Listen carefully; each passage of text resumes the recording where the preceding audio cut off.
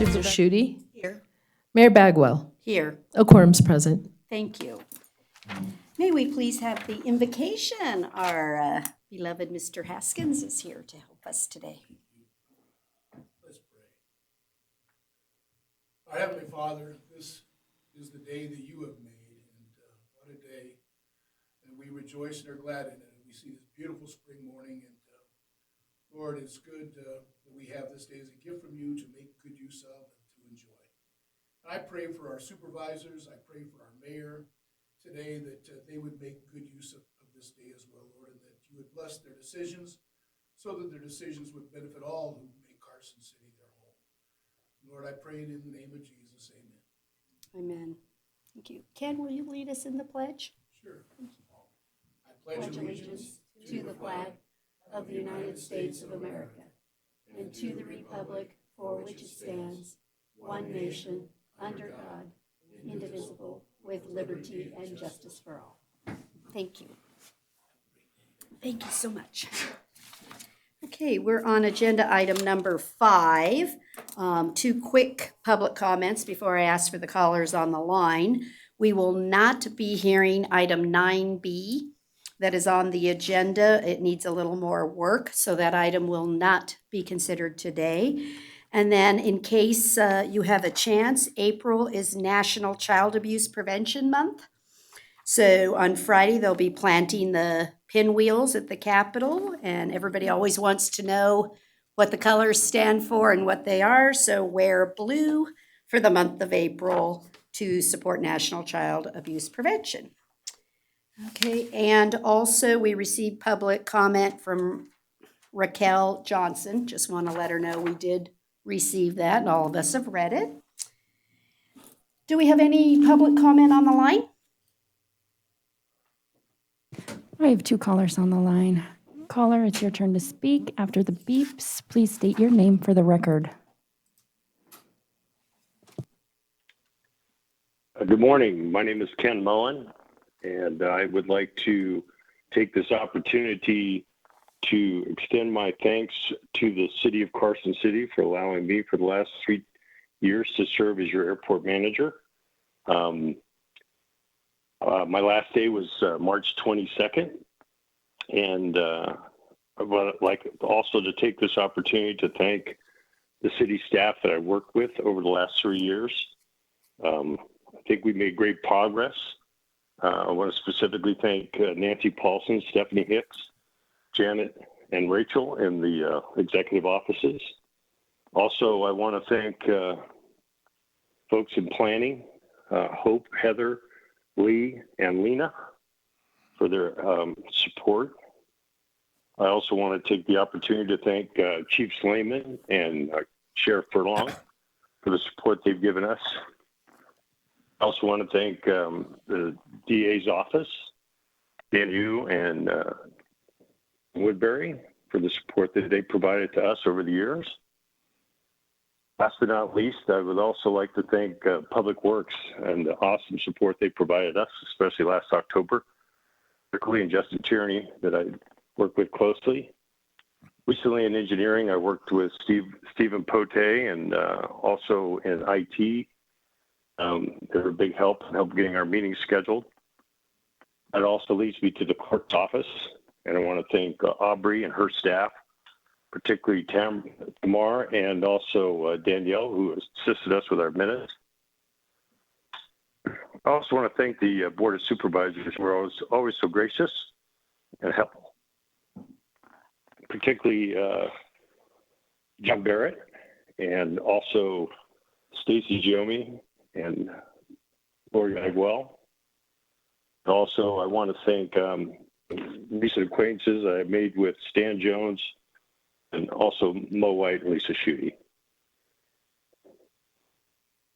So with that, I'll bid you a good day. Thank you, Thank Mr. you. Moen, for all your service. Thank you. And we wish you nothing but good luck. Do we have additional public comment? Yes, we have another caller. Caller, after the beeps, it's time for you to state your name for the record, and you will be able to speak.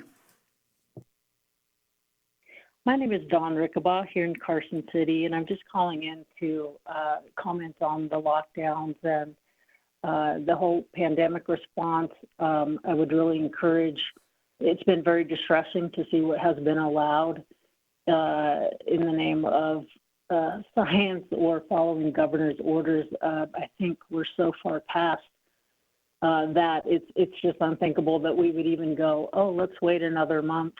It's yesterday that things should have been addressed. There is absolutely no science behind what's happening. The civil liberties that have been accosted are unconscionable. I think there's been so much damage allowed to happen to our small business in particular. The small businesses are the ones that can't compete. It's the big corporate ones that can stand up and not worry about OSHA. We're allowing OSHA to be basically a mafia enforcement branch of some very egregious things. Edmund Burke said the essence of tyranny is to enforce stupid laws. And so even if we would go so far as to say, oh, we have this law from the governor, at some point, thinking people need to stand up and just say no. And I would encourage you guys to use your influence to actually protect us and to stand for truth and freedom. And there's what happened to 2 years ago, 2 weeks to flatten the curve. There's always some goalpost that gets moved. In the context of everything that's happening across the country and the fact that the whole pandemic narrative is unraveling across the globe, I would encourage us to be found on the right side of history and follow some of our rural counties who have stood up for sanity, for freedom, and for truth. And with that, I leave you to your day. Thank you for the time. Thank you, Ms. Rickabaugh. Is there any further public comment? There are no callers on the line. Okay, then we'll move on to agenda item number 6 is the approval of the minutes of March 4th. Supervisor White. Thank you. I have submitted some corrections to Tamar. Item 19B, I had mentioned during that particular item that there needed to be some very specific subjects on an addendum for the APN 916123, and that being to maintain an impervious service to EPA standards, continue payments into the state Superfund insurance program, and maintaining the requirements of the NDOT lease as they stand today. Tamar assures me that she will get to those corrections as quickly as she can, and so I guess based on her opinion, if my recollection is correct, she'll insert those into the minutes as she can get to them. Okay. So are you wanting to make a motion to approve the minutes with clarifications for 19B on your comments on the record that day? That would be my motion. Thank you. Is there a second? Or Supervisor Giomi?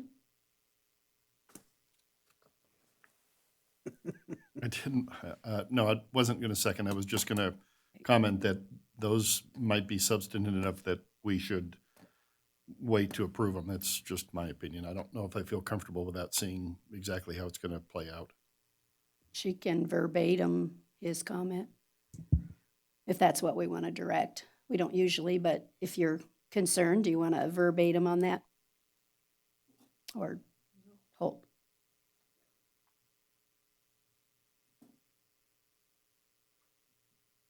So we'll start with the parliamentary procedure. We have a motion on the floor to approve the minutes with a correction to 19B to insert Mr. White's comments regarding the lease for the property that he wanted to do with from DOT.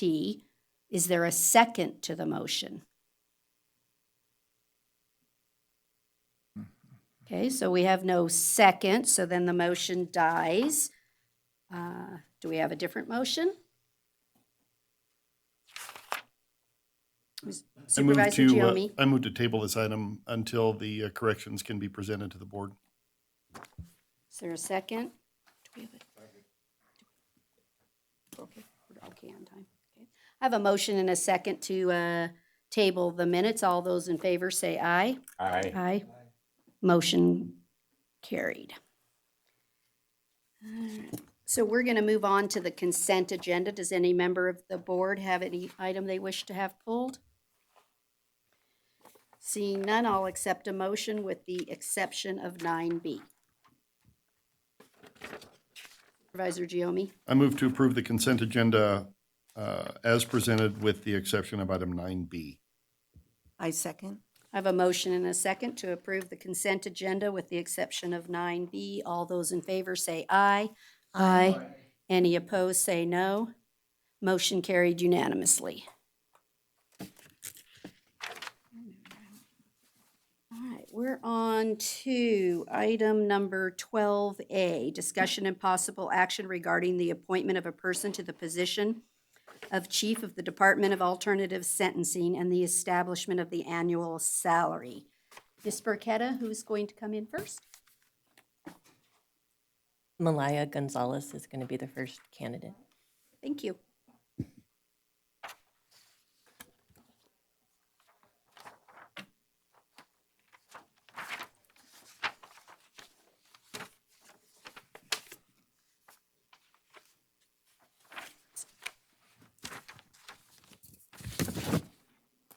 Good morning, Malaya. Wonderful. Thank you so much. You may. Good morning, and thank you so much for applying for the position. I know that you've already been through an interview process, so you're probably familiar with how this will work. Well, each of us will ask a series of questions, and then we'll go on through the next candidate, which you're welcome to stay and listen. Since you're first, you can hear the other responses if you'd like, and then when we're completed with all three candidates, we'll be making our decision. So, all right. So I'll start. Why don't you tell us what your style of management is, and what do you believe is the best way to lead a team, especially one as small as DAS?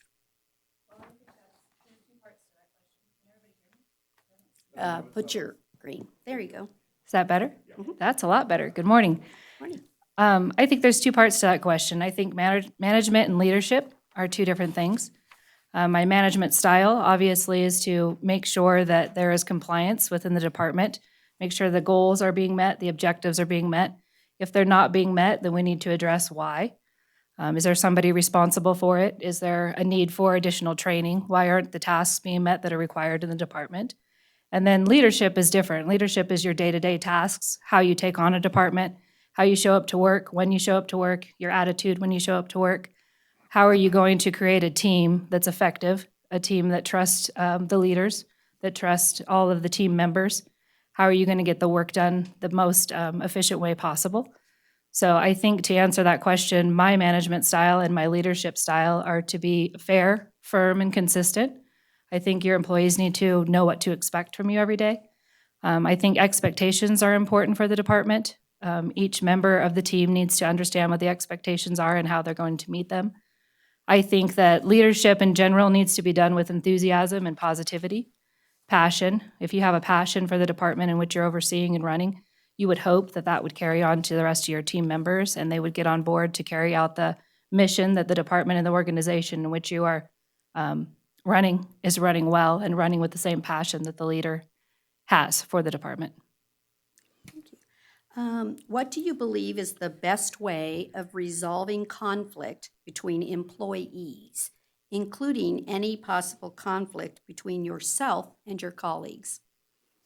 Well, conflict, I suppose, is to be expected. Every department and every organization is going to have personnel issues. We're always going to have conflict. We're going to have personalities that don't always jive. From my perspective, I think that personalities are set aside. You go to work, you've got a job to do. The job is required to get done. Personality shouldn't have much to do with it. The only time that the personality should overlap is if it's causing a problem in which the work is not actually getting done. Of course, you want to get along with your colleagues. You want your department to work well. You want to work as a team. You want everybody to get along. Sometimes you can do small things that bring up morale, such as meeting one-on-one with employees, discussing personnel issues, discussing what's going on, see if you can put your differences of opinions aside.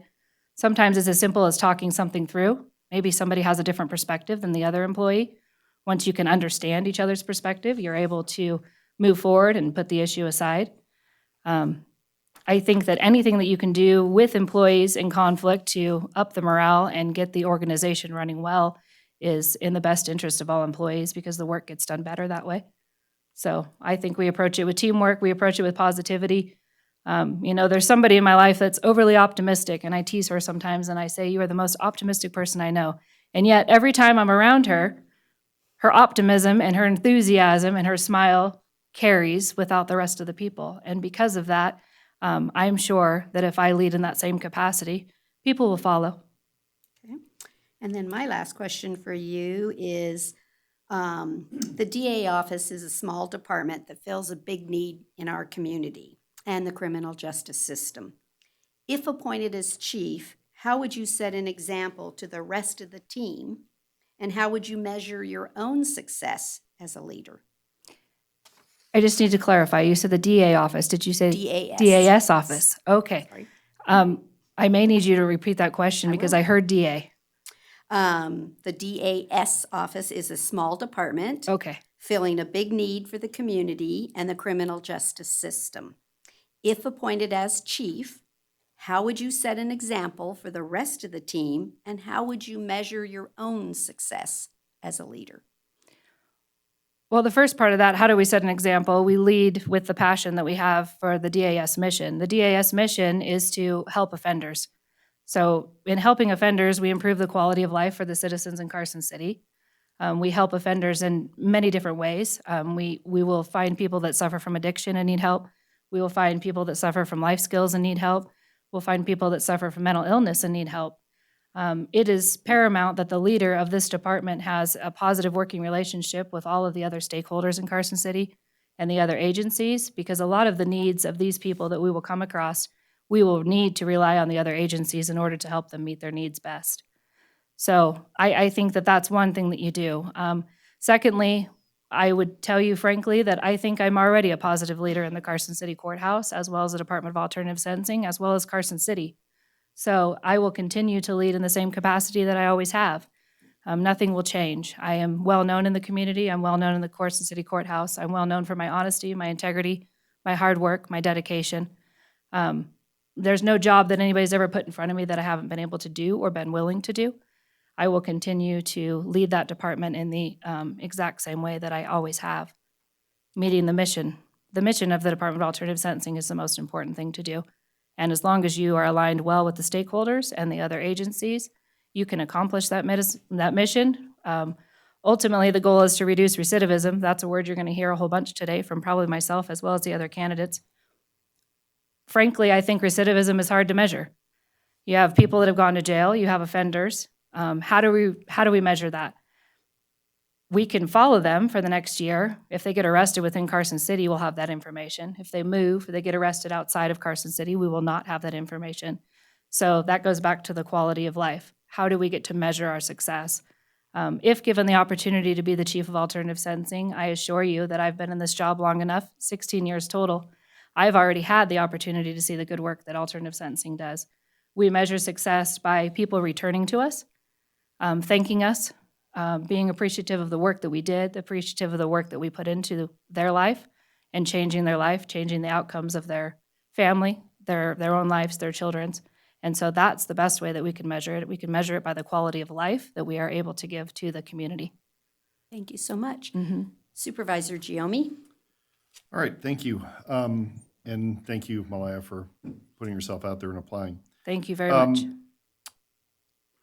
So my first question is competition between coworkers a healthy or unhealthy thing? And why or why not? Well, healthy or unhealthy, I don't know. The first thing that comes to mind is that competition between coworkers is challenging. This has been a challenging, competitive process, if I was to be completely honest with you. And I would say that the end result of the challenging competitiveness has been healthy. It has been an opportunity for personal growth. I've had to put myself out there. I've had to rise above. I've had to hold my head high. There's lots of opportunity for talking poorly about people, hearing rumors, hearing different things. And the best thing that you can do is continue to keep your chin up, your head up, hold your head high, and walk through the process and see it all the way through. So I'm grateful for the opportunity. I think it's been a healthy opportunity for personal growth, even as small as turning in the job application and looking at your references and what you've done and what you've accomplished, and having to really deep into thinking about things that you haven't thought about in a long time has been an excellent opportunity for personal growth. So I think it's been a healthy process. You know, this position is really kind of unique in city government because you kind of have your hands in all three branches of government. Dealing with the executive branch, you technically report to this board. Yes, sir. But you are also, on a day-to-day basis, actively involved with the judicial branch. Correct. So what is your plan to have DAS cooperate with all three branches of government? What does that look like to you? Well, I think we're far enough in this process that my integrity and my honesty is important. And I think that we are in need of a systems audit. I think we need to look at that. I think we need to look at the court system and the Department of Alternative Sentencing, and how are those two going to continue to cooperate and collaborate with each other within the same building.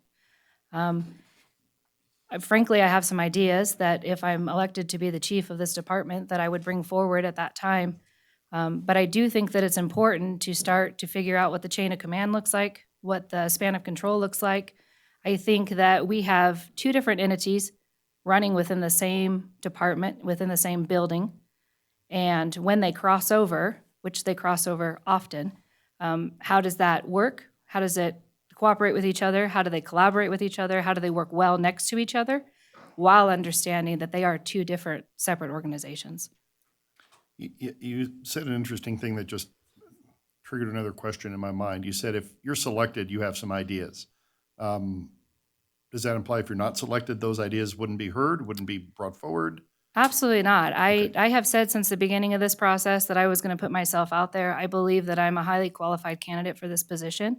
With that being said, if I'm not selected, I would like to be a part of this process regardless. I think that there is a need for areas of improvement.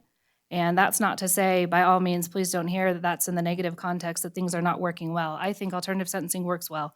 I think we do really good work. I think the Carson City Courthouse is one of the best places to work.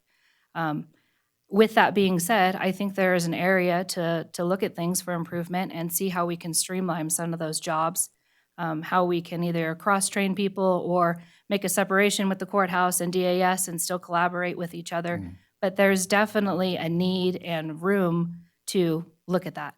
And I would like to be a part of that process regardless. Okay, thank you. And I've been clear about that since the beginning. Whatever it is that I can do to help as a team member and as a leader, I would like to do it.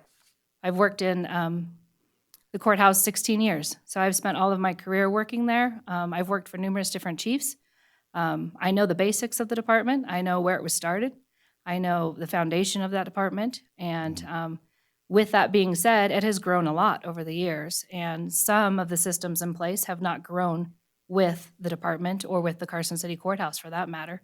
We've got more court than we've ever had before. We're running 3 courts. We've got more specialty courts than we've ever had. So lots of things have changed since the inception of alternative sentencing. And some of those systems and places have not changed alongside of the courthouse and the department. Okay, thank you. Thanks for the answer. In any past position in leadership that you've had or management, was there ever a time when you might have failed to properly demonstrate proper leadership? And if so, what did you do to correct that or improve? I can't think of anything specific, but I could tell you for sure that, I am 40 years old this summer. And without a doubt, we have all made our mistakes in our workplace environments and early on in our career. That's part of what makes us who we are today.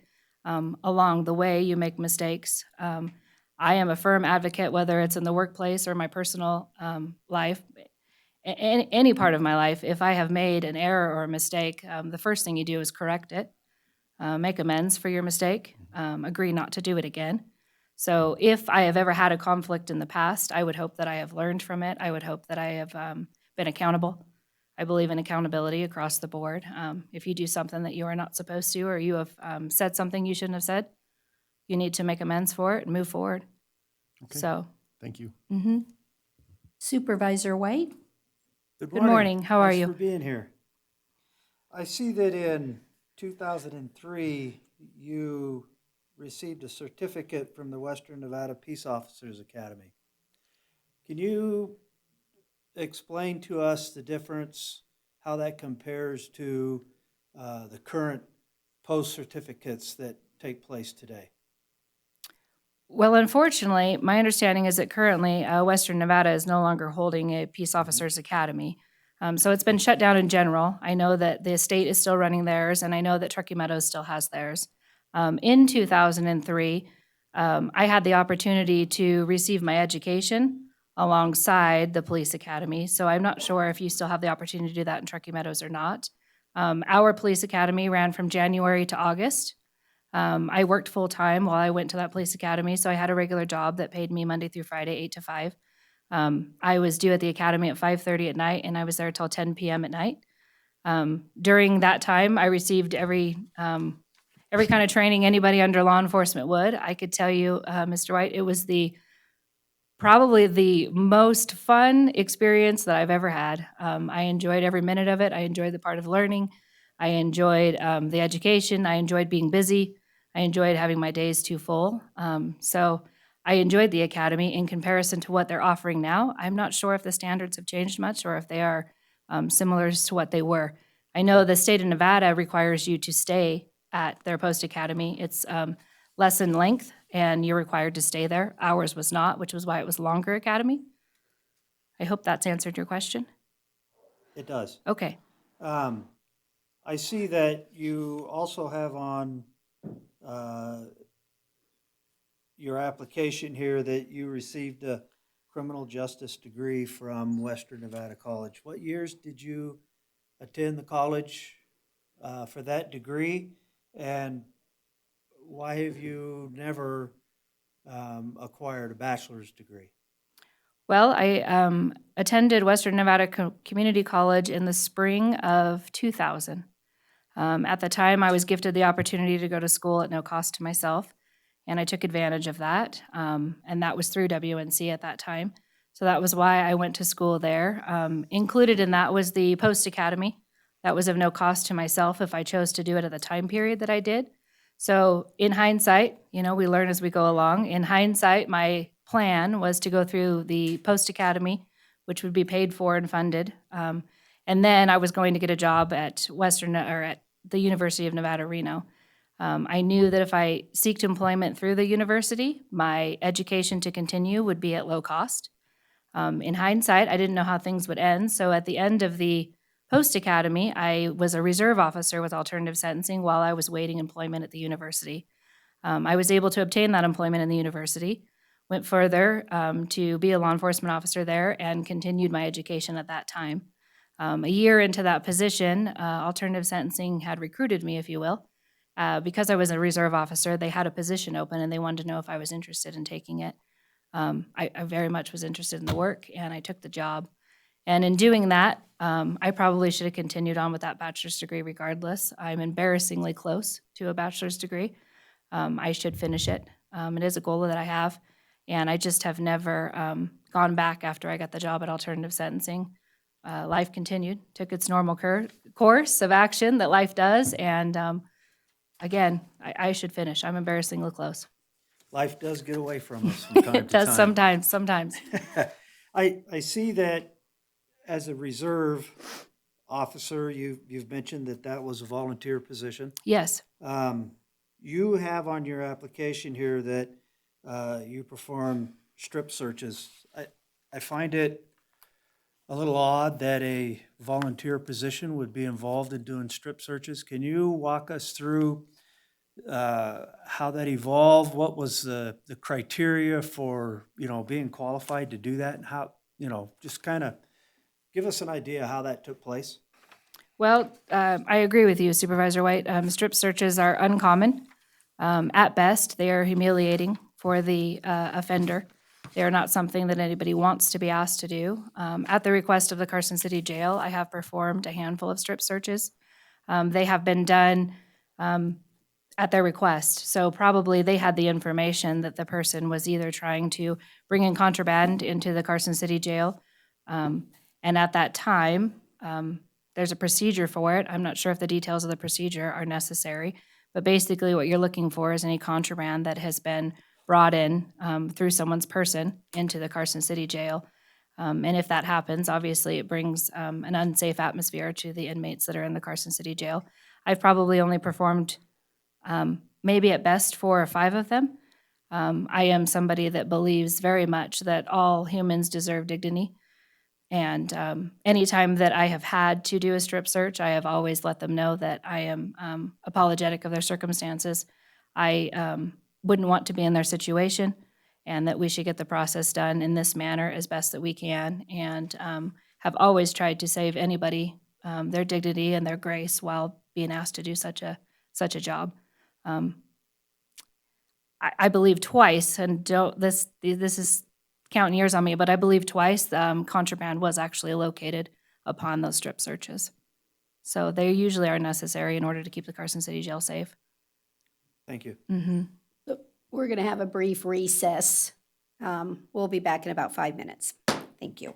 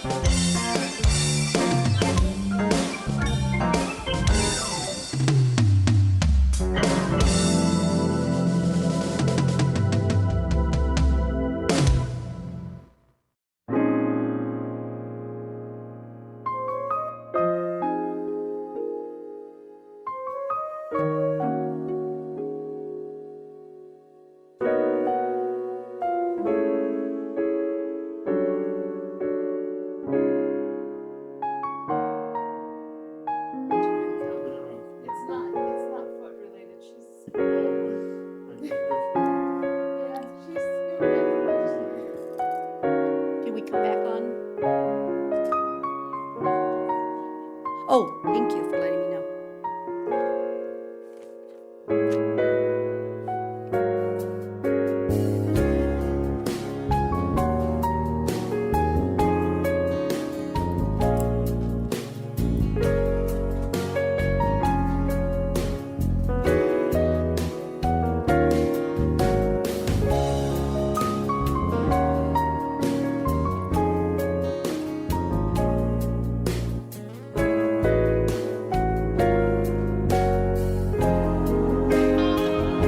We're going to convene. Sorry about that. We just had to clarify a procedural issue before we moved on.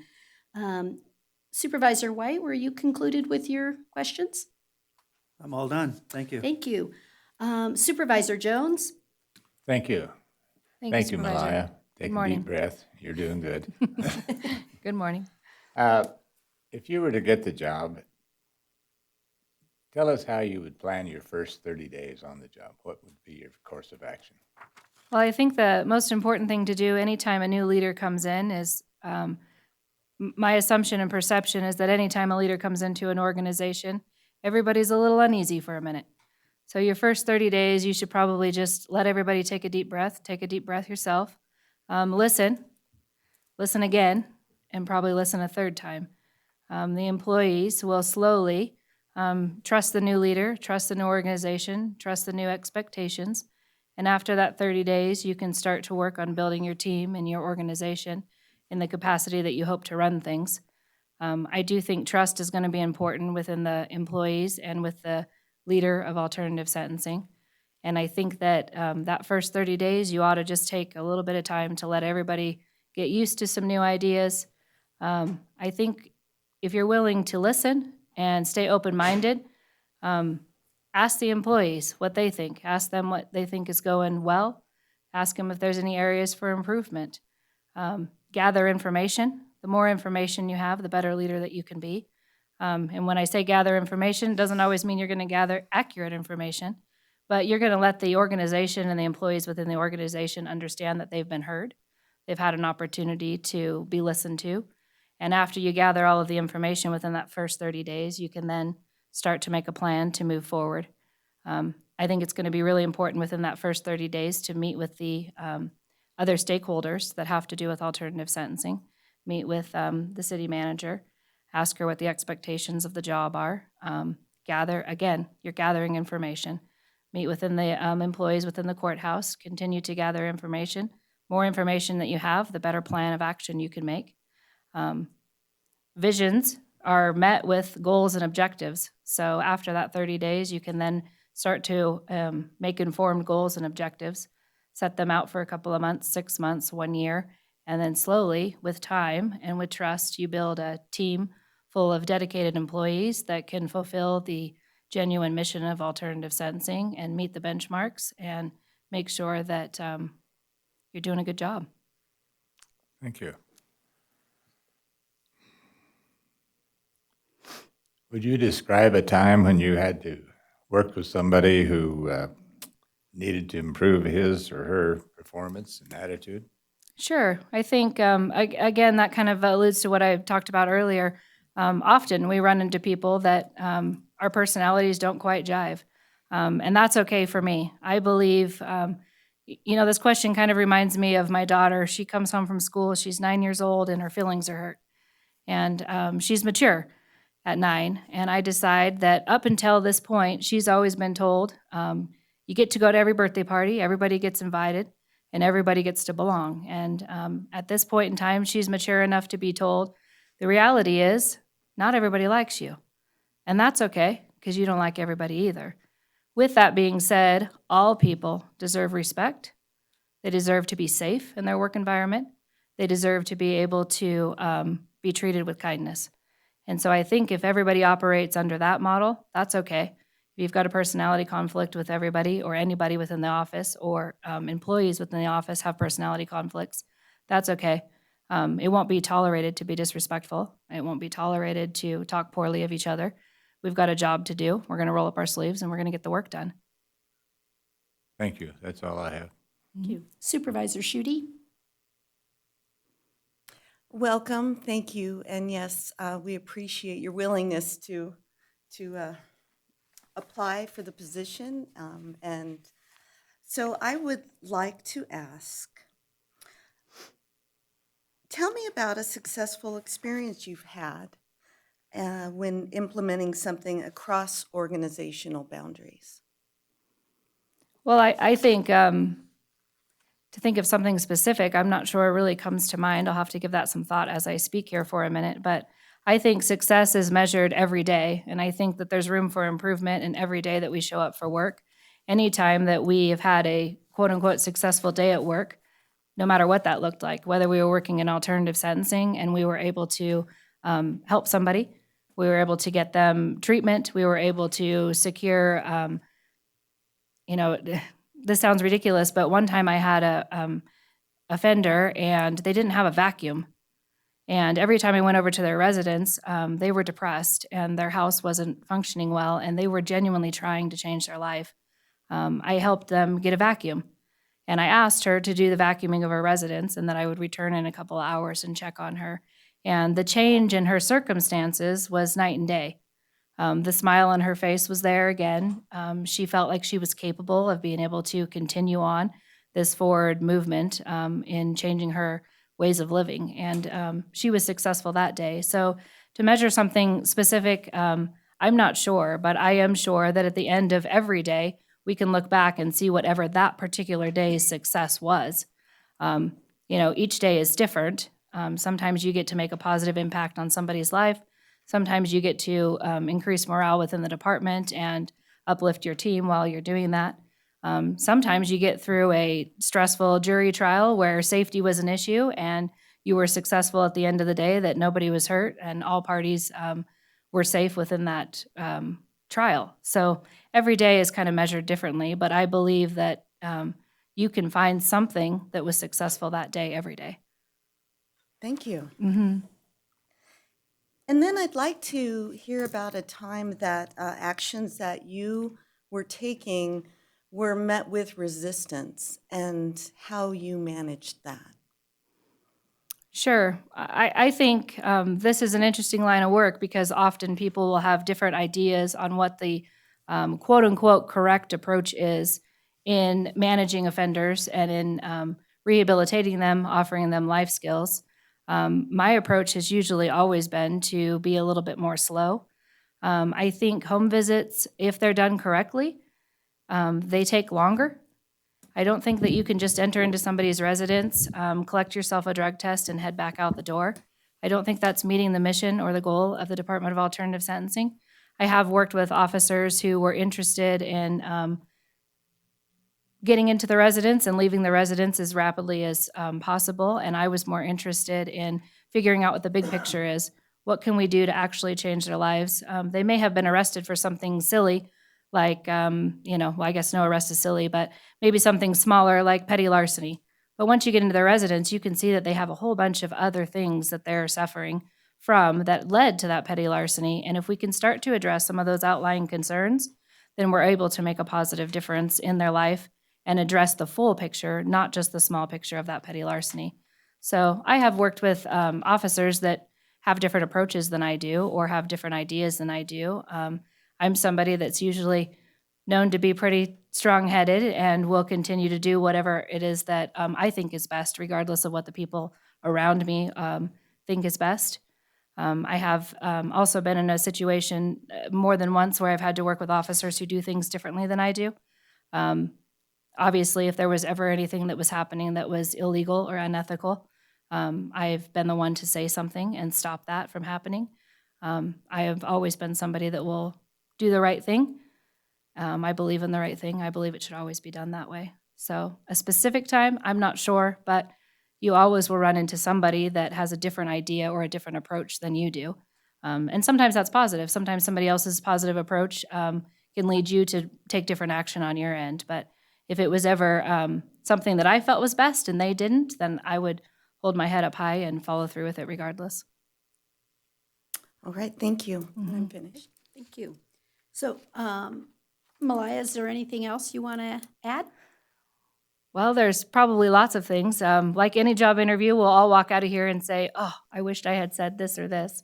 I want you to know that I'm sincere when I tell you that I'm grateful for this opportunity.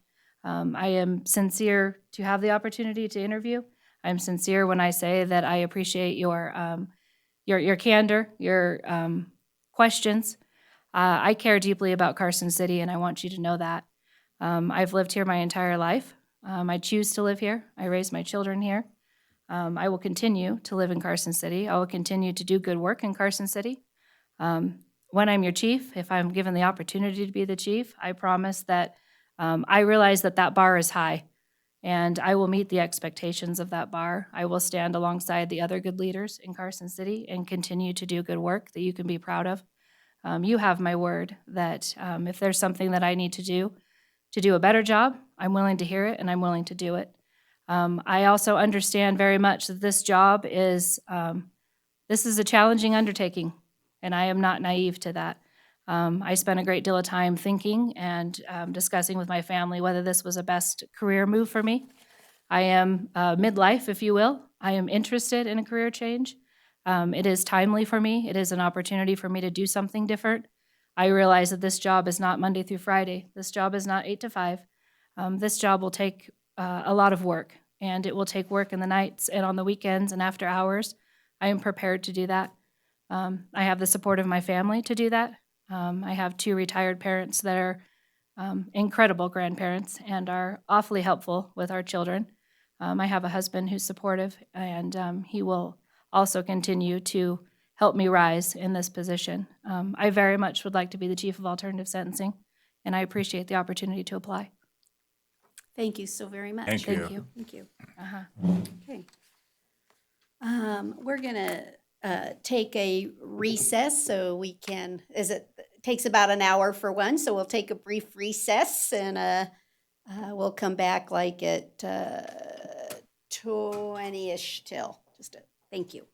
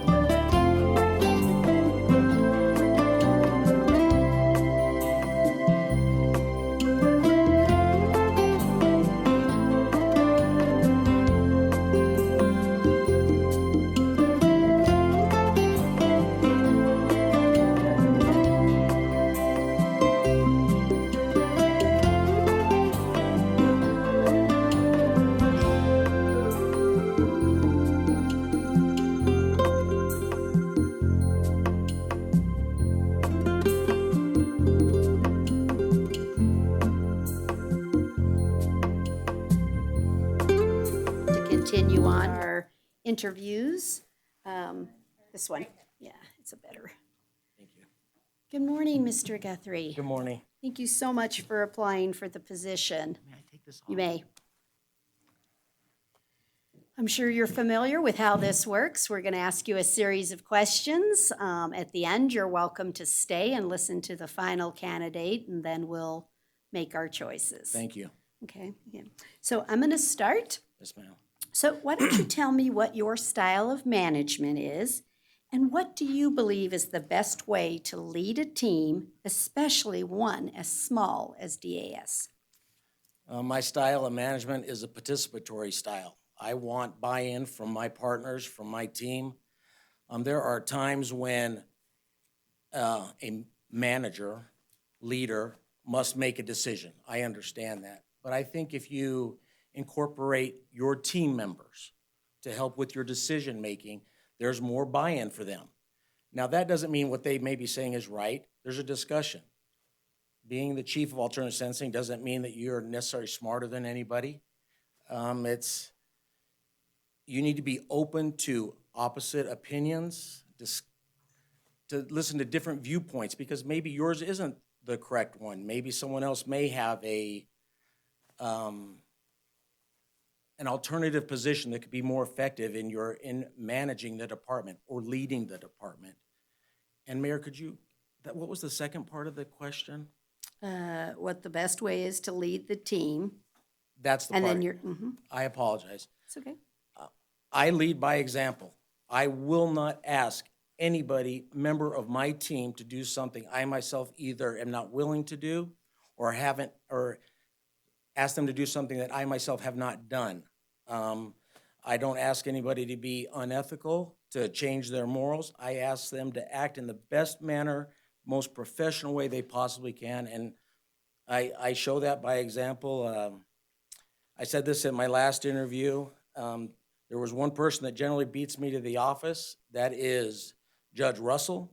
And now Acting Assistant Chief Bart Lambert beats me now too. So there are two people, but I come early, I stay late, I work through lunch, and please, I'm not asking for any cheese for the wine that I'm putting out there for you, but I'm a hard worker and I want my people to see that.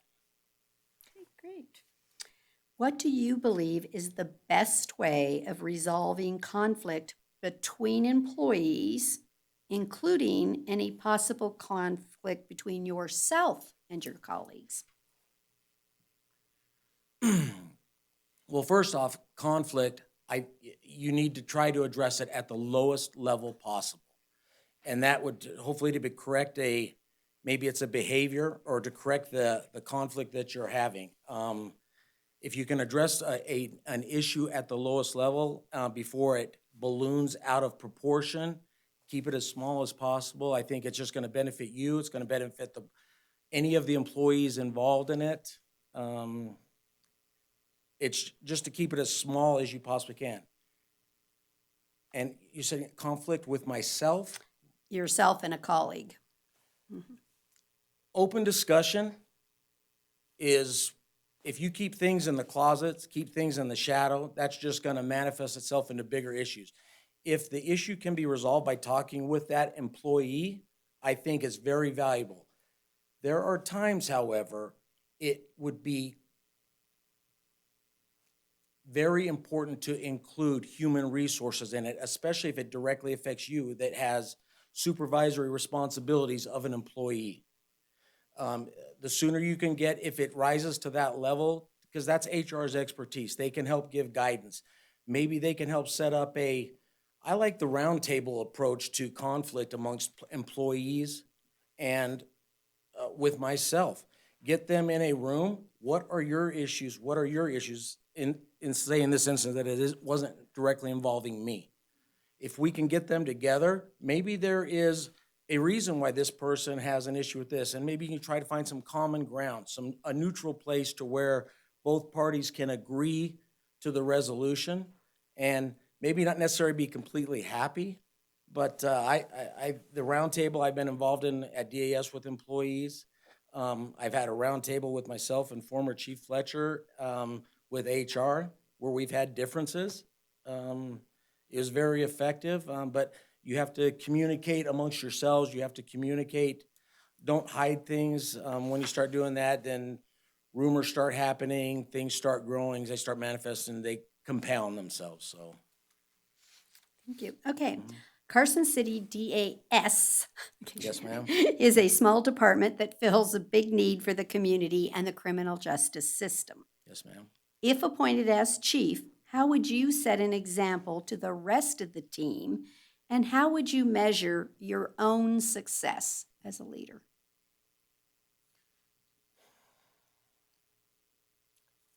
Well, I have a much more direct approach in supervision as a team leader than my predecessor. I'm not trying to say that Chief Fletcher was wrong, but I am a much more direct. I would follow COVID restrictions. I would start off by having a department meeting at one of the courtrooms, get everyone spread out.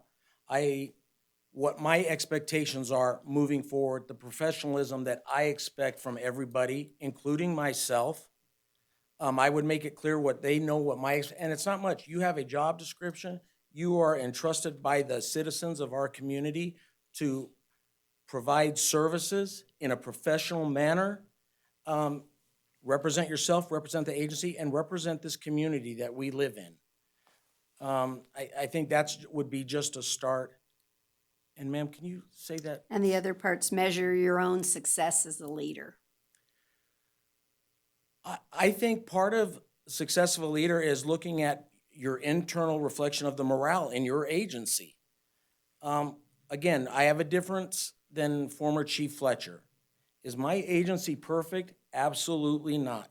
But since I have been the interim chief since mid-December, and effectively before that, as I've since learned when Chief Fletcher was leaving, I've given buy-in for the employees, like our front office, I'll give you an example. They came to me about a couple of reports that they wanted to, are the people that we supervise, they wanted to change the reports. And it made sense to me what they were saying. I asked why this hadn't been presented prior. They did not, it was explained to me, they did not have the feeling that they could come forward with examples of changes and all that. And it was a change that was as simple as changing a format on a form and some simple wording. And I said, I completely agree with this. I needed to get it approved by the judges on the justice court level. They were 100% on board, but it gave the employees buy-in. So just one little thing about those forms, you could see a change in their demeanor. I am approachable. This is gonna sound, excuse me, not to sound minor, but they asked about putting pictures up in the office. They're there 1/3 of their life. They need to make it where their work home. It was just something that was good. Of course, put up the picture. It makes you happy. I mean, they were appropriate. We've had the morale about people changing stuff. My acting assistant, Chief Fletcher, acting assistant Chief Lambert, wanted to make some changes in the assistant chief's office where he shares with the officers. It did not affect me directly. It did not affect our department financially. It was moving stuff, cleaning stuff out. He took the initiative, coordinated with the officers, coordinated with our case manager. It was just little things like that. To me, morale and seeing what the community is saying. You need feedback from the community. We provide services to the courts and to this community of supervising criminal offenders, pretrial diversion subjects. Get out in the community, like on National Night Out when we get out. I help coordinate that for our department. It's a way to get involved with the community to get feedback from them not just when we're drug testing somebody or supervising them. It's valuable feedback, and you can make adjustments from that. You know, we can start moving our agency if there's some negative feedback, if we can do it, to make sure that our community is happy with our services that we're providing. Thank you so much. Supervisor Giomi? All right, thank you. And Tim, thank you for your time and applying. Happy to be here. Let me ask you, do you think competition between coworkers is healthy or an unhealthy thing to have? And if so, why or why not?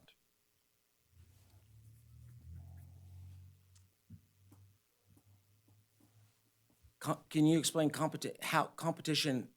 How though? You mean like, say, for this position? Well, no, not necessarily this position, but just competition among peers. I think it can be healthy. In our line of work, I'm just looking at competition. I've heard, I'm going to get this many tickets, that type of competition would not be effective because you're not doing it for the right reason. You're doing it just to beat your fellow coworker. And I just use that as an example. I think competition can be healthy, but it has the potential to be, I think it has the potential to negatively affect the overall environment of the team if you're just trying to beat the next one. I like the competition of how are we enhancing our community? What services are we providing? Well, look, I put together this presentation to help with our DUI third program. Oh yeah, well, I'm gonna do this one for the mental health and the misdemeanor treatment court program. That would be help. I don't even know if that's competition, but I think it can be healthy, but it has the potential to, if left unchecked, becoming unhealthy. That's a difficult question. Okay. So this position is kind of unique in our government because really you have your hands in all three branches of government. The executive branch with the city manager, you by law report to this elected body. Yes, and obviously day to day you're dealing with the courts. So what is your plan to to sort of cooperate and bring cohesion to that, to that job and these groups?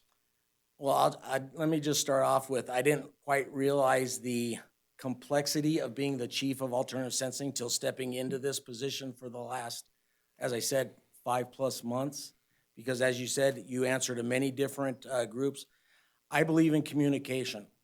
I regularly meet now with the judges, something that my predecessor maybe strayed a little bit away from, and just a little bit different approach. I meet with the judges. What are their needs? How are they seeing the programs working? I look at statistical analysis by what we're doing to supervising individuals that are under our supervision by the courts, to say, like, are we doing enough supervision? Are we doing enough drug testing? I relay that, communicate that information with the judges, sharing information, getting feedback from them. To this board here, the chief reports monthly to stats and annually to the, as per statute, for the stats for the year to this board, communicating. I've reached out to each one of you here in coordination with the courts to get you down to the specialty courts and to DAS to go over my presentation that I gave to this board for the annual stats, just to try to get, it's an open invitation, but it was to get you down to see what do we, especially with the new board, what we're doing for this, for the community, what we're doing for the courts, and to get feedback. Believe me, I know you are busy. I get it. And as I've talked to Supervisor White, that I can't believe it's not a full-time position that you guys do. As it was relayed to me, though, it really is a full-time position. But I think you have to communicate. I have to share things with you. I have to get feedback from you. Nancy, I need to work on my communication with the city manager, because the guidance that I was given prior to this position, whether I report to HR on issues, whether I report to the city manager, I can do better with reporting to Nancy, but I do have to communicate better with Nancy. That has been and I'm working on it. It is a work in progress, but if I'm not communicating to you, getting feedback from you, or me telling you I can do this or I can't do this, because you will get nothing but honesty from me. If you're asking me to do something, if I can do it, I most certainly will. My agency most certainly will. And if we can't, I will most certainly tell you, and I will give you the reasons. I will have support as to why I can't do something, or reasoning or support or documentation as to why I can do something for you. But the key to me on that is just communicating with all parties, getting feedback, and not just communication once a month, communication regularly on a basis like I do with the judges in our courts, because that's who I work with most directly. Okay. In any past leadership or management position that you had, was there ever a time when you might have failed to properly demonstrate strong leadership or strong management? And if so, what did you do to rectify that, to make improvements?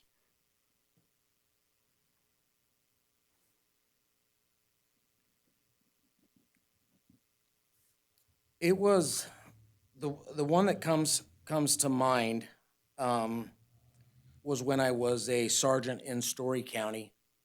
I had been given direction by my undersheriff and the sheriff about an individual that they believed was not performing all the necessary duties in their position as a deputy and doing more traffic enforcement.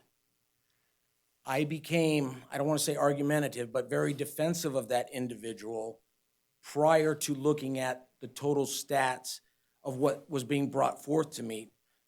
I used my personal friendship with that individual in front of my duties as that individual's supervisor. That was in not really a round table. We had a meeting, the sheriff, the undersheriff, and the 4 sergeants at the time. And I became a little bit argumentative I don't know if argumentative is the word, but very passionate about my position. I met with the undersheriff at the time, explained the reasoning for it. Because the reasoning was to reduce traffic accidents. If we're doing traffic enforcement on a particular part on USA Parkway, that was the specificity of the issue. And when I looked closer at the stats and the information that drove that request, I was wrong. And I admitted I was wrong, so we did some additional training on my squad to improve that problem with that deputy. So that's one that comes to mind, so. Okay. Thank you. Yes, sir. Supervisor White? Thank you. Thank you, Tim. Yes, sir. So, my questions are a little bit different. They're more about clarifications within your application. Yes, sir. I see that you have attended college on a couple of occasions. Yes, sir. I'm just curious why you have not obtained a bachelor's degree. And I'll tell you what I told in my last interview. Life happened to Tim Guthrie. I'm not trying to give you an excuse. Tim Guthrie had his first child. I was married. I got more involved in my career, early portions of my career, and becoming a family member, and did not pursue my degree. Okay. One of your, I think, kind of unique jobs that you have on your application here is working for the Taxi Cab Authority. Yes, sir. And you listed there that you worked as an airport control officer. That's Can you correct. tell me what airport you worked at and what did that job entail and any unique experiences you may have had there? That was a position as working at the McCarran International Airport, a huge airport, as I'm sure you're all aware of. We enforced all NRSs, county codes, city ordinances, but we specifically were focused on the taxi cab industry with associated transportation industry of limousines and whatnot, but it was primarily focused on crimes involving taxi cabs. People that took taxi cabs and crimes committed by taxi cab drivers. And then I subsequently tested and promoted to lead investigator, which how they were configured would be the equivalent of a sergeant. And then I tested and promoted to senior investigator, which would be the equivalent of a lieutenant in their structure. We investigated crimes from petty larcenies to robberies, and we assisted on at least 2 homicides of cab drivers. We were not the primary investigative agency, but we were a supportive agency to assist on those investigations. We did investigations for fraudulent use of employees of cab companies for burning DVDs and discs. It ended up being one of the largest arrests in Nevada history, with a bail that was over $14 million of an individual that was burning fake DVDs, selling them as an employee of a cab company. We used the North Las Vegas SWAT team because the individual had a prior for bank robberies. We dealt with the FBI because there were some interstate issues. We dealt with the motion picture company because that's how we got the information that movies were being burned and sold, counterfeit movies. So it was, we did a little bit of everything at the taxi cab, but with specificity towards the cab industry. Thank you. Yes, sir. That's all I have. Is that it? Okay. Supervisor Jones? Good morning. Good morning. If you were to get the job, explain what your actions would be the first 30 days on the job. What plans would you implement? Well, as I stated, I would have a department meeting as soon as I possibly could to explain what my expectation of the department, of the members of the department, and not just sworn, that's civilian as well. Because we're a total of, I believe, 25, 19 sworn, 6 civilians. What my expectations would be for them, actually not a lot would change right now because I've been in the position for over 5 months, as I stated earlier. we would look at, I would continue, because I've implemented since being there, cross-training of our lab technician to learn our front window, so we can supplement when don't have the resources at the front window. He has been training on doing that particular job. I have regularly had our civilian personnel do ride-alongs with our sworn to see what we're doing out in the field. I have our sworn also work on occasion at the front window to learn what our civilian staff are doing at the front window. I would continue with that, which is what I have implemented since becoming the chief. I would meet, as I have been, with each one of the judges to find out is there anything that they would see that needed to be changed since either I have been the interim chief or if I'm promoted to the full-time chief position. Do they have a different expectation? If I'm missing something, I need to know that. And again, I give you all the open invitation that I gave before. Please come down to DAS anytime you want to. If you see that I myself or any of my employees, coworkers, my team are doing something that you either don't understand or don't think is right, I invite you. You don't need an invitation. Come in the front door. You're welcome. You'll see our cramped. It's the reality of our situation. It's cramped, but I would continue doing with what I'm doing and promoting professional service to the people to the courts, to our community, and the people that we supervise that we have been mandated by the courts to supervise. Thank you.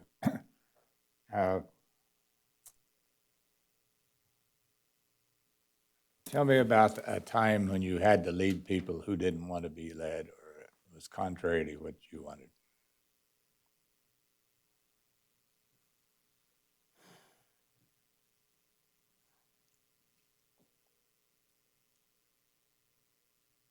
I'm going to go back to Story County, and please, it was a good time in Story County. I worked with a good team in Story County. I had a field training officer that, we had an individual that had just started field training who had some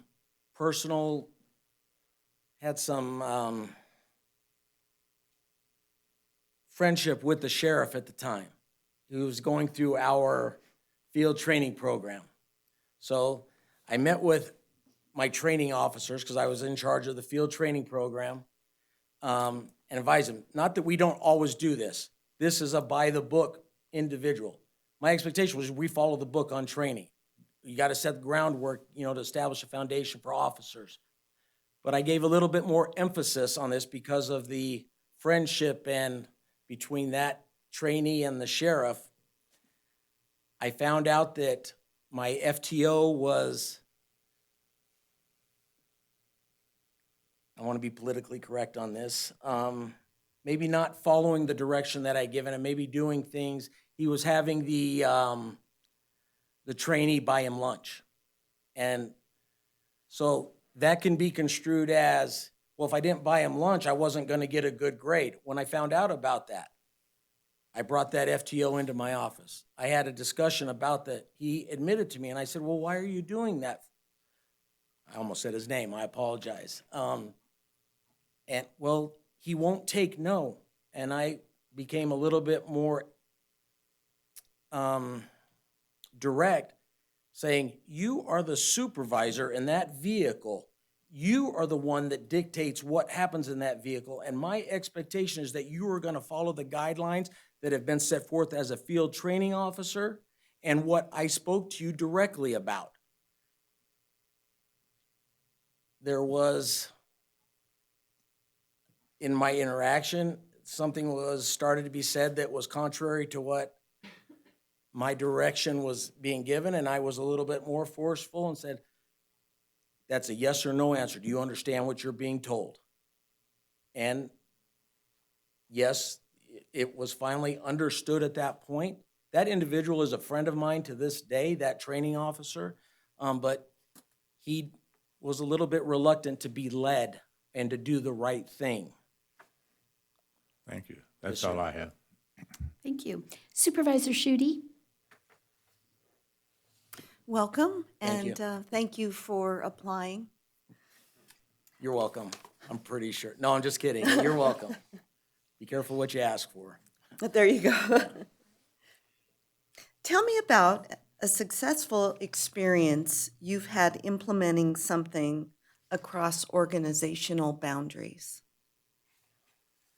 When I was a investigator, a senior investigator with the Taxi Cab Authority, I also became a certified background investigator. We actually did not have background investigation policy at that time. There were two of us. There were two background investigators.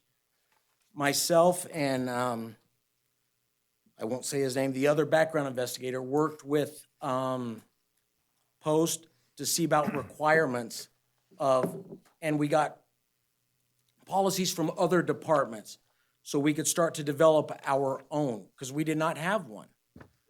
We worked on that for just under a year, making it lawful, getting approval from the different, through Post, through our supervisor, through our chief, with giving examples.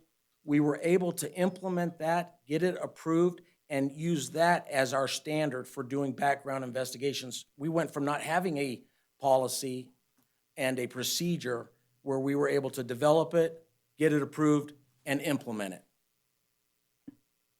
Great, thank you. You're welcome.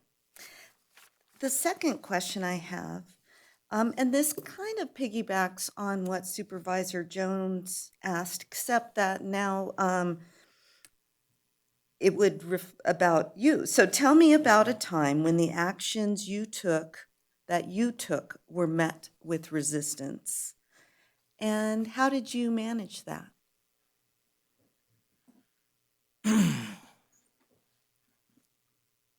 We had this was a couple of years ago, an internal conflict amongst two employees. I met with the supervisor of one of the employees, and I was the supervisor, so it was a civilian, and I was the supervisor of the other employees. There was a conflict between them, and to this day, I still think it was more of a personality conflict. Sometimes you just can't, sometimes personalities just they just don't work well together. I spoke with the supervisor, then had that supervisor employee come in to listen to what their issues were. I knew what the issues of the person that I supervised, and included Chief Fletcher in this. We did a roundtable, as I described before. We did a roundtable we got both parties together. We got both supervisors together, which was overseen by Chief Fletcher as well. We found common ground that they were happy with, but that they could live with, but were not happy with. So there was still some resistance. So we have managed to manage that situation. It is still to this day not perfect. And I regularly meet with the office manager right now to look at different ways to try to become more cohesive between those two individuals. It is a work in progress. To this day, we continue, the supervisor and myself, working at it. And we'll always keep working at it, hoping for a different resolution. But there was resistance to the common ground that all parties came together to accept, but weren't happy with it. Thank you. You're welcome. So, Mr. Guthrie, do you have anything else to add? Well, looking at my last interview, I looked at this more as what were my qualifications and for the position, the hard qualifications based on that announcement. That's how I addressed it versus my personal qualifications for what I've done for the community, because I don't look at it for what's in it. Let me not say it like that. For my personal, I don't need to be acknowledged for what I do for our community. But I would like to give a little bit of background because I did not expand enough on that last time, if I may. Back in my early years of law enforcement, I became a counselor with with the chief of my department called the Tough Love Program. It's a nationally recognized program for troubled teens and young youth that have gotten involved in the criminal justice system. It was a peer group. I was a young officer. That was my first exposure to that counseling, because I was in the law enforcement. I was looking at enforcing the rules. I had the John Wayne syndrome, hook and book. I mean, that's the easiest way to explain it. But when I first got my taste into getting involved in that, so that was just another experience, exposure for me personally. In Las Vegas, again, like I told you, I believe in foundation. I look at our youth. So I got involved in the Boys and Girls Club. I was a coach for basketball and Boys and Girls Club. It was a great experience. After I graduated high school, I became a graduate assistant for my high school football team for 2 years. It kept me involved in youth sports, but it kept me involved with youth because, again, like I said, they're our future. Fast forward to moving up to Northern Nevada. I joined the Polyclass Foundation for Missing and Exploited Children. I started the first that I'm aware of in Northern Nevada voluntary fingerprinting of juveniles, where we fingerprinted juveniles and gave the parents the packets. We took hair samples for them. I apologize if I'm mistaken that there was another program doing that. I'm not aware of one. I became involved with youth sports. In my packet, you'll see from Tim Milligan of Capital Ford, talks about our involvement with youth sports together. Mostly it was on a not a professional level. His art were just friends, our families are friends, but we had some professional stuff with fleet services, but he and I were involved in youth sports, and I assisted with our youth football, doing on the officiating crews. I gravitate towards the youth, and hopefully that doesn't come out wrong, okay, because it wasn't meant to be like that. I have 3 children that grew up here, went to high school. 2 are still in high school right now. I'm part of this community. I've been involved with the Elks and dealing with in Story County with our elderly that were less fortunate. And it's probably 60% of Story County is an older population, and it's a population that is in need. So dealing with Meals on Wheels, but it wasn't Meals on Wheels. It was actually during Thanksgiving time, doing turkeys and doing things for the community. Since being with Alternative Sensing, I'm sure you're aware of Claudia Cervedra. If you're not aware of Claudia Cervedra, you need to be. So she was our office manager at Alternative Sentencing. You'll have her recommendation for me in your packet. She oversaw our coordination of the National Night Out, as I spoke to earlier, that I referenced before. Claudia is an integral part of this community, as I have tried to be as well. But since Claudia's retirement, I have taken over the DAS portion of National Night Out, coordinating with our courts to give a presentation at that event each year. Now, last year we were unable to because of COVID, but my kids go here, my family's here. I came to Carson City from Las Vegas to raise my kids in a better environment. We chose Carson City. Carson City's been great to us. I'm very appreciative of what this community has done for me, and I hope they're appreciative about what myself and my family have done. I apologize, I left a couple of things out. And I want you to know I do not like talking about myself. We've been involved in the Safe Grad Night, my wife and family. As you're aware, it's for seniors that are graduating. We support that program. We've been directly involved with that program. We also were involved in giving, and I'm going to say we, my wife who's a pediatrician. Giving her time and her skills for physicals of our less fortunate kids. So I'm ingrained in this community, though I've not reached out to try to get any accolades for it, because that's not why you do it. I love this community. I put forth 100% effort. You won't get anything less from me. You will not get anything less but honesty from me. And I appreciate the opportunity to come and speak with you. One last little bit that I was not included in your packet because I did not think it appropriate, because I work with two of these gentlemen. I have recommendations from Judge Armstrong and Judge Tatro for the position of chief. That was in 2019 when I put in for the chief of Douglas County DA, the chief of Douglas County. It was just to grow in my position. I'm ready for that growth. I hope you're ready for me to be in that growth permanently. But I do have in my possession their letters of recommendation for that chief. And I would hope that if it's good enough for Douglas County, it would be good enough for Carson City. And again, I thank you very much. I'm very appreciative. Thank you. Thank you so very much for applying. You're welcome to stay and listen to the last candidate, and then after that, we'll be making a decision. Yes, ma'am. Thank you. Thank you.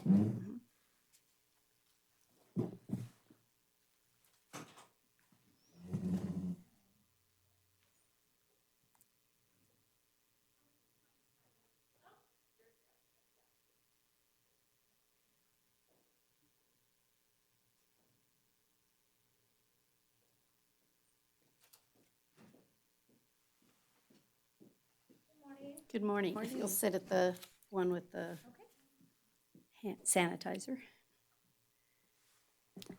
Good morning. Good morning. And thank you so much, Ms. Stone, for coming today and applying for this position. We're going to ask a series of questions, and at the end, we'll put our thinking caps on and make a decision as to who we're going to select. So Great. you're welcome to stay after your interview if you'd like. Okay, thank you. Okay, so I'm going to start with a few questions, and then we'll move on down the line. So can you tell me what your style of management is and what you believe is the best way to lead a team, especially one as small as DAS? My style of management encompasses what I believe to be more of a leadership style, and that comes in different forms depending on what we have going on.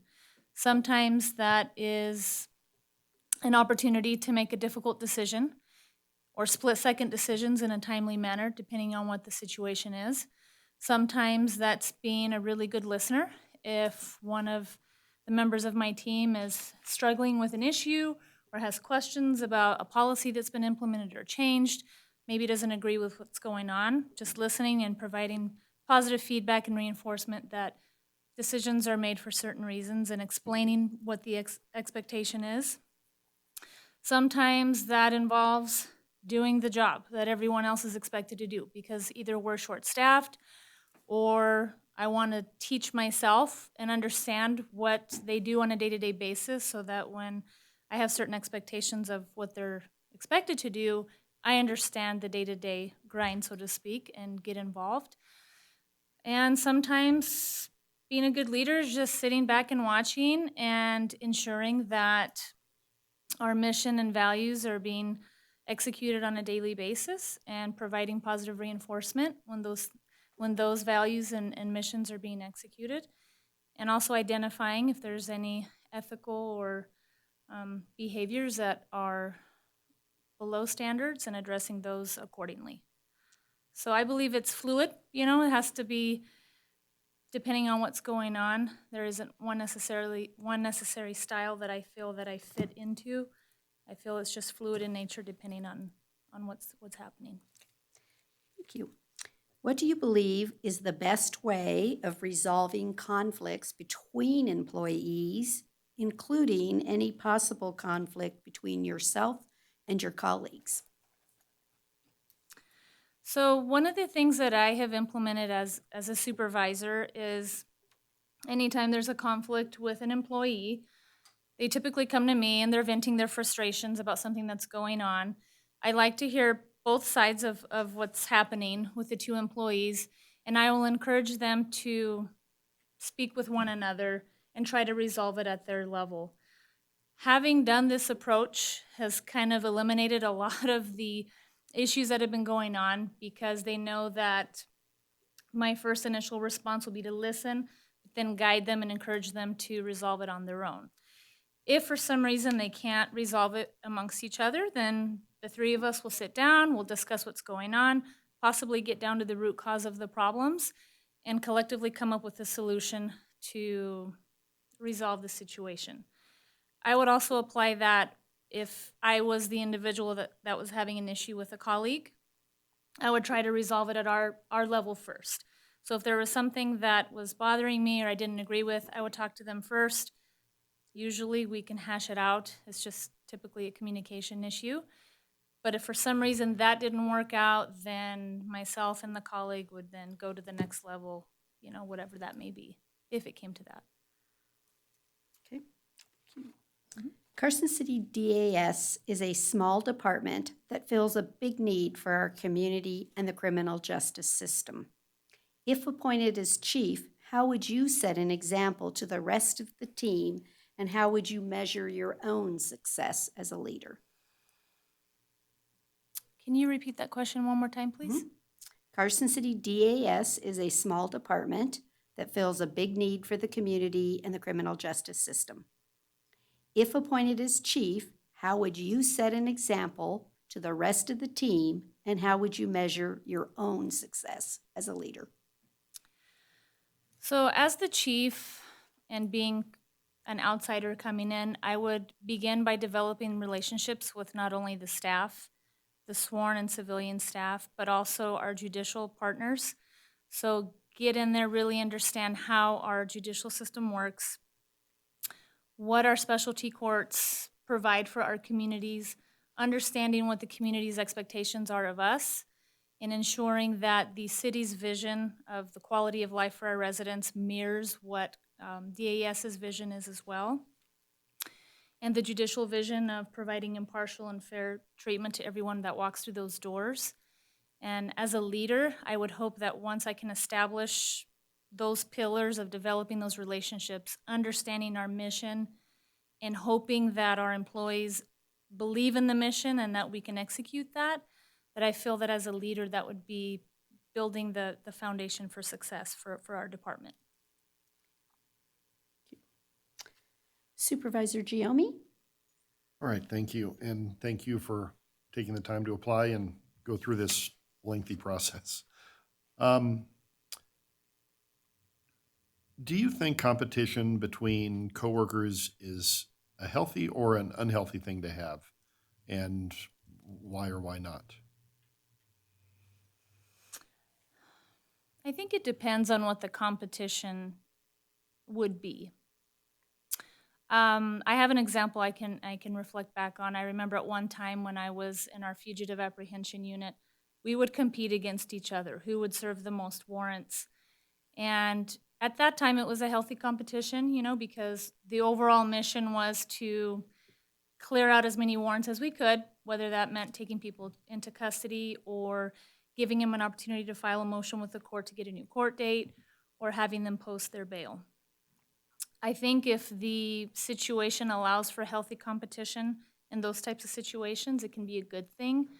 And that would probably come down to how the leader is expressing what the competition is, what the value is behind it, and emulating that behavior so that the employees know that they can support one another for an overall common goal.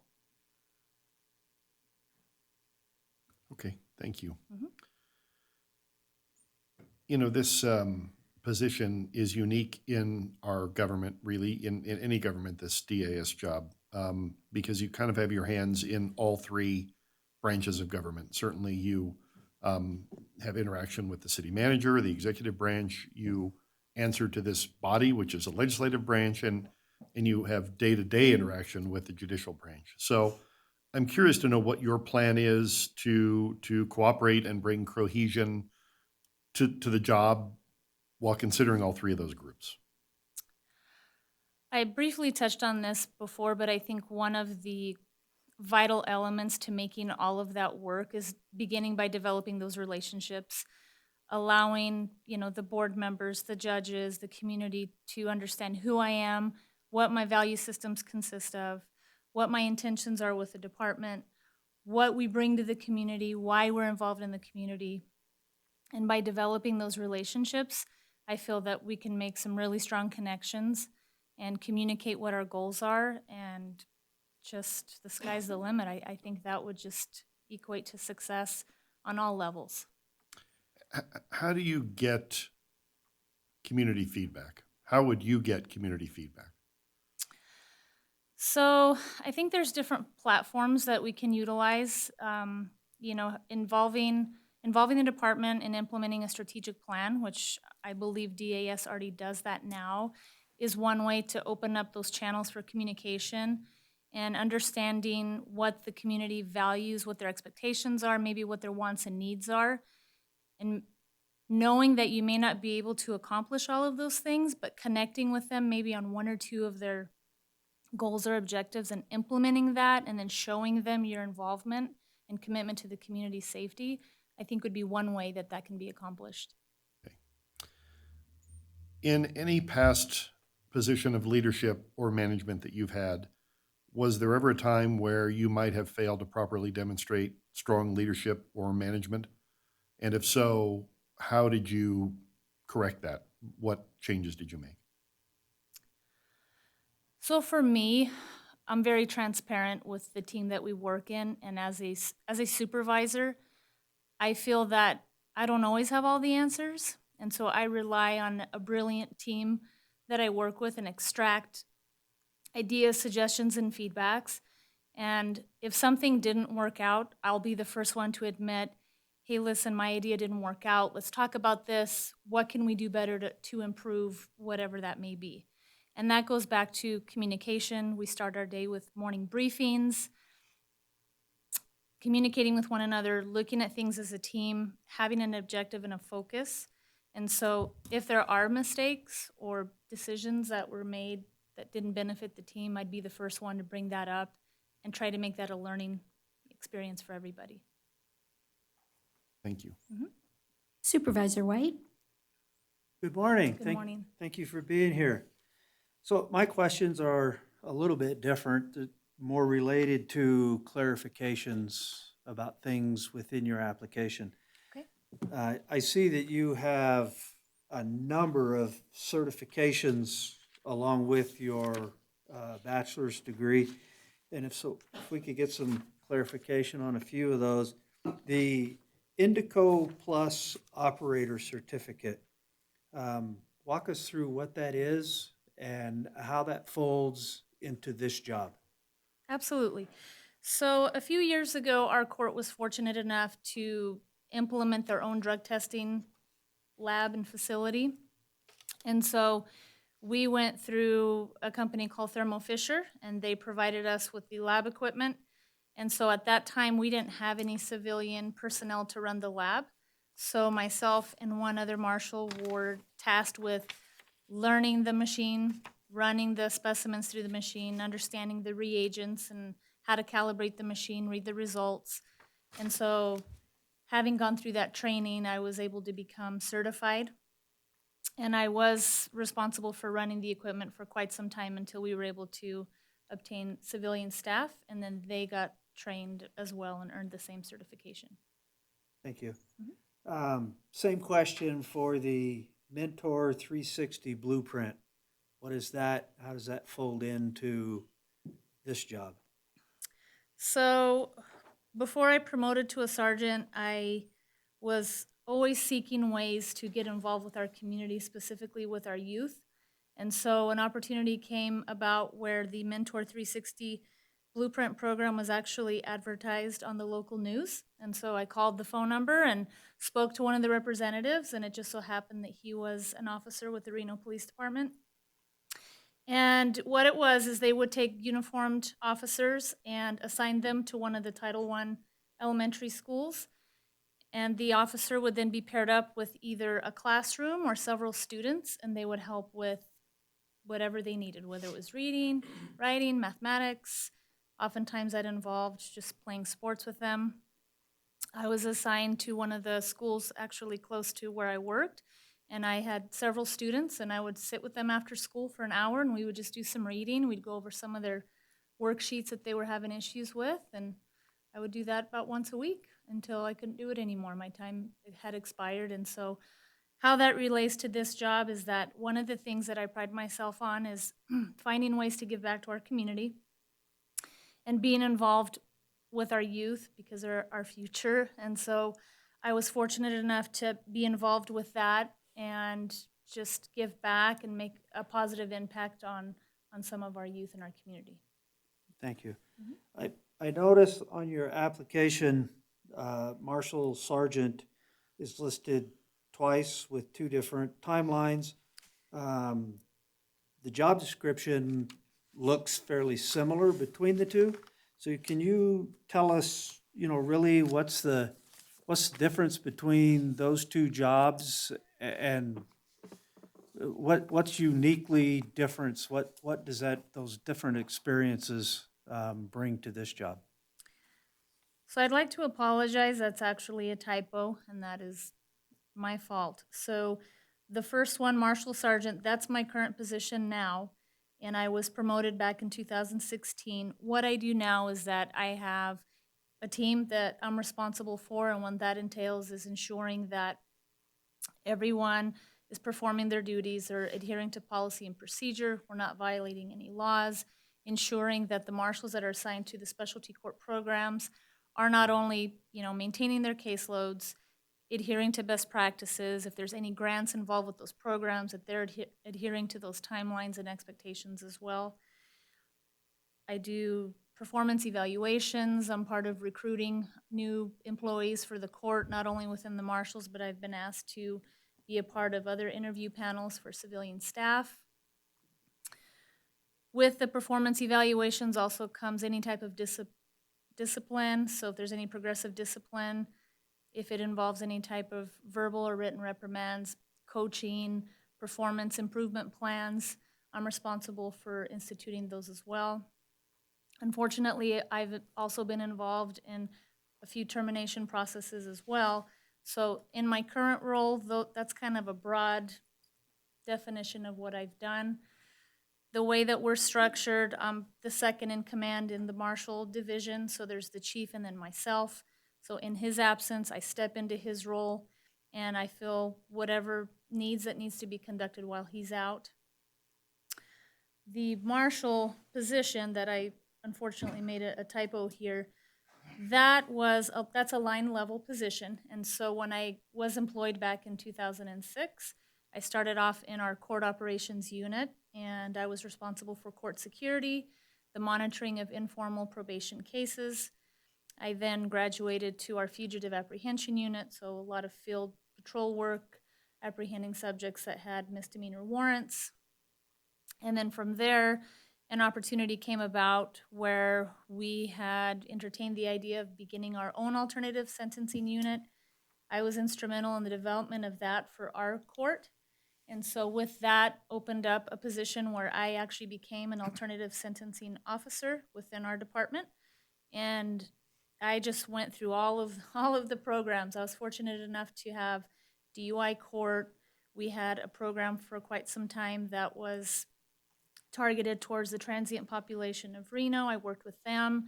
We got a grant that then opened up the doors for our co-occurring disorder population, so I was able to just expand my knowledge and learn all about mental health disorders. I had a caseload with that. And so with that, all of that experience and opportunity, then I was able to promote in 2016. So kind of still the same thing, but now I oversee all of these programs and ensure that everyone's doing what they need to be. Thank you for that clarification. That's all I have. Supervisor Jones? Good morning. Good morning. If you were to get the job, Please explain what your plan would be for the first 30 days. What action would you take?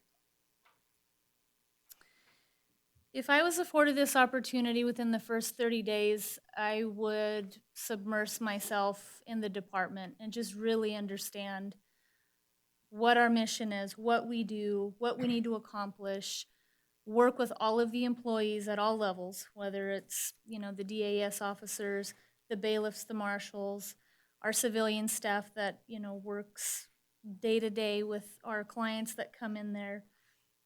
Understand the lab, work with the lab technician, submerge myself in the specialty court programs, really understand what the overall goal and mission is of the programs, meet with our judicial staff and the judges to understand, are they happy with what we're providing, the services that we're providing? If there's anything that we're not providing, how can I accomplish those goals and meet their expectation? And so, again, going back to developing the relationships, understanding what we're doing. And after the 30 days, my hope would be to start gearing up the staff to not only meet the expectation, but find a way to exceed those expectations as well. Thank you. Mm-hmm. Describe a time when you had to lead people who didn't want to be led, and what action you took to correct that. That's a good question. I think one of the biggest secrets for me to leading people who don't want to be led is showing them how to do it. I think if there's been ever a time that I expected somebody to do something and they might have been hesitant or weren't interested in it, I've taken the time to really show them, look, this is what I've done. This is what success looks like. I will be right by your side doing what needs to be done, and finding a way to coach and motivate them to accomplish either that goal or get the task done at hand. Thank you. Supervisor Schutte. Welcome, and Thank thank you. you for applying. Tell me about a successful experience that you've had implementing something across organizational boundaries.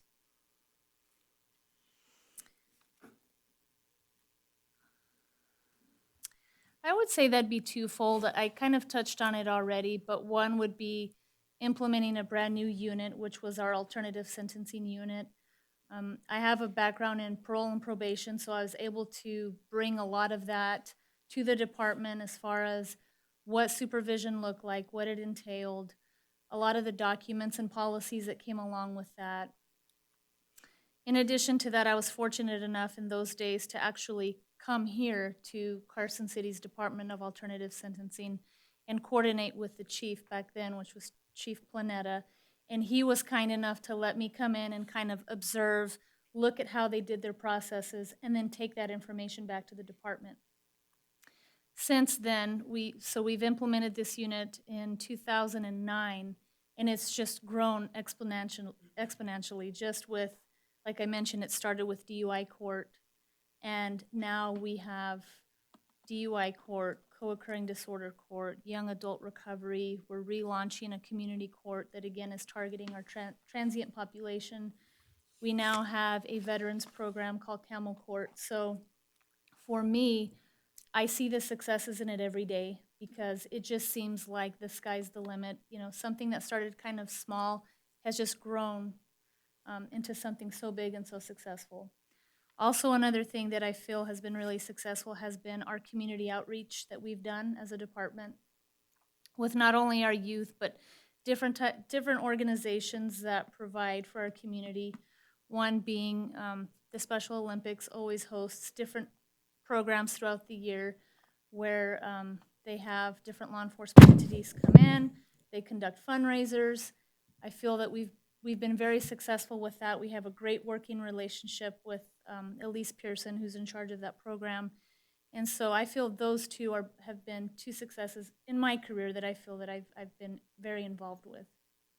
Great, thank you. Thank you. And then my second question is, tell me about a time when the actions you took were met with resistance.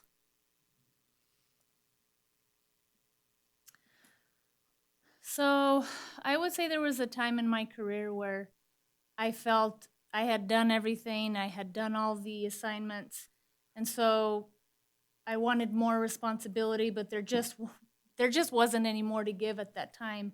And so that's when I started looking, kind of thinking outside of the box.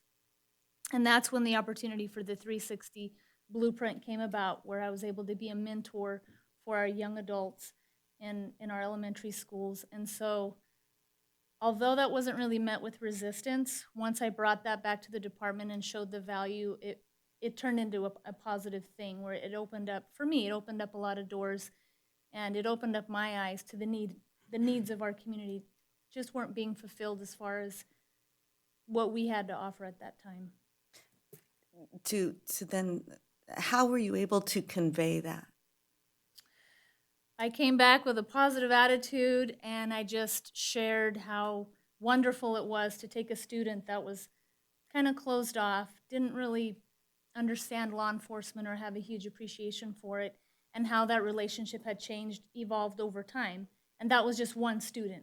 You know, I brought that back, and like I said, once the ball kind of started rolling, I wasn't really met with resistance. I think that the department was really proud of what was happening, and they were open to other things. Like we started going to middle schools and high schools and coordinating with their educators there, and we'd go do presentations, talk about specialty courts, substance abuse, what it does to your body, what not to do, and the students just loved it. And so that, again, evolved into something else where we just started getting involved with career fairs at the high schools, and so, I mean, I can go on and on, but that's something that I'm really proud of. Thank you. Mm-hmm. Okay, Ms. Stone, do you have any final comments you'd like to share with us? I would say the final thing is there are some great candidates here today that are applying, for this job. And I feel for myself, I came to Carson City 17 years ago, and I took a chance. I came here. The city took me in as one of their own. And I started my career here in Nevada, and I've never looked back. I just feel like I have continually tried to give back to this city in particular just because of how open it was for me coming in. And through that, over time, like I said, I've tried to give back to the community, and I've worked really hard. And for me, personal and professional growth is huge, not only for my own accomplishments, but to also build others on my team and develop the people that I work with. And so knowing that, I feel that if I was given this opportunity, I would be grateful, number one, but also I would make this city proud to know that 17 years ago they took me in, but now I'm coming back and I'm giving back and showing them everything that I've learned throughout the years. So thank you for this opportunity. I want to thank the other applicants too. They're great. You guys have a very difficult decision to make today, but I just wanted to say thank you, and I look forward to hearing the results. Thank you so much for applying.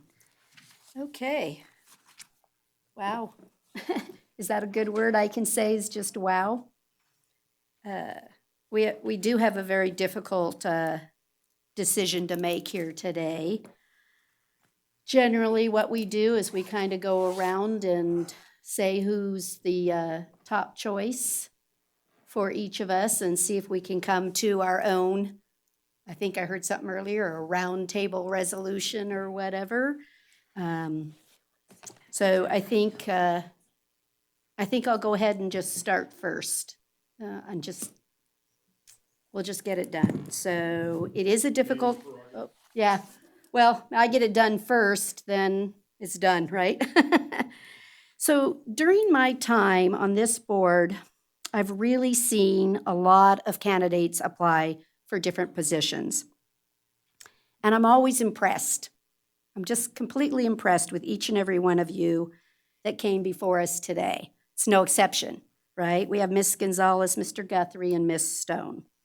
And all have outstanding credentials, demonstrated work experience, and as we can tell from their interviews, they're professional. They want the job. They'll work hard at the job. Each and every one of you would accomplish that for us. For those that know me, I usually take the approach of giving a little extra consideration to internal candidates for two reasons. First, I believe that their institutional knowledge is a tremendous asset because you already know the processes and you're familiar with the people who already work here and who you would be supervising. These are intangibles that could help a person transition quickly and smoothly to the job. Second, I feel that employees who have put their dues in with Carson City over the years should be recognized for their dedication. When everything lines up for the opportunity for employees to be rewarded for their efforts.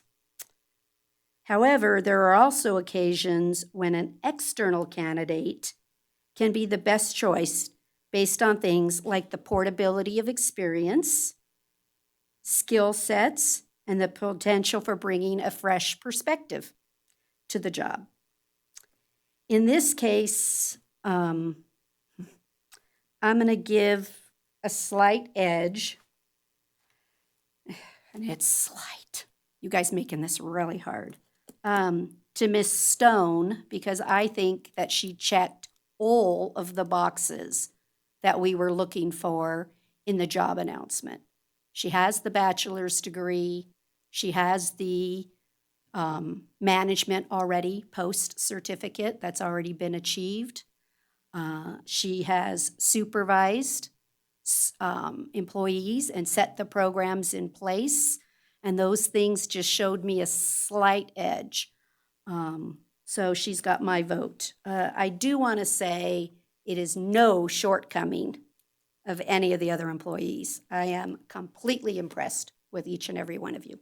So that's mine. Who wants to go next? Mr. Dromey? These decisions are always very difficult. I have a great deal of respect for my law enforcement brothers and sisters, having been on the fireside. Often we have good, healthy competition, hence the question that I asked. For me, I think our DAS organization has some challenges that it needs to work on. And I think that was acknowledged today, and I appreciate that. I think all three candidates did a fantastic job and are all excellent leaders. So what it comes down to for me is that as I look at the history of who we've had leading at DAS and the backgrounds of those folks, I think there's a tremendous difference between law enforcement work where you're spending your time in the field and law enforcement work where you're involved in the courts and alternative sentencing and adult probation. I think those two things are similar, but in my mind, I think those that have a background more so in that world can do a better job of leading. And so in this case, the two people that rose to the top for me were Ms. Gonzalez and Ms. Stone. And then I looked at the job description, I looked at their answers, and again, I agree with the mayor. You're both very close. But for me, the requirements of the job give the slight advantage to Ms. Stone. So that would be my vote. Are we going to go down, Mr. White? As well, I You guess. ready? First of all, I want to thank all of the applicants that came forward to look at this job, and in particular, the three that are with us today. I think the mayor made some very important comments about history within the department and all of that sort of thing. One of the things that I particularly favor is when a person has had a hand in building the department, setting those priorities, demonstrating the leadership, and really, if you look at the uniqueness of what the Department of Alternative Sentencing world is, it's pretty new, it's pretty unique, and all three of these candidates has done that. had a direct hand in being there when the specialty courts were first being invented, if that's a good word to use. But I see here in Carson City, I don't feel like our Department of Alternative Sentencing is matured, and I think we need an outside look to get us there. And so I'm going to lean for Mrs. Stone. Supervisor Jones. Thank you. I agree with the mayor that I lean more towards promoting from within, if everything else is equal. And I thought you two ladies did an exceptional job, both of you. You have different responses, but the result was the same. I know you have two different styles of management, and that's okay. The choice is you take somebody that has intimate knowledge, and you can give them a year and expect results, or you can hire somebody from outside and give them 2 years and get the same results. With that in mind, I would vote for Malaya. Ms. Schutte?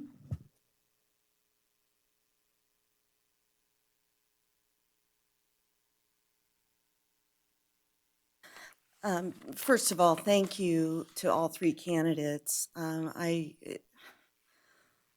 really impressed with what I've heard, and everybody brings such wonderful background knowledge to this interview. Having worked in law enforcement as a deputy and as a probation officer, I've seen firsthand the difficulty of the job, and then having been a middle school teacher, I've seen again firsthand how it's really important to mentor and to guide and to listen and to build relationships. And again, all three of you gave wonderful examples of that. I made my rubric and my notes and my numbers, and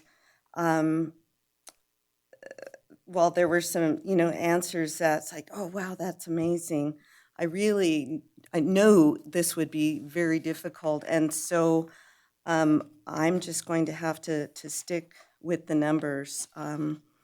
And so the candidate with the highest score is Mrs. Stone.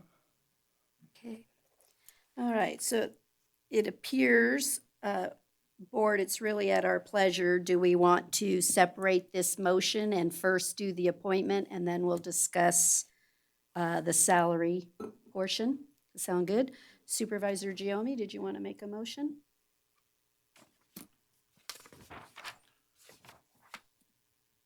Yes, to answer your question. I move to appoint Marlena Stone as the Chief of DAS, contingent on passing the city's required background check. Do I have a second to the motion? Second. I have a motion and a second to appoint Ms. Stone as the Chief of DAS, contingent upon passing the city's required background check. Is there any further discussion? All those in favor, please say aye. Aye. Any opposed, say no. No. A no from Supervisor Jones. You don't want to do by acclamation, that's fine. So it's 4 yeses and 1 no. And Chair, congratulations and thank all of you. Madam Chair, who was the second on that? Maurice White.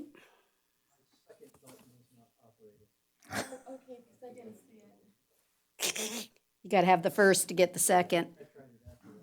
Okay, so now we're going to discuss the setting of the annual salary. Would you take us a little bit through of what the salary range is?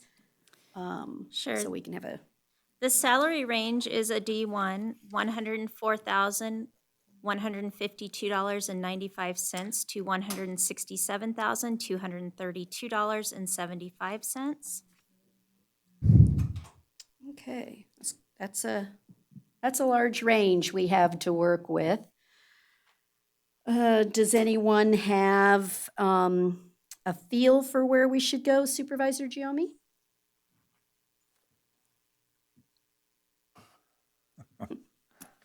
A better feel for that than I do for the microphone. I do have a question before I get to that. On the required licenses, it says Nevada Executive Post Certificate within 36 months.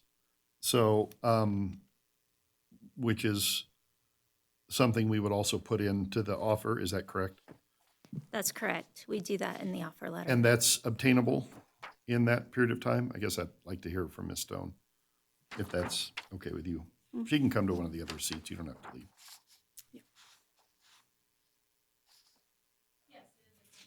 Okay.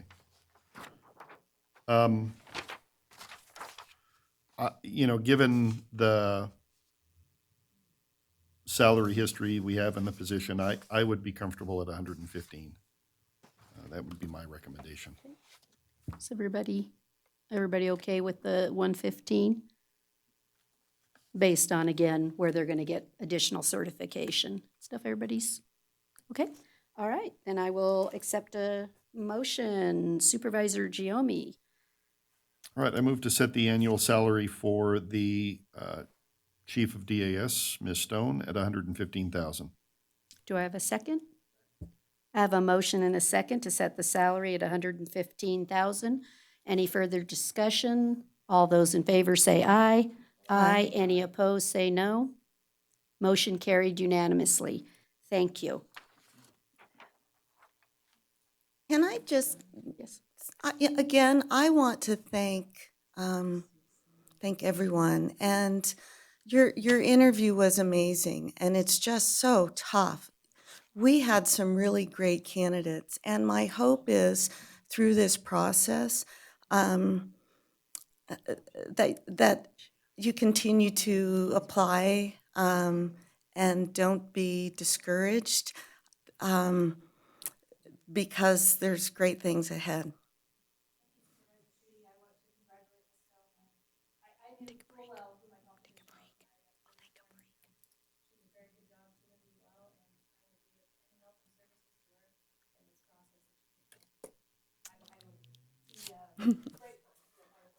Wonderful. Thank you.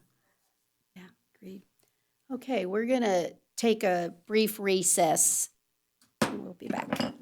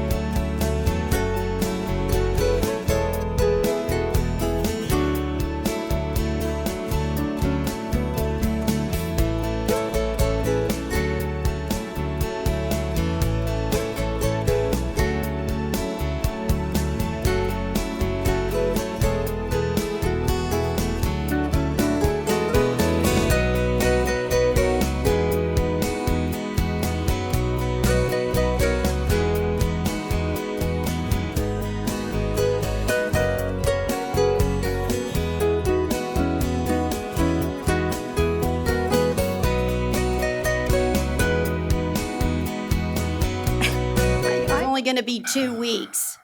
Where are they?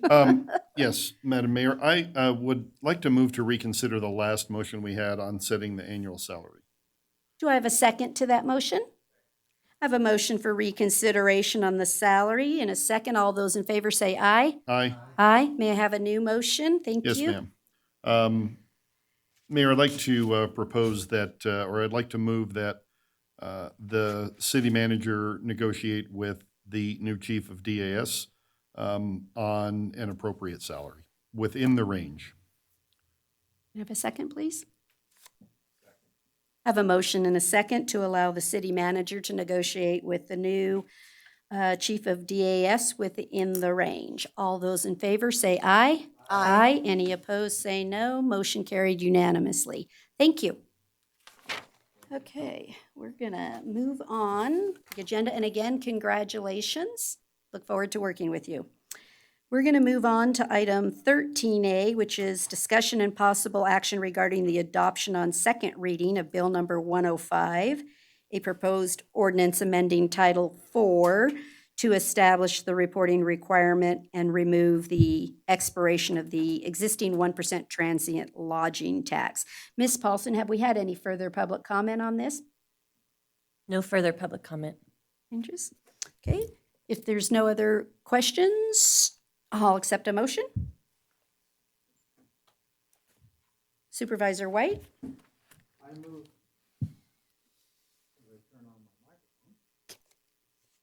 No better, there you got it. There we go. I move to adopt on second reading Bill number 105, ordinance number 2021-5. Is there a second? Second.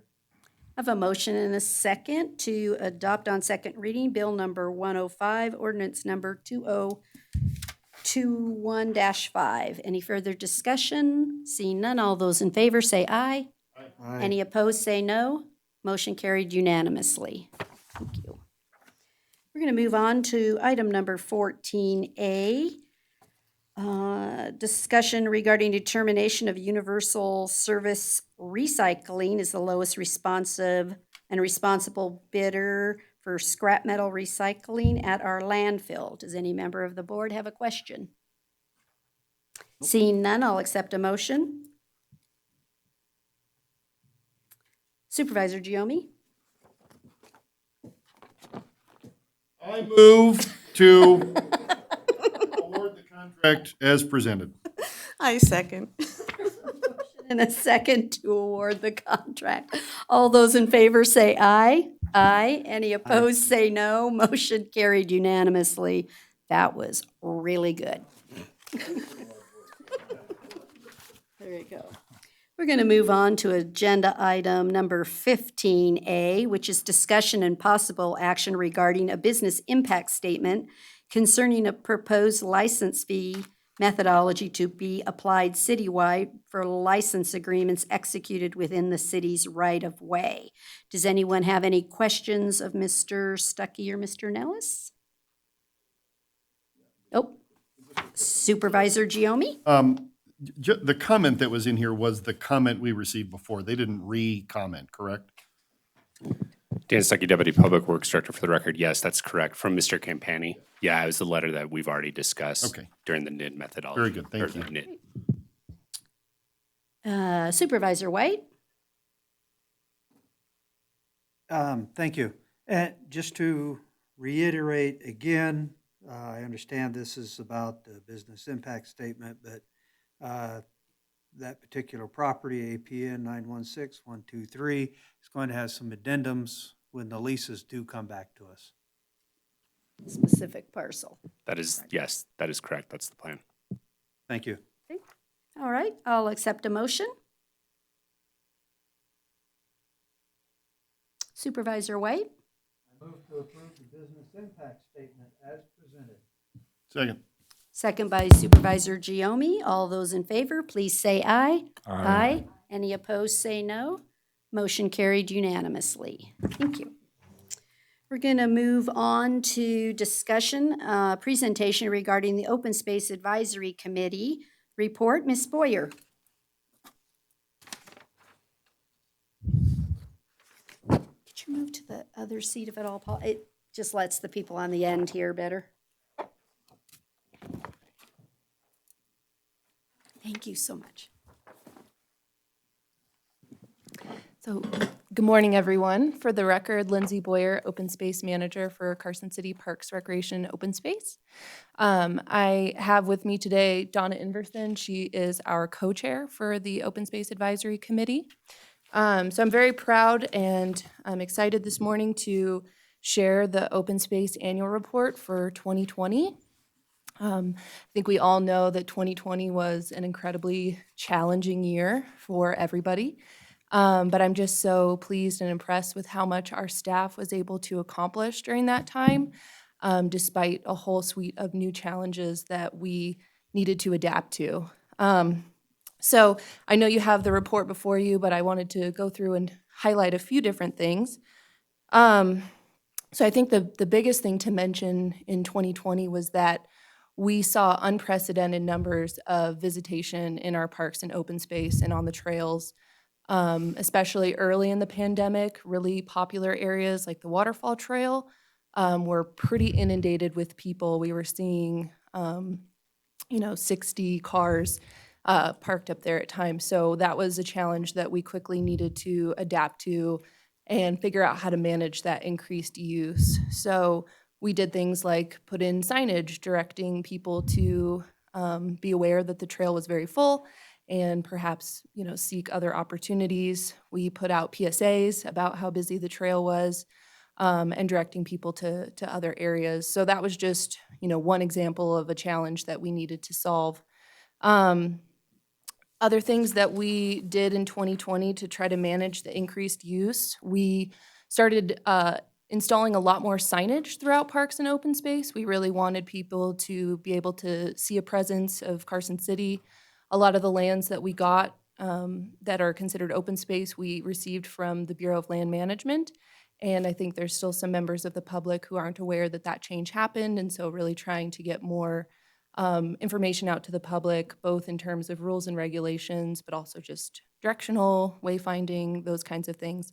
So that was a big priority for us as well, just really trying to do what we could to help manage the increased use out there, which was unprecedented for sure.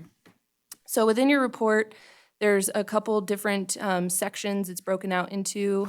Because we have some new members, both on the board as well as the Open Space Advisory Committee, I did go ahead and add a history of open space. That's something that's really important for us to try to get out to everyone as well as the public, of just the history of how we came to be a program here in Carson City. I think it's really important to celebrate the fact that in 1996, residents at the time voted to increase sales tax to allocate towards open space preservation. That's something that hasn't really been done in any other county in the state. So it's pretty impressive and pretty special. And so, utilizing those funds, we've been able to purchase and preserve almost 7,000 acres here in Carson City, which is a huge achievement and something that our community really should be proud of. So I really wanted to highlight that and just illustrate, how different that is compared to other municipalities and regions. Other things that I wanted to highlight in the report are just all the activities that we were up to in 2020. So in addition to trying to manage that increased use, we also had all the usual stuff that we need to do, like fuel reduction at the wildland urban interface to keep homes and people safe. We do a lot of noxious weed abatement every year. Of course, we work with the sheep project every year. Last year was the 14th year that we had the sheep with us here in Carson City, and that's a really important project that keeps the community safe, following the devastation from the Waterfall Fire in 2004. So we were definitely busy folks, and we have a relatively small staff. We were understaffed through all of 2020. We just had 3 full-time staff and a couple part-time staff through the summer. So I think it's really incredible what we were able to accomplish despite that. In addition to kind of managing those busy areas and getting signage out, we also were able to bring on a couple new trails this year, which I think was really important for the community, considering that there was pretty much nothing else that you could do in the last year. I think trails really just became the main activity for keeping people sane and healthy and happy. So we're really proud of bringing on the new Carson River Trails system. For those of you who don't know, that's the section that was just put in along the foothills of the east side of Prison Hill and through Buzzy's Ranch. So we're extremely proud of that trail. It was funded through a grant through the Southern Nevada Public Lands Management Act. It's about a $1.8 million grant, the largest one that our department has ever received. So we were very excited to receive that and be able to accomplish that project without even needing to utilize the quality of life funding. And it's a very popular trail, so we're excited about that. We also built and dedicated Bob's Trail, which was something that was really special and meaningful for staff. We were able to bring Mayor Bob up to the trail, and he was able to walk on it and experience it. I know it was really a special thing for him as well, so we're very lucky that we got to do that when he was with us. Other things that I want to highlight, I mentioned grant funding, so we do go after as many grants as possible in order to leverage those quality of life funds further. So in 2020, we were either a named partner or a direct grantee of, about 15 grants totaling $8.2 million. So that's all, money that's outside of that quality of life fund. So we're really proud of that as well. And then just a few other things to note, in 2020, because we couldn't gather physically for so much of that time, we did spend a lot of time trying to figure out how we could still engage with the public remotely. We spent a lot of time putting on virtual programming, everything from highlighting different trails in the region to, again, get the word out about other areas people could recreate that were a little less congested. We did a lot of PSAs about things like coyote awareness or, taking a foot patrol with a park ranger, and different interpretive programs virtually as well. So just any way that we can engage with the community, in a safe way while we were navigating COVID-19 was really important to us. I would also be pretty remiss if I didn't mention how important volunteers are to our open space program. So in 2020, we had approximately 2,600 hours of volunteer time. A lot of that came from Muscle Powered, which is they're responsible for doing a lot of the maintenance on our trails, and without them, we could not maintain the beautiful and renowned trail network that we have in Carson City. But that is not cheap. Volunteer time is a huge part of our sort of workforce, considering that we're a small team. So that equals about $72,000 of time that was just given to us by volunteers, which is incredible. And all of the different volunteers who worked with us are highlighted in this report as well. So with that, those were kind of the main things that I wanted to highlight. I did want to give the opportunity to Donna, Alan Welch, our chair of OSAC. He was going to be here, but I think he might be in. Oh, he's just walking through the door, actually. Perfect timing. So I will turn it over to them and just give them the opportunity to speak as well. Ms. Iverson? Hi. I just have to say that, the staff is just phenomenal. We wouldn't have anything like we do without this staff. They put in so many hours, even beyond the hours that they're paid for. And we would not be the city that we have without this staff. I just can't say enough about them. So beyond that, and Greg Bergram, he's my hero. He's helped us so much with the V&T. I have to say, you will soon see wayfinding signs throughout Carson City, and they're going to be just absolutely beautiful. So, yeah. It's apparent everything in open space is a labor of love from both the volunteers and the staff. Yeah. It's very apparent, and it's important that we thank everyone. It's something the community can be very proud of, our quality of life initiative.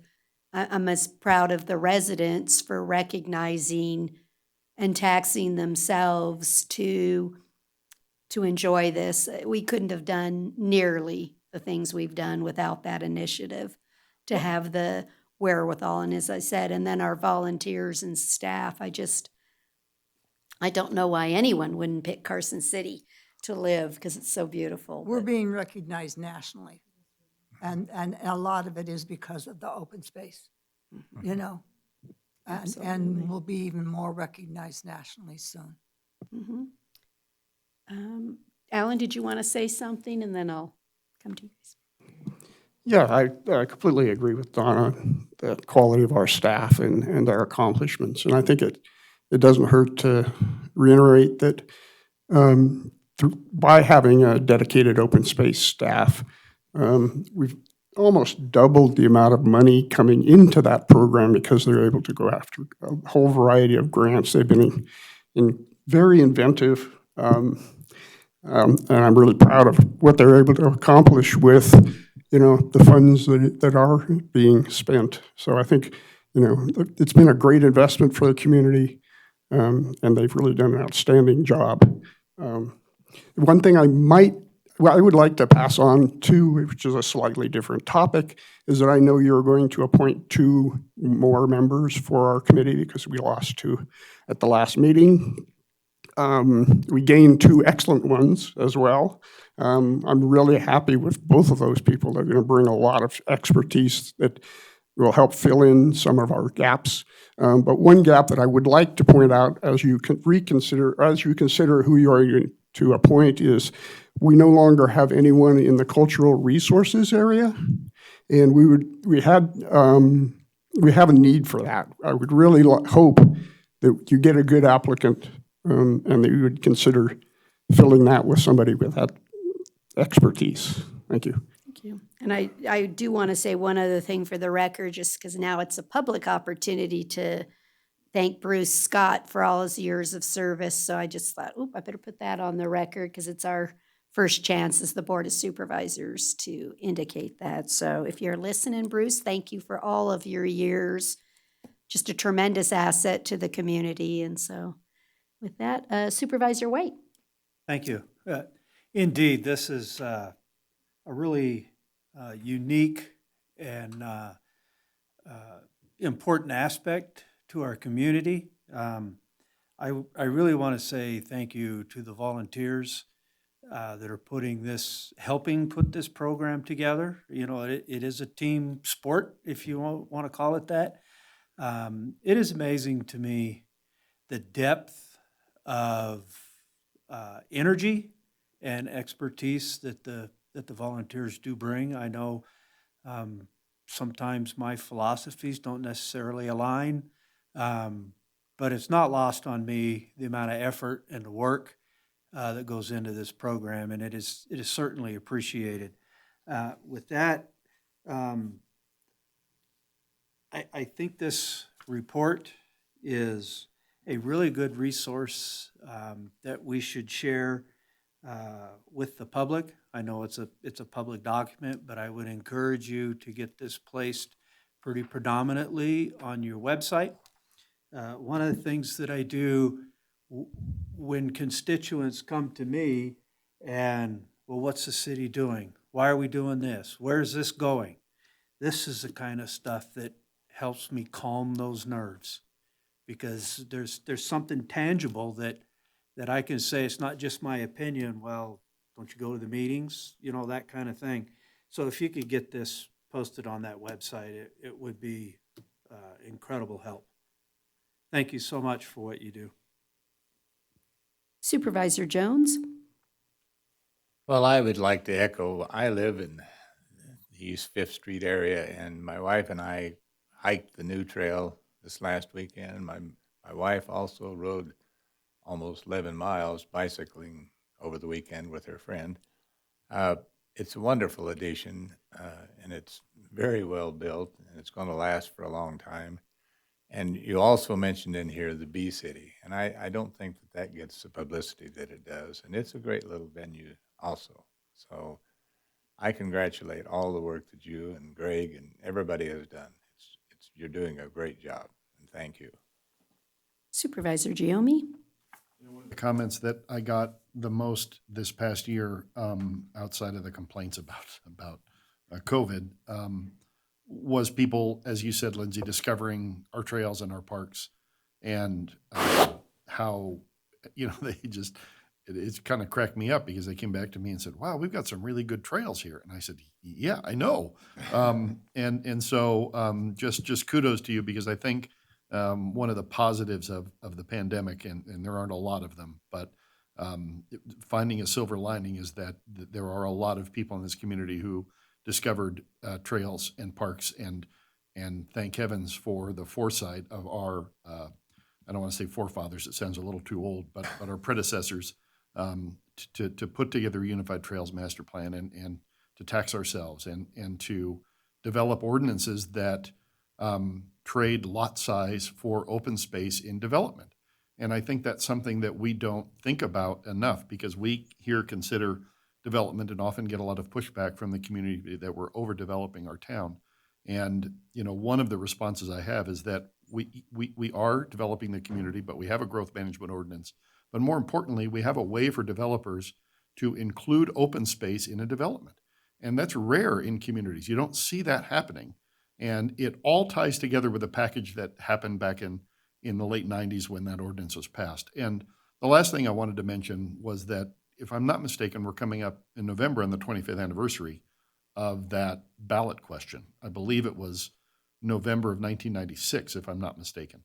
And so I would hope that you would talk to your director and maybe the city manager, and maybe put together a little celebration for the 25th anniversary of the passage of that, because that really was what started us down the path of becoming a healthier community, quite honestly. So thank you, and thanks to the volunteer board members. Supervisor Schutte? And I'm just piggybacking on everyone. Really, this quality of life initiative, open space, our trails, our staff, our volunteers, collectively, we are experiencing what makes Carson City wonderful. And, quality of life, it is important. And these trails are accessible to so many people of so many different ability levels. And I really think that's wonderful, because that truly is a benefit to the full community in health, in safety, in opportunity, and just in feeling good. So thank you to everyone who's involved. And Lindsay, you're doing an amazing job. And and kudos to our trail manager, Greg Berggren. Yes. Yep. Okay. Well, thank you all so very much. Again, I don't think we could express any more gratitude, but thank you. Thank you very much. Thank you for having us and for all the kind And words. happy trails. We appreciate it. Yeah. And I can't wait to see some signs here really quick. Okay, a ribbon cutting maybe, I don't know. A ribbon cutting at a sign, something like that. Well, when the signs go up, I would really appreciate it if all of you, when you see one, take a selfie with it and post it on Facebook. Yep, good idea. And if everybody starts doing that. And one other thing, I don't know if you're aware of it, but Juan Guzman worked very hard this last year trying to get this same thing passed in Douglas County, and missed by only a very few votes. So maybe next year he'll get it passed down there. They don't know what they're missing. Thank you again so very much. Okay, we're going to move on to agenda item 17A, and we're going to open 17B at the same time. We'll take separate motions on them to deal with our community services grants. Supervisor Giomi, may I have your disclosure? Certainly. NRS 281A.420, and I should say that this disclosure applies for both agenda items 17A and 17B. NRS 281A.420 requires me to disclose a conflict of interest and abstain from voting when I have a disqualifying conflict. In my private commitment, I am employed by Nevada Health Centers, which is also recommended for funding. In this private commitment, I have a fiduciary duty to and a substantial and continuing business relationship with Nevada Health Centers as my employer. Although the recommended funding amounts under agenda items 17A and B are submitted by the Application Review Work Group and Partnership Carson City, without my involvement, this board may choose to accept, deny, or modify those recommendations. Because the judgment of a reasonable person in my position would be materially affected by my relationship, I will not be voting on this matter. Thank you so very much. Okay, we are going to talk about our Community Support Services grant. We're going to start with, does any member of the board have a question of a specific grant that you would like answered? No? Okay, then I'll just do one item in general because it was in the staff summary. It's actually not part of the motion or things, but I just want to put this on the record. The youth section of our grant did not utilize all of its funding. There was $4,607 left over, and the staff was recommending that that be held and moved and added to next year's. I'm really not in favor of doing things that way. This is a general fund activity, and funds that are not used revert to the general fund use. We can next budget season, if we like, we can always increase or decrease CSSG. I just don't want to obligate us to do it, as lately the youth grants have not been coming in. We had the same problem. We're getting only one or two. So I don't want to mandate that in this. Even though it's not part of the motion, I just want to be clear, so that staff is aware process-wise. So Madam Mayor, this is Sherry, the CFO. Thank you. No problem with that. Nancy did talk to me about that, and no problem. Okay, thank you. We can definitely let it fall to fund balance. Okay.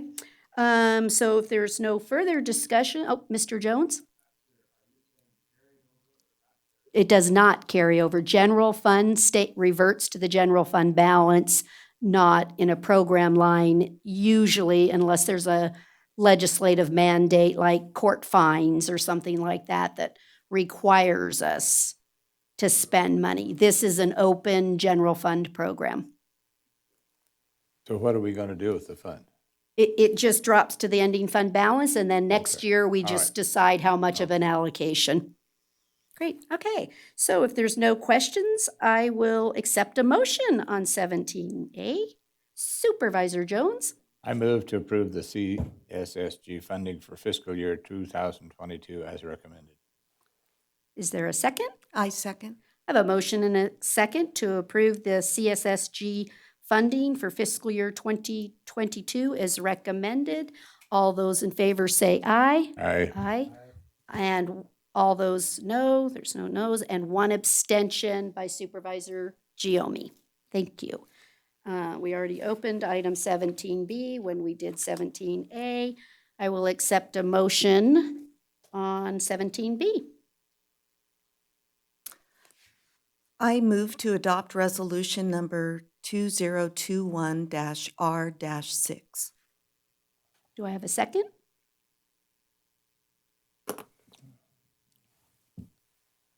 I second.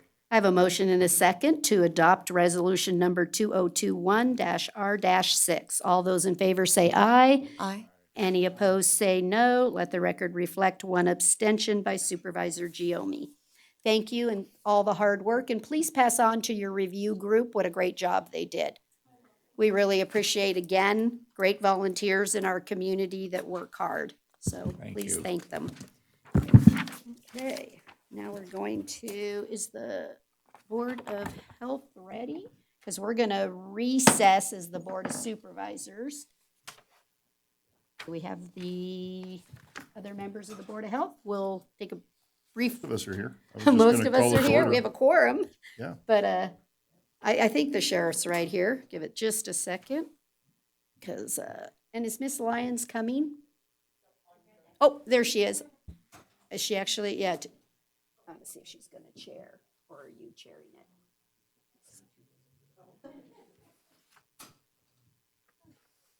We're in recess.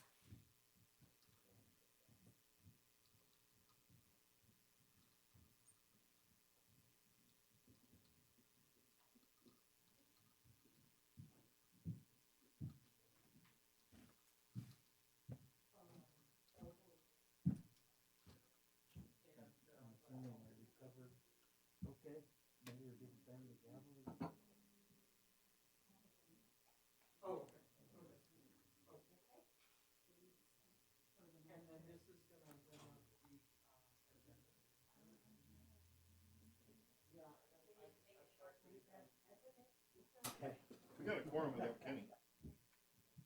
Nikki's not here though. Who's not? Nikki. Well, she didn't time that very well, did she?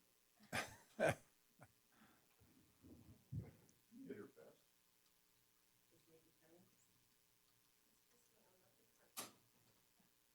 Yeah, I know she's planning on.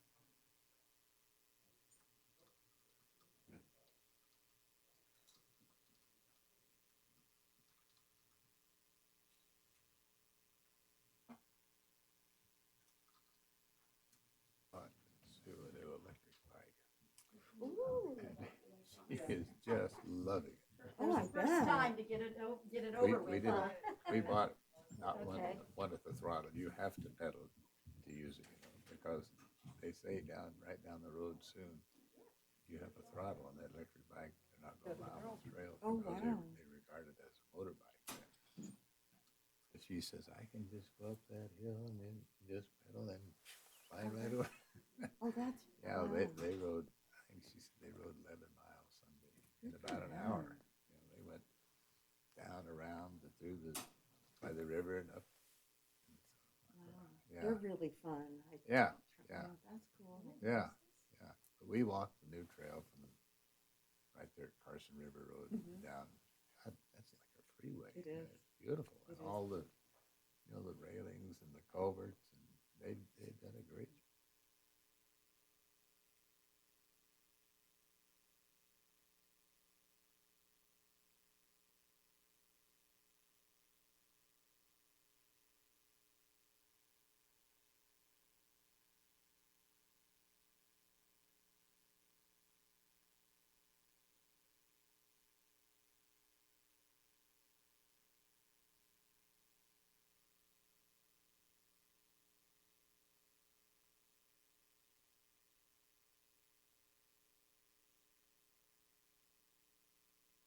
They thought CSSG was gonna take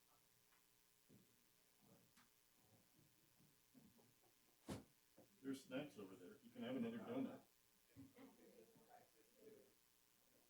Yeah, go ahead. Walk by Dr. Lyons and grab yourself another donut. Go ahead.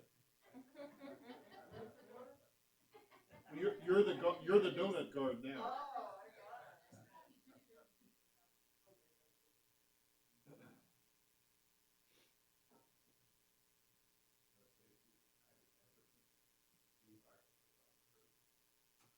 Yeah. Right.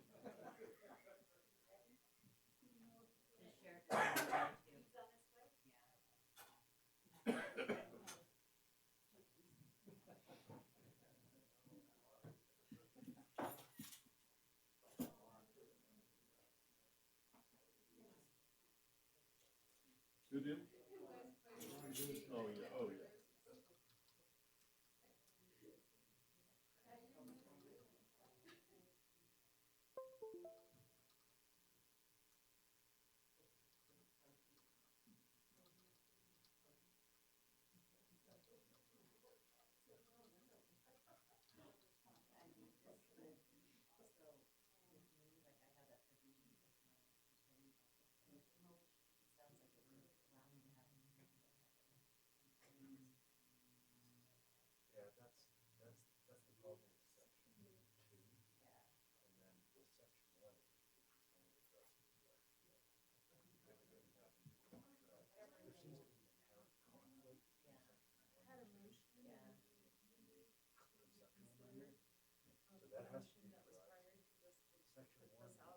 Yes.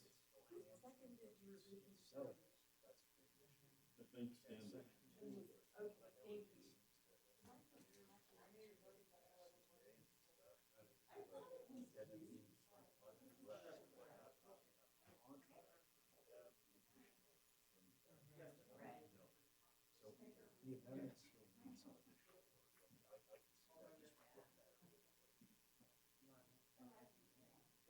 Yeah, you can go through this, send it over, and you can copy them. Yeah, our ratings are gonna tank.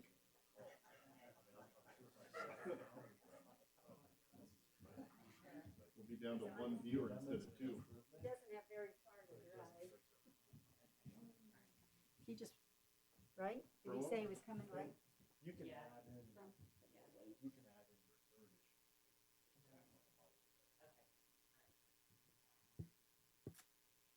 So testing, which button do you actually push? The one that says push or the big one? You got it, that one. Don't worry. Except for I still can't tell. It's not responding to turning itself off. If it's red, it's off. If it's green, it's on.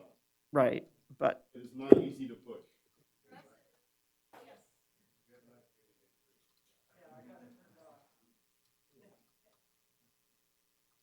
okay. How easy that is? I have it.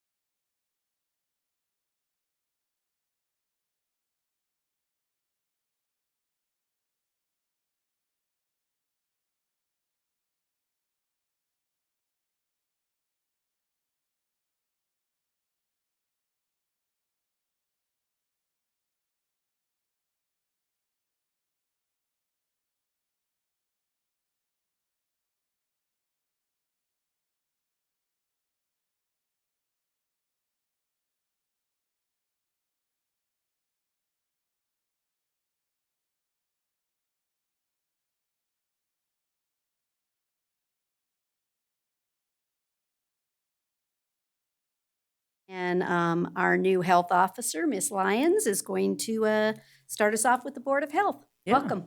And you can say Dr. Lyons in this one circumstance. Dr. Lyons, it's true. Okay. Otherwise, I guess you could use Miss.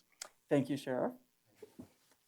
So we'll not adjourn, but we will now reassemble as the Board of Health of Carson County. And I'll ask for the clerk to call roll. Chair Lyons.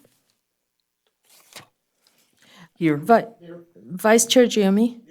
Member Bagwell. Member Furlong. Member Jones. Member Schutte. Member White. A quorum's present. Thank you. Do we have any public comment? We have no public comment at this time. Thank you. Hearing none. For possible action, approval of the minutes, is there a motion to approve? I move to approve the minutes of December 17th, 2020. Do we have a second? Giammi, second. Hearing motion first and second to approve. All those in favor? Aye. Any opposed? Hearing none, motion passes. Going to item 22A, Nikki Aker is here to give the Carson City Health and Human Services Director's report. Good morning. Nikki Aker for the record, Director of Carson City Health and Human Services. I was just kind of looking to make sure it's morning and there's no clock. First, I want to welcome Dr. Colleen Lyons. So far, we've had a couple meetings and it's been a real pleasure to work with her. Okay, I'd like to give you a legislative update. So this is, you'll see within your packet, there was a lot of information on the bills, and that was just intended to let you see what the wording of the bills that are out there. There's definitely some amendments that are being suggested for these. And if I know about them, I will let you know. And also, it's just for your information only. And so if you so desire and can't sleep at night, read all the material I gave you. So AB 59, so that is related to tobacco. This is the AG's bill. that they put forth, and it is to align with the Tobacco 21, which is a federal law that passed. We are not, at this point, supporting this bill as written. The reason being is that there's no information about inspections and exactly what that timetable of inspections will be. Some of these inspections are tied to our tobacco grant. So the inspections are important, and non-compliance is also important for our tobacco grant. Also not in this bill is the fines that either the seller or the establishment would impose. So what we are working on, Southern Nevada has a lobbyist, and Washoe County has a government liaison that has been meeting with the AG's office. And so we're hoping that there's going to be other language that we can support.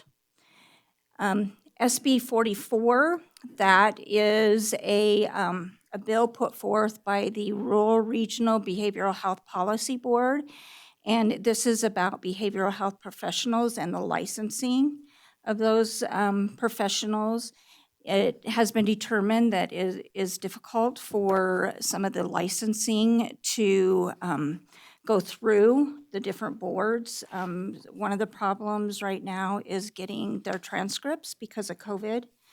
And another problem is with precepting either new social workers or students and that process. What happens is there's not enough preceptors within the rural communities, and so these individuals are going out of the communities and sometimes don't return.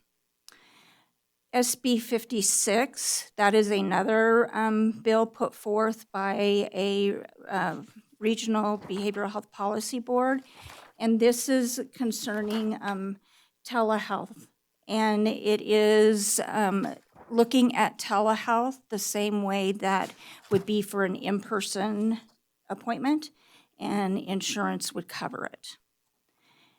SB 69, that is a bill that is, one thing that they're looking at is the youth behavioral health survey that we utilize quite a bit when we're looking at things such as tobacco, vaping. Some of the counties, they have it's different within the counties. Some have an opt-in, some have an opt-out for this survey. So they're trying to standardize that and have an opt-out so that we can get more survey results. And then they've got some other components of that bill as well. SB 70 is put forth by our local Northern Nevada Behavioral Health Policy Board. At the last legislative session, it looked at the legal hold process, and that did pass. It cleaned that process up and made it easier for hospitals with that process, and just the whole process in general. It works well in like Southern Nevada, in Clark County, and in Washoe County, but the rural areas were having difficulties with it. This go around is what they're doing, is trying to modernize some of the language and clarify some of the language within it. It updates that mental health crisis hold. It also is clarifying involuntary outpatient court-ordered process, calling it its assisted outpatient treatment, which has proven to be very successful. It strengthens continuity of care for individuals at risk that have reoccurring mental health crisis by clarifying, updating that conditional release process. and it updates the chemical restraint to reflect the modern federally approved processes. So, and then SB 97, we have through the governor's office right now, there's a limit on the number of individuals that can be in one location.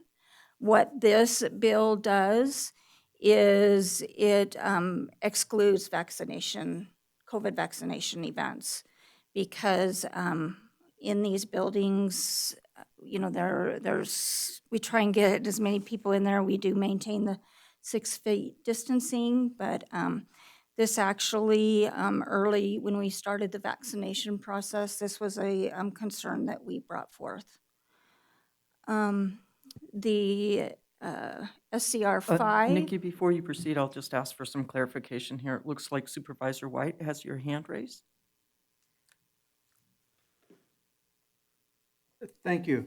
I think at this point we can, I guess, just work through the presentation. My question was, were we going to handle these bills individually or all together? I do have a number of comments on the various bills to get some clarification. So, but I think we've already far enough down the road. We can Yeah. just finish the presentation and then I'll Yeah, Nikki probably- was going to mostly present on these. I don't think that there were, if the We're- board has any specific recommendations about any of them or clarification, yeah. So why don't we do the clarification and any potential specific recommendations at the end? Okay, and my intent is just to bring these to your attention. I'm not taking any action on them at, this point. It's just to bring them to your attention as the Board of Health. So, Thank you. Mm-hmm. Okay.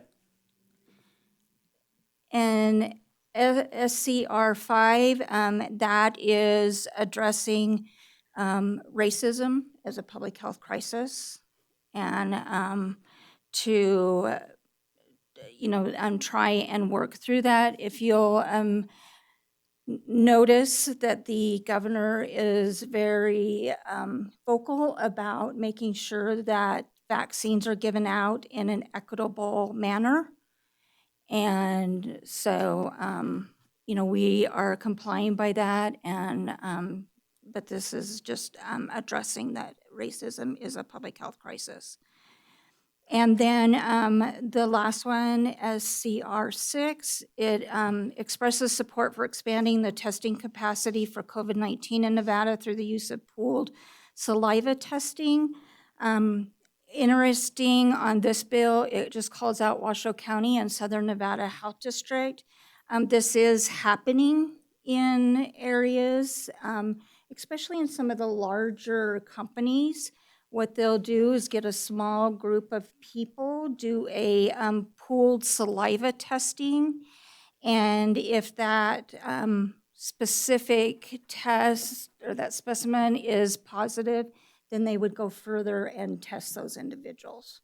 So it's a way to save money for companies. Would you like me to address any questions on these? I may not have the answers for you. Yeah, let's go ahead and entertain discussion. It's quite a few bills before moving on. Yeah, like I said, I do have a number of comments and questions. AB 59. While I readily acknowledge and accept the health situations regarding tobacco use, I think it's a little bit over the top to tell a military member that they cannot smoke when, we can take a 17-year-old, put them in the military, train them to kill people, send them around the world and give them orders to kill people, but they can't smoke. I have a little issue with that particular bill. SB 44, where they're talking about looking to address barriers to these licensures.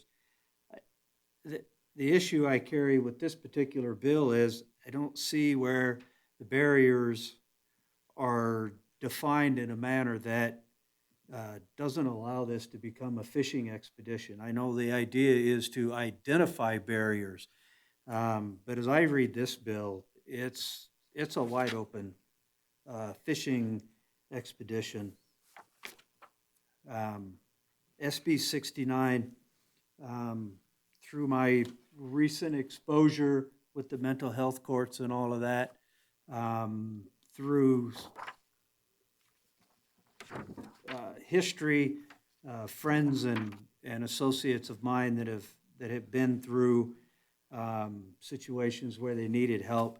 I think this peer-to-peer counseling is a tremendous idea, and moving that forward to where we have some a little bit of control anyway on knowing who these peers are is actually a really good idea.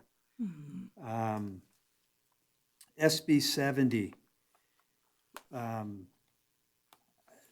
Maybe I'm confused or I'm misreading this bill, but I have a few concerns in that primarily our packet number, page 709, line 24, where it allows any person with a legitimate interest in a person may petition for detainment. This person with a legitimate interest is not defined anywhere I can find in this bill. And in this case, I've seen situations where unscrupulous folks have gone off after someone else's estate. And I wouldn't be comfortable with this bill unless that person defined as legitimate interest was better defined.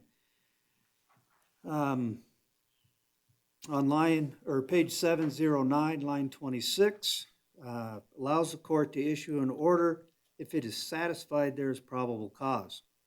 Probable cause is not defined. I realize that in these kind of situations, that's kind of a wavy line, but there's that I can find anyway, any direction to the courts. And again, if you've all read this and I'm confused or misreading it, please, let me know where I'm messed up. I do recognize, though, that on page 710, line 23 in section 11, there are a number of procedures laid out for the courts that they may or may not take, but there's no timelines incorporated here.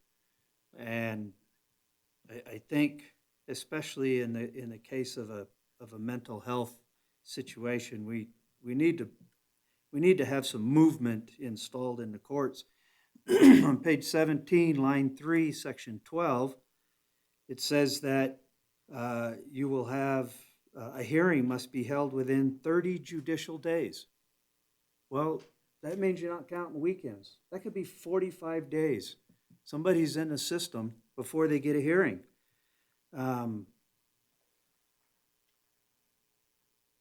Line 7, or page 713, line 12, excuse me, lays out that if a person is hospitalized at the time of petition, it appears that there is no timeline forcing courts to take action. And there is no definition as to the nature of the hospitalization for this particular subparagraph to be applied. Line 720, line 19, excuse me, allows certain people to petition the court to renew an order to put an alleged person into the mental health system. 721, line 1, allows the order to remain in effect for an undetermined amount of time. I will note that section 21 does give the court some guidance, but it doesn't appear that that guidance in section 21 is related back to this page 720. So I'm a little concerned with that.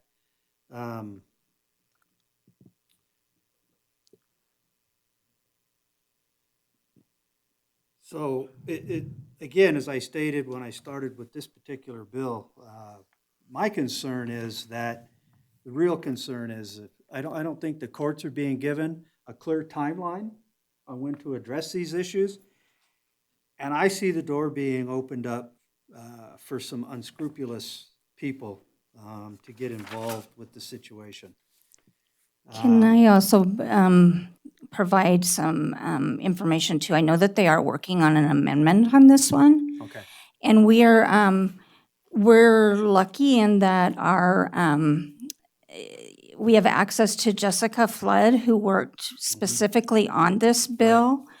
And so I would encourage, you've got, some very valid points there.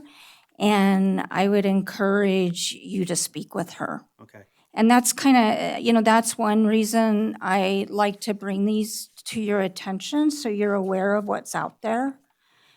And we do have access to these people. Okay, thank you. And the last one I would like to speak today, SCR 5. I have a prepared statement on that because I think this is the elephant in the room. And I don't want to run off the rails and say something inappropriate. Although I think I'm going to get kind of close to that.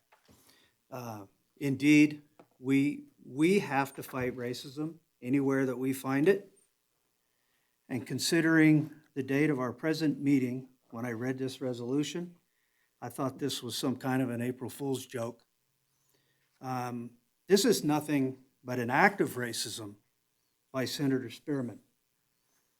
On page 775, line 11, Senator Spearman claims nearly 49% of Nevada's population are BIPOC. I hope you understand that that actually means less than 49%. Actually, the U.S. Census Bureau shows the BIPOC population of Nevada to be 50.7%. Senator Spearman has left out the indigenous peoples, which are 1.7% of Nevada's population. On page 776, lines 5 through 12, Senator Spearman gives COVID numbers for Clark County alone, leaving out the indigenous people that are part of the BIPOC population. We all know that Clark County does not represent Nevada demographics across the board. So why is Senator Spearman comparing apples and oranges? Senator Spearman's Clark County COVID numbers show that the Black, Asian, and Hispanic population represent 55.3% of the Clark County hospitalized population, and that the Black, Asian, and Hispanic population represent 53.1% of the Clark County deceased population. Trying to compare apples to apples, the U.S. Census Bureau for Clark County shows the Black, Asian, and Hispanic population represents 56% of Clark County population, of course, excluding the indigenous people, as Senator Spearman has done.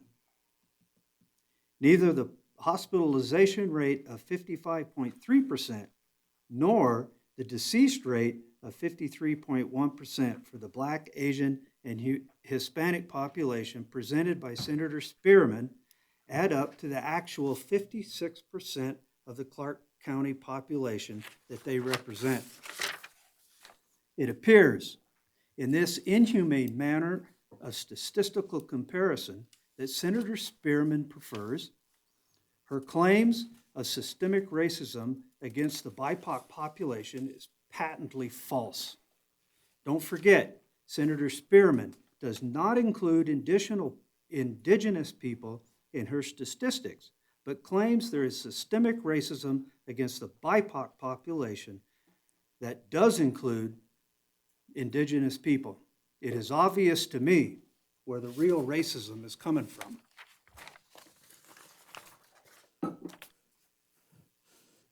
And that's all I have. Thank you for your patience. And one that I did include as late material is the I believe it's SB 275. Let me make sure. And what that is doing is that is adding HIV to our 441A of communicable diseases and trying to decriminalize some of what has been happening with HIV individuals because we have come very far with different treatments and that. I will make note that AB 59 had a work session this morning in Assembly Committee on Judiciary. And the SB 56 is going to have a work session tomorrow morning in the Senate Commerce and Labor. And let me go through my list here. So that's what's happening in the next couple days. And these are just to let you know what's out there. I've got many more that I'm watching on my list, but wanted you all to be aware. Is there any further discussion on these bills or input? No, okay. Nikki, if you'll proceed then. Okay, so our reaccreditation efforts, I've been keeping you all up to date of exactly where we're at with that. And so finalized, we actually are at 30.5. And you may ask me why 0.5? It's because some of the measures have two narratives. And then the rest are in progress. There are 90 measures that we are working on. And I just want to say a big thanks to Deputy City Manager Stephanie Hicks. She is on our documentation subcommittee. So that subcommittee looks at our narratives and gives feedback to make sure that we have addressed the measure. And I want to give kudos to the Carson City Health and Human Services for being the first accredited public health. We're not a district, but here in Nevada, so kudos. Thank you. Okay, so I have incorporated our COVID-19 update within my report since I do give it at each meeting. Our positivity rate as of today is 6%. And then I'm going to go ahead and go on with just some of the information that I've been provided by our biostatistician. So this is looking at the period of March 17th through the 27th. And within that period, we are looking at community, household, and school as being our three highest areas of transmission. Not a surprise.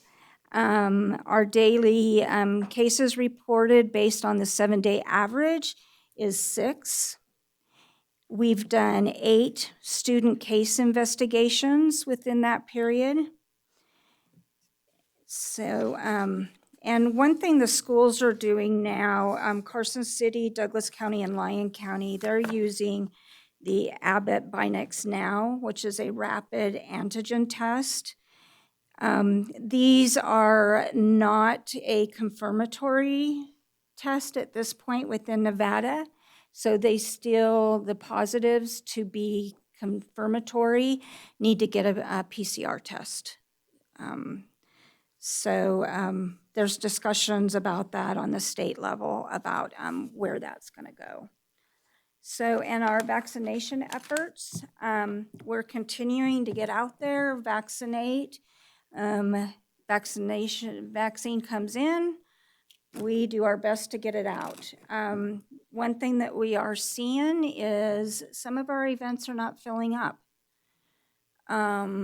especially in some different areas. Right now, I just looked, and we've got, throughout the Quad County area, we've got about 4 vaccination events that still have appointments. So, you know, that hopefully they'll fill up. They're still early because it's for next week. I really want to plead with the public of having appointments at one place. Supervisor Giomi brought this up at the last meeting. What we are finding is that we're having about a 10% no-show. And so that can be some of that having 2 appointments or more appointments. And if they do have more than 1 appointment, to make sure and cancel the other ones, because this does take away from other individuals. Also, I want to highlight that the Pfizer vaccine is for 16 and above. So that will cover those 16 and 17-year-olds, where the others are 18 and above. So, and then within our system, we have put the date of the second dose. So a person makes an appointment for a first dose, they are automatically scheduled for a second dose. We would like to also stress that if individuals cannot make that second dose appointment, then find another event where it will fit into your schedule. Because we can't guarantee those. We don't have events where we just have second doses that were not scheduled also for that first dose. The vaccine allocation at the state, we have that second dose allocation based on that first dose. So that's how we get the vaccine coming in. Any questions on any of that? Mayor Bagwell? So why do you think that fewer are taking appointments? Is it time to just open it up so that, because they're able to get at the doctor's offices and the pharmacies and things are opening up so well that there's not as many, and that also we had all the issues with them thinking that they couldn't get an appointment because it was so full all the time. So where are we on the levels of opening up that anyone can get a vaccine that's eligible pursuant to the right age group? So starting April 5th, it's anybody. Anybody, April 5th. And the appointments that we have out there are for, excuse me, the 6 and later. So anybody can make an appointment at this point, and we will take care of you. And what percentage of our population has been vaccinated approximately? I know it's not an exact science. Yeah, we're looking, still, it seems to be about 16%. Overall, with both shots. Yeah. Or and fully vaccinated, I guess is the way we're calling that. But fully vaccinated. I do want to make note, and thank you for bringing that up. The state vaccination dashboard was having some issues with it, in that it was showing like Story County had no vaccinations, which was incorrect. And that has been corrected. Oh, good. So it's more of a realistic number. Carson City was inflated because they were counting every vaccine that we gave, our agency, as in Carson City. And we have been all over. So Story County's numbers were in our numbers, so they look Correct. 0. Correct. Mm-hmm. Okay. So, I still, we're making great strides on that. Some of the percentages I still am a little weary of, and I think part of it could be that people aren't realizing that anybody can go at this point, and we will not be turning anybody away. I think that's a great message to try and get out, and all of us can help with that, Mm-hmm. letting everyone know. Yeah, Adult, get an any appointment. adult. Yes, any adult. Thank you. 16. 16 and on Pfizer. So Yeah. if the appointment lets the 16-year-old, then you know they're getting Pfizer? Our appointment system tells which vaccine it is. Right, so that they know which one to sign up for. Okay. Yes. And I attended was a volunteer for an event in Dayton yesterday, and there were a couple questions by citizens, and they were not aware that it was opening up. So to just get that out, that it's opening up, we still want them to be doing appointments. We did have some people walk in, and that wasn't possible because we had so many, available for the people that had scheduled. So at this point, we're not having that walk-in. Once we get to see how this, now that it's all opened up and you're scheduling an appointment, because you want to be sure that they get that second one. With one, your immunity is maybe 50, 60%, so you do want to be sure they get the second. So still encouraging appointments, but certainly in the future foresee saying, It's open. it's open. Mhm. Good, good, good, good. So what, are we getting which is the predominant vaccine? Or are we getting an equal amount of the different types? Pfizer, Moderna, Johnson & Johnson, or what's the breakout? It's different each week, what comes into the state. Oh, okay. And then what gets allocated from the state to the jurisdictions. We don't get as much of the Janssen or the J&J as we do the other. So, and that's just, I don't think the state's getting as much as with the others. So it depends on the week, and it's not set. J&J. By one of their manufacturers, yes. No, I don't believe Johnson & Johnson did. That was AstraZeneca. Well, Johnson & Johnson, they had one of their 15 million doses. manufacturers that didn't Oh, meet okay, quality sorry. measures. Nikki, I have just a real quick, easy opinion question for you. Do you have enough information or data to suggest how enthusiastic our youth are coming after the shots? I don't have any information on that yet. They haven't been able to get them. They haven't been. No, they I don't think we haven't. know yet Well, because I they haven't been. understand. I was They're just not wondering if there eligible. was, A push to are the get 'em. youth going to come in floods or? I don't know. I think, the Pfizer vaccine is a difficult vaccine to administer. It almost has to be done in a clinical setting because of the storage requirements. It's very difficult. I don't think you'll see Pfizer in, I know we won't do Pfizer, and I think you're going to see it difficult to be administered in a physician's office because of the requirement to utilize high quantities of it over a short period of time. So, I think until either Janssen or Moderna comes up with the ability to vaccinate people in that younger age group, I don't think you're going to see widespread vaccines because Pfizer's difficult to administer. It's difficult to manage because of how cold it has to be. And I totally agree. It is best to have those in those large group events.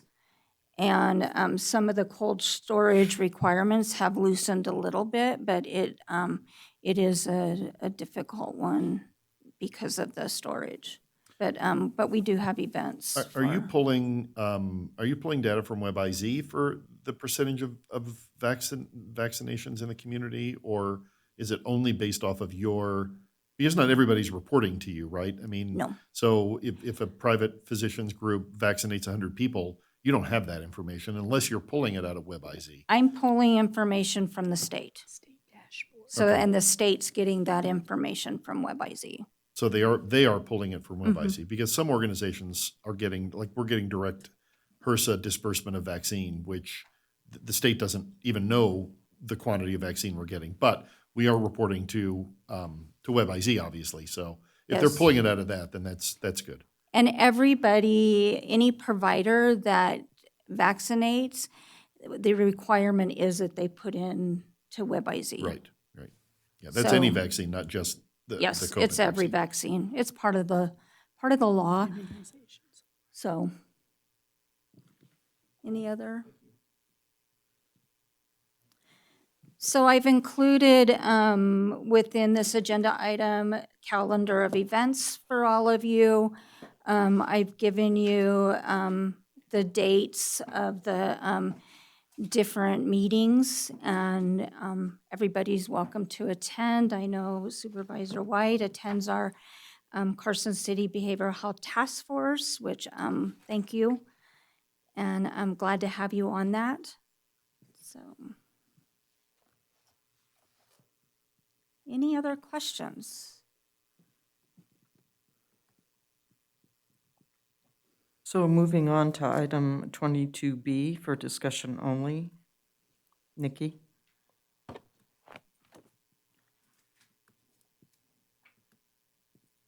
And this is the Carson City Board of Health orientation and reorientation for some of you that have already been through this. I feel this is very important as you start on the Board of Health, just to know a little bit what guides the Board of Health and why we do what we do. So when you're talking about public health, you're looking at prevention, promotion, and protection. Within our agency, just for reference, our prevention is our clinical services and our human services. We have programs that provide screening, immunizations, preventing homelessness, which is that social determinant of health. And you'll hear that term quite a bit in the public health realm, that social determinant of health. You may have heard that your zip code is sometimes more important than your genetics. For health promotion, we've got our chronic disease prevention and health promotion division. And again, we've got human services. Under chronic disease prevention, we have our tobacco prevention and control program, our Ryan White program, and then of course, human services that's trying to improve those social determinants of health, and clinic services, and also immunizations. And for protection, you're looking at our environmental health, our public health preparedness. We saw that a lot this last year. And you heard a lot about public health preparedness. And then also our epidemiology and disease surveillance. You also heard a lot about that with COVID. Under environmental health, that's those restaurant inspections, those pool inspections. They do plan reviews.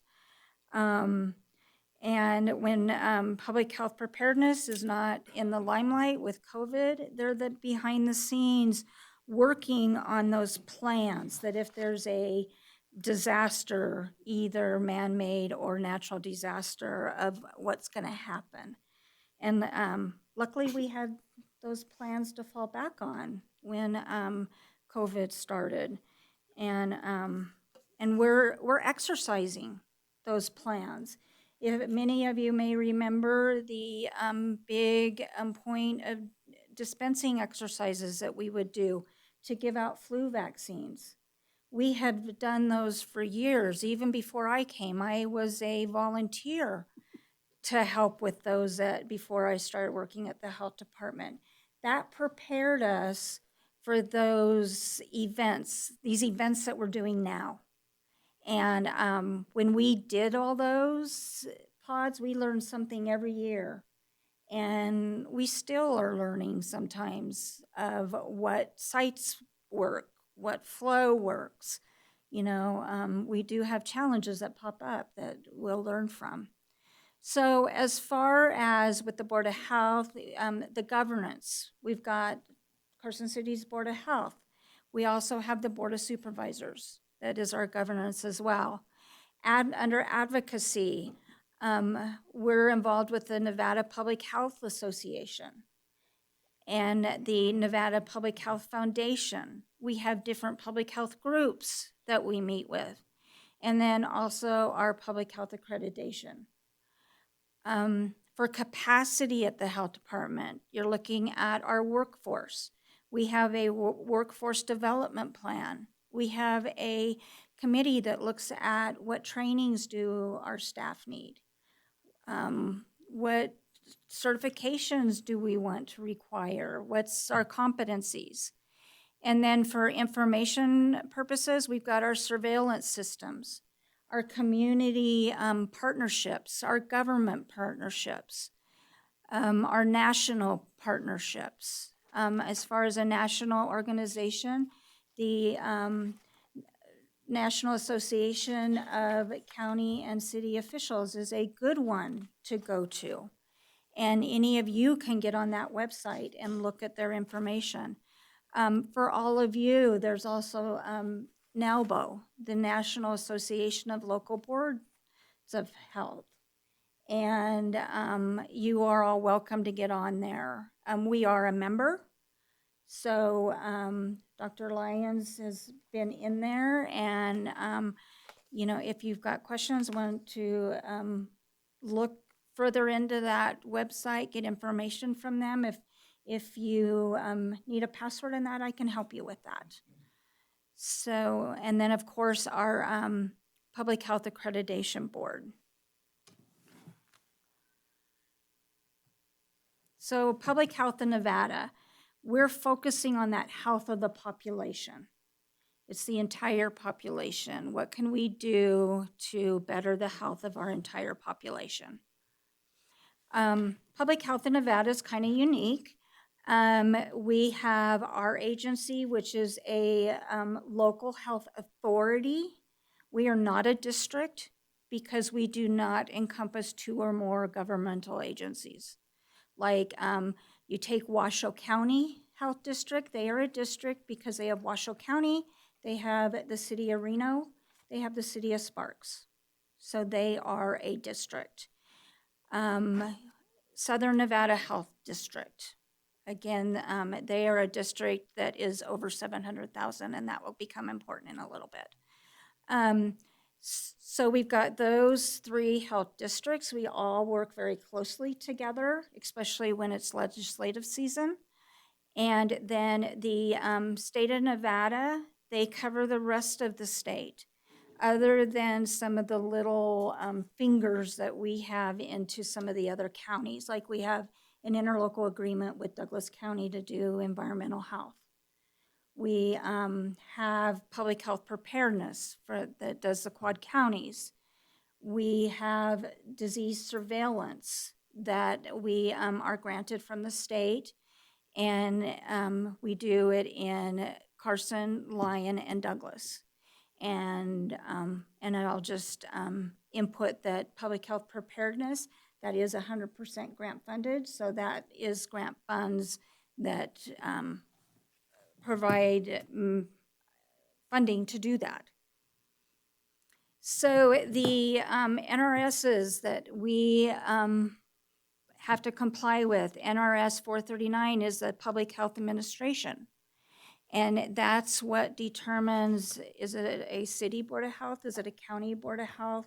Is it a health district that's under 700,000 population, or is it a health district more than 700,000? And it lines out those duties. And then of course we have the corresponding NACs. I'll just comment that we follow 441A, communicable disease.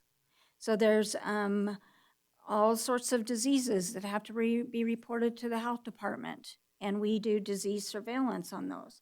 So when COVID hit and we had to do disease surveillance, we do that every day with all kinds of other diseases. There's a small portion of 442 maternal and child health that we comply with. And then under environmental health, it's 446, which is the food establishments. So the Carson City's Board of Health, it was formed November 13, 2003. And that is when the public health programs were handed to local government of Carson City. And we had the unique option of forming as a city or county board of health. And at that time, the county opted for the county board of health. Again, when we were formed, the bylaws, they were first adopted that I saw March 17, 2011. And we updated them with a couple of you here. Those were updated May 16th, 2019. We have the Carson City Municipal Code, Title IX, that also, it mimics what, a lot of what's in NRS 439, what our county health officer does, that we're supervised by the State of Nevada Health Division, what those Board of Health duties and powers are. So as the county health officer, the duties are overseeing sanitary conditions, adopt necessary regulations for prevention, suppression, and control of any contagious disease. These regulations would then go to the State Board of Health for their stamp of approval. Quarantine powers, and then administration provided by the county. So these are the Board of Health duties, which are in NRS 439.350 and also in our CCMC Title IX. And I won't read through these.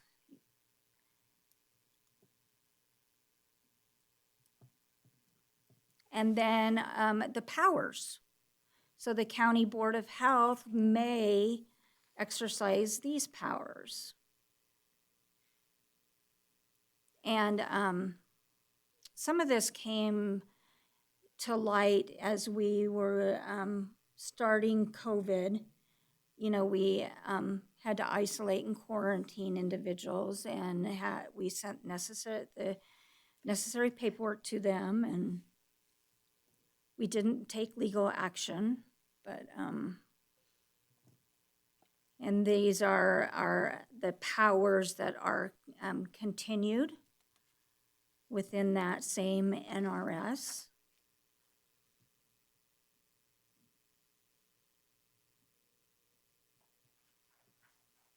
So as far as Carson City Health and Human Services, I wanted to share our mission, which is to protect and improve the quality of life for our community through disease prevention, education, and support services. And our vision is to lead the region in providing services that support healthy communities. These are 10 essential public health services. The main drivers of this are the assessment, assurance, and policy development. And this also is the basis for public health accreditation. So it's public health accreditation is making sure that a health department is meeting and doing what they need to with these 10 essential public health services.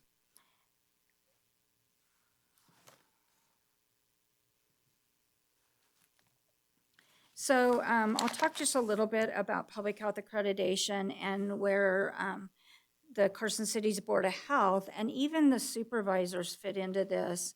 Public health accreditation has 12 domains, and it's based on those 10 essential services. There is an 11th domain that looks a lot of our policies and procedures as far as human resource type procedures and how we're managing our workforce. And then domain 12, it relates to the health department's governing entity. So we need to educate you on the department's mission, goals, responsibilities, and programs. And that's part of this orientation. That's part of when I come and we do presentations about what we're working on. And that the health department's governing entity, which could be the Board of Health or the Board of Supervisors, is engaged with the health department and its activities. And so that's looking at the budgeting process. Definitely, there's a lot of engagement in that. And so that's where I look at it, that it's both the Board of Health and the Board of Supervisors. So how would you get involved in public health? You have the opportunity to attend a National Association of Local Boards of Health conference. Our new health officer is going to attend one that's in, what month is it? I see what you mean with these buttons. You press it, it doesn't respond. You press it again. Whoops, you just turned it off. Yeah, I just attended the spring conference, and it was virtually attended, obviously.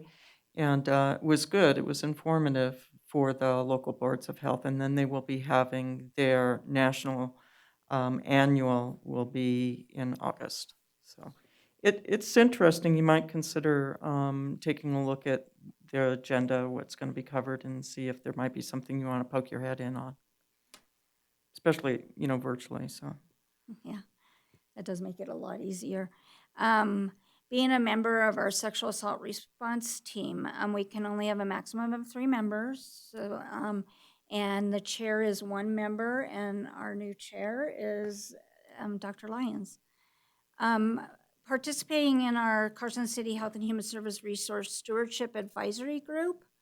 We haven't met in quite a while, just because of COVID and the change in the board and that.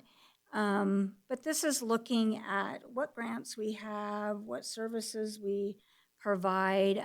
Again, a maximum of 3 members, and 1 member would be that county health officer. So anybody interested, you can contact me, and we can get a meeting going soon. Supporting public health legislation and educating our legislators. And I think Supervisor White, you've got a lot of good information on that one bill, and can speak to others about it. When it comes to this, the item you just mentioned before, the resource stewardship. Whoa, gosh, darn. Okay, needs more tea. Anyway, it's interesting. I just learned the other day that our health department is 79% grant funded. So it's a tremendous amount of resource that's being brought into the community, and yet creates a pretty big dependency on those outside resources. So if there's anybody that's interested, please do step forward in regards to that resource stewardship. And we just recently have really, that percentage has changed dramatically. We were like about 50%, 56% for quite a while, but because of COVID, there's some pretty substantial grants that have come forward. We're waiting on 2 large ones right now that we have submitted the budget for, and once that is awarded, I will bring that to the Board of Supervisors as information. So it's they're awarded through programs that we already have. And then I would just, you don't have to answer this, but I would just put it out there. How would you like to be involved? I'm open to anything and welcome anybody. And if you have an idea how you want to be involved that I have not mentioned here, just, you know where to find me. Any questions? No questions? No comments? Now you're educated. Or re-educated. And she can check that be, box on the reaccreditation. Absolutely. I will not be giving a test on that. So moving on to item number 22C, discussion and possible recommendations. Nikki and Mary Jane Ostrander. Ostrander. Ostrander. So I've brought Mary Jane in on this because I would imagine you're kind of tired of hearing me talk all through this. But she is the chair of the Carson City Behavioral Health Task Force. And this item is related to that. I'll just give you just a little bit of background. So in 2017, the Nevada legislature created 4 regional behavioral health policy boards. Then in 2019, they went back and they changed that. And they redefined the policy board's regions, memberships, and mandates. So they reached, within that law, they changed the number of these boards from 4 to 5. And one of the board's requirements is to submit an annual report to the Commission on Behavioral Health. And the draft report from the Northern Nevada Behavioral Health Policy Board is attached as supporting documentation. That report is not there for your approval, for your edits, but it's a guiding document for the board to give us, Mary Jane and myself, guidance on the recommendations within the report that I'll talk with you about shortly. And I think one thing that was providing a lot of confusion on this item is the policy board will actually be approving this document later today. And within the board, the composition is community leaders, law enforcement. Sheriff Furlong is a member of that. Healthcare and treatment providers, and family and peer advocates. And the purpose is to collaborate with the other policy boards. It's to break down those silos within the regions and provide that opportunity for the regions to have conversation with the state on the barriers or struggles, challenges that we're facing. And it's to improve behavioral health services in Nevada.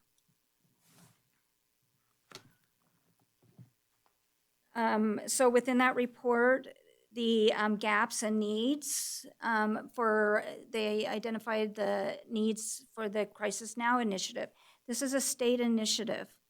And for that initiative, it's at 24/7 mobile crisis response, crisis call coordination, crisis stabilization unit, and rural crisis stabilization access points. The priorities are to obtain sustainable funding for the current crisis stabilization and jail diversion programs. You know, those are the FAST, the CIT, and the most is the mobile outreach safety team. FAST is the forensic assessment. You're gonna have to help me on the rest of that. Okay, good, see, you guys are educated. And then CIT, Crisis Intervention Training, and also the Carson Tahoe Mallory Crisis Center. That has been a great addition into our community. There is legislation out there that where those crisis centers can be stood up in other areas. Currently, the law has it where they need to be hooked to a hospital. And so hoping that that can move forward and these crisis centers can be within the region. Increase the behavioral health workforce with the capability to treat adults and youth. We've seen a big gap with the youth. Increase access to treatment in all levels of care. Increase access to affordable and supported housing. This is a big one for individuals that have mental health issues. And you know, that supported housing can be a very, it can make or break a situation. Develop services to support continuity of care, you know, looking at that continuity of medication, service connection, and using community health workers. So we put together our just some staff recommendations out of, it's on page 10 of the report. You know, I really am impressed with how behavioral health has grown in our area. I'll just share a personal story. I have a brother that has a severe mental health, behavioral health issue, along with drug and alcohol programs. He's not in Nevada. And I have had a very, very difficult time working through this whole situation. I'm a family member that is willing to help, and I constantly am fighting against the police department out there. I've been told that I'm lying. I've been told that my brother is fine. I came back very, very angry because of my interaction with the police department out there. Kenny got the brunt of that conversation when I got back because I was so frustrated, because I see what we do out here and none of that is provided out there, which makes it very difficult. We have a long way to go, but I think we have a lot of services that other communities do not. So with that, I'll let Mary Jane add anything if she has anything to add, and we can have some discussions on what your thoughts of our recommendations, or if you need us to look at something else. I would just add that our Human Services Division, under our Community Services Block Grant, is currently doing a community needs assessment. And we do have several mental health questions on there that will be interesting to see those results. We should be wrapping up the assessment in the next week or two. We're getting some pretty good response. So we're excited about that, and we'll take that also to the Behavioral Health Task Force for some new goals and objectives that come out of that community needs assessment. We're also currently working with the Sheriff's Office to try to expand MOST, so we're pretty excited about that.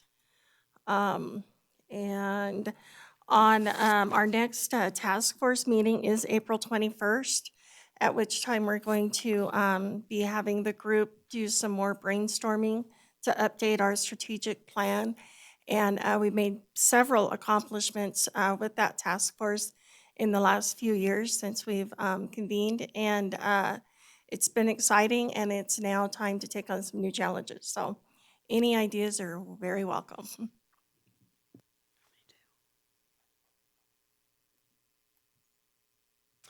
I think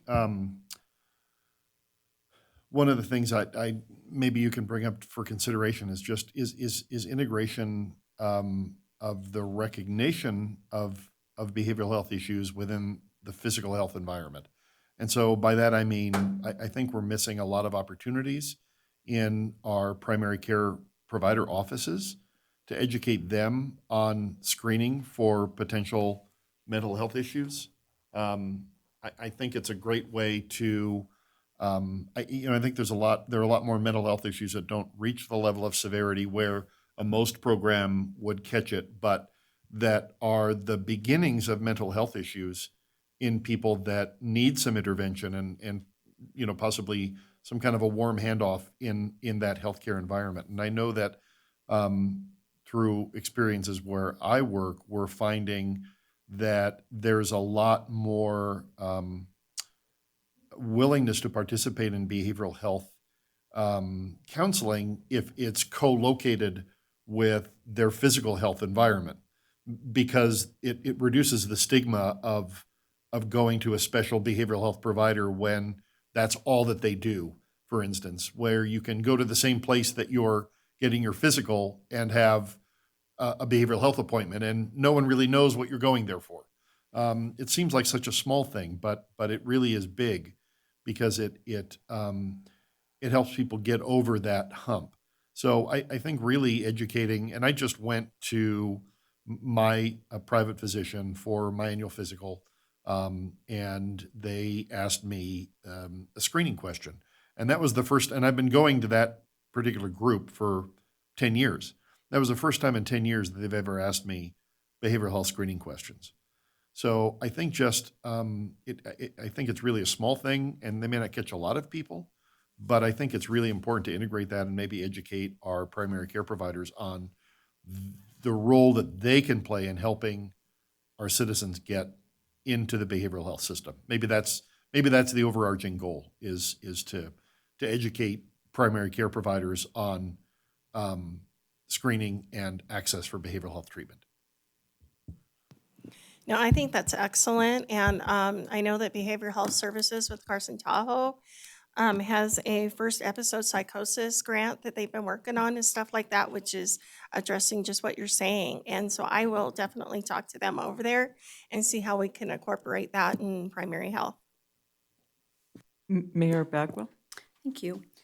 So I just want to think or understand a little bit more. If I look at page 10, number 3, where you're talking about a crises now model. So can you define that more for me so that I understand what you're trying to indicate here? So what's a crises now model? How is that different than what we already do in Carson City? How are you seeing that expand something for our residents? I need to understand the model if you can.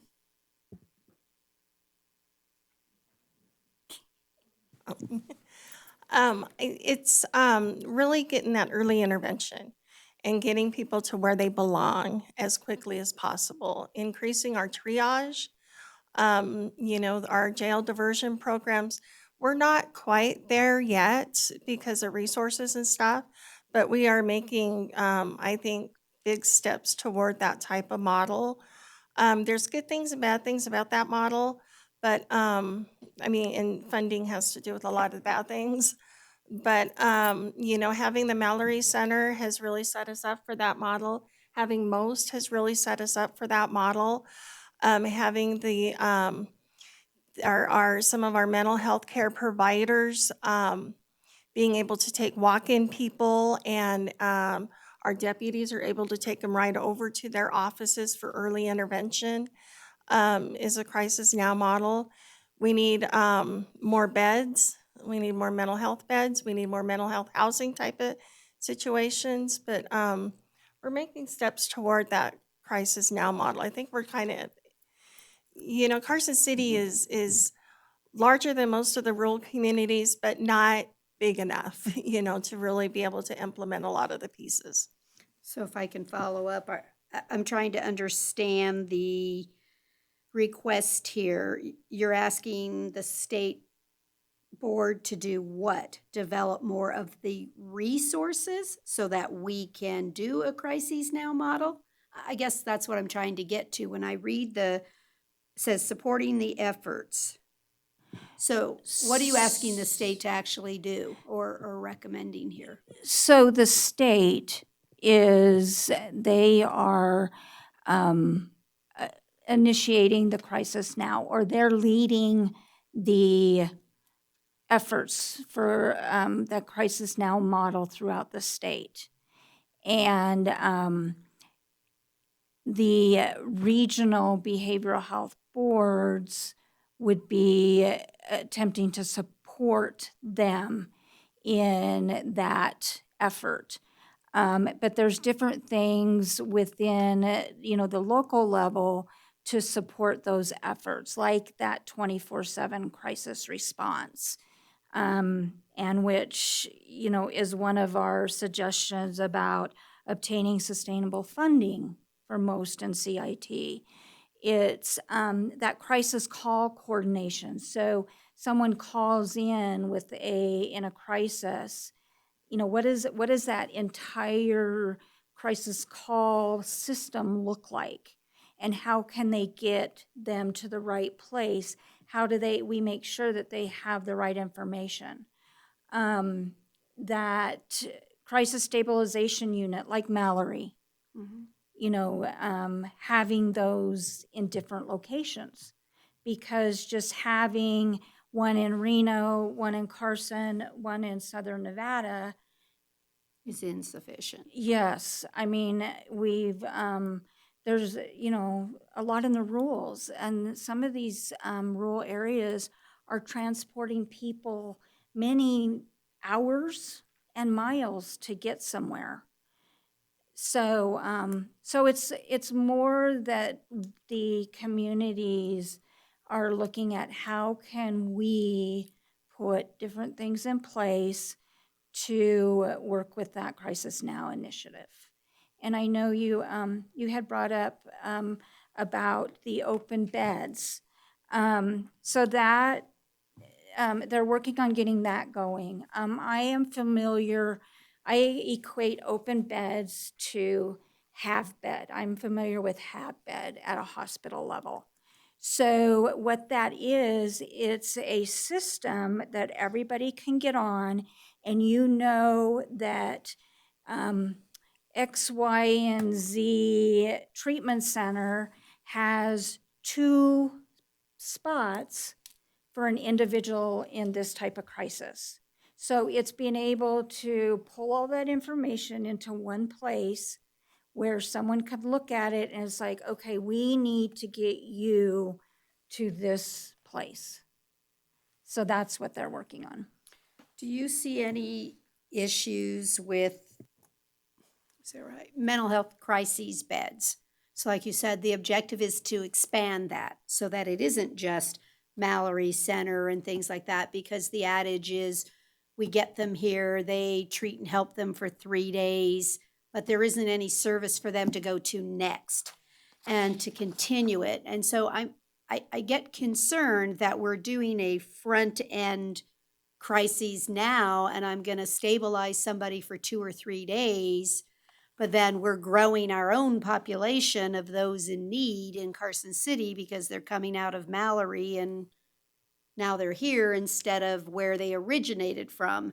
So I'm not sure I saw anything addressing that issue. Is what is the task force recommending? I just think I love the idea that there's an open bed and you get someone to a crisis, but I don't want this in here without the linkage of that doesn't let you off the hook if you brought them to the bed because it happens to be in our community.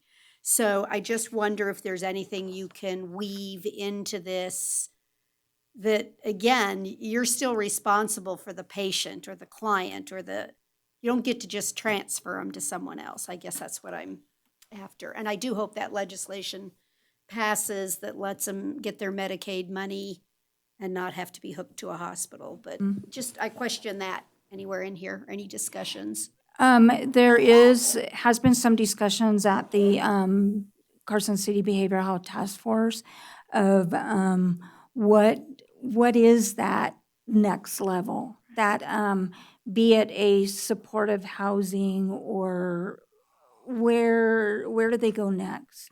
So those conversations are taking place. A lot of this is not easy fixes, but yes, and I personally, again, I shared a little bit of my story. If I could get my brother somewhere that was some type of supportive housing where I'm sure, that they make sure he takes his meds, they make sure he gets good nutrition. He could possibly be more successful at this point. I'm hesitant to even say maybe, but that could help a lot of individuals, because they just need that oversight. Do you have anything to? Before going on to Supervisor White, I'd just like to add something to what Mayor Bagwell said, and that is in this report, this draft from Northern Nevada Behavioral Health Policy Board that's going forward to the State Commission, they note in there that Carson City Mallory Center, is the only one in the state. And that's like completely inappropriate. You know, that needs to be, because you're exactly that. If you're the only one, a lot of people are going to show up at your door.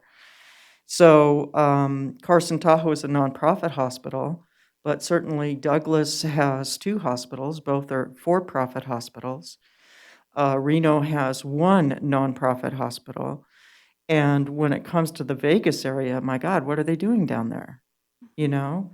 So this legislation to make it more possible in the rural areas certainly does not give our metropolitan areas off the hook. You know, they should be doing their fair share. And the other, so that would be my added comment to that. So please, as our representatives of Carson City, take it forward to our state representatives to say there's got to be some push in the state to do more in other areas. Supervisor White. Thank you. I think you answered my first question, but on page 8, there's a list of priorities. Then on page 10, it takes off with a list of recommendations. Who is actually responsible to see that these recommendations and priorities come to fruition? So it's our board, you know, the policy board, and we're guided. Our kind of our glue that keeps us together is Jessica Flood. And so she's very good about having those other discussions with the other policy boards and with the state. So, so this is the report going forth from that policy board on up to the commission. And so it's stuff that the board will be looking at. And I just want to note too, kind of how we work it with the policy board. We also take reports from all the different task force. So Douglas County is represented. They frequently provide a report what's going on with their task force. Story County Community Chest up there is active and provides a report.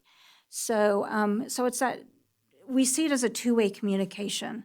Within our task force are reporting up to them. And then the Jessica Flood, a lot of times, or myself or the sheriff will provide comments of what's happening at the policy board level.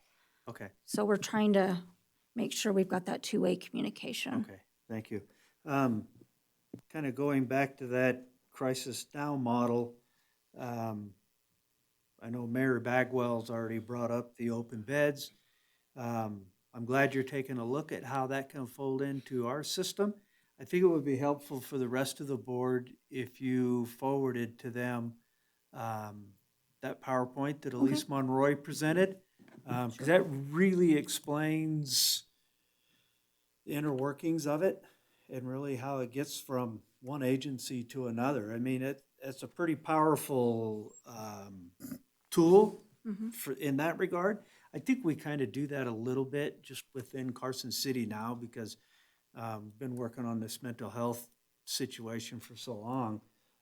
Our groups already know what else is in town and nearby, but this really brings a real wide array of tools. Also, kind of going back to the regional use of the Mallory Center. Twice in this report, on page 10 and then again on page 24, the Mallory Crisis Center is referred to directly as a regional resource. And I would say if indeed, I know that's not necessarily what it was intended to be, but if that's what it's being used for now because it's available, are we being reimbursed by these other agencies that bring their folks to the Mallory? And if not, can we make that happen? Do you have a comment on that? Well, my comment goes back to Lori's question also. And I know that our division, our Human Services Division, having some housing programs and stuff like that, are in a lot of communication with Behavioral Health Services and Mallory just about that.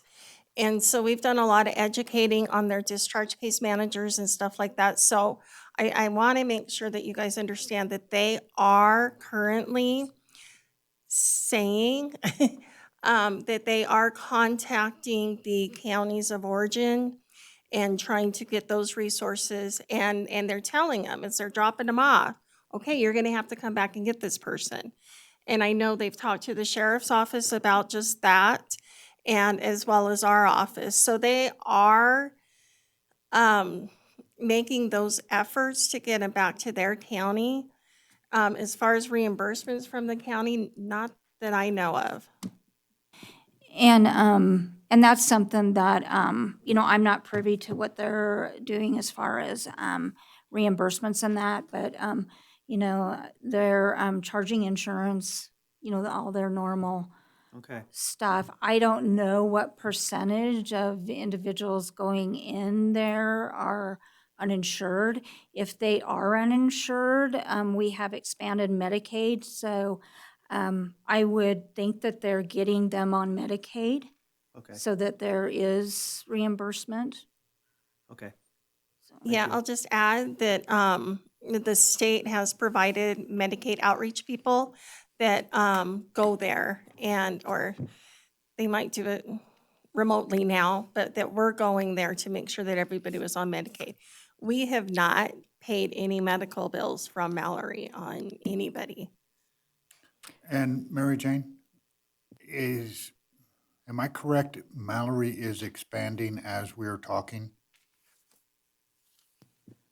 I Bed believe space. that is their goal and objective, to expand. Because I understand that we're using an alternate entry site now while they expand additional bed space here. Well, that's good. And that's not the first expansion they've done. They initially opened with like 10 beds. And you're I'll gonna ask ask me how for many they have. I don't clarification know. as well. And that is, when I read this, I assumed that regional meant the region that Northern Nevada Policy Task Force is dealing with, not Washoe. Is that correct, or do we get admissions from Washoe too? I would say that we do get some admissions from Washoe, and that could be direct, or it could be a lot of, I know the homeless population with mental health and everything are drifting down from Washoe and ending up there. So I would probably say all the counties. Okay, so when we think of our region, Northern Nevada, yeah, okay, thank you. And I get a question for all of you. There's a lot of discussion about Mallory and that. Would you all like at some point to have the hospital come and give a presentation Yes. about Mallory and the services that they provide? Okay, I'll work on that.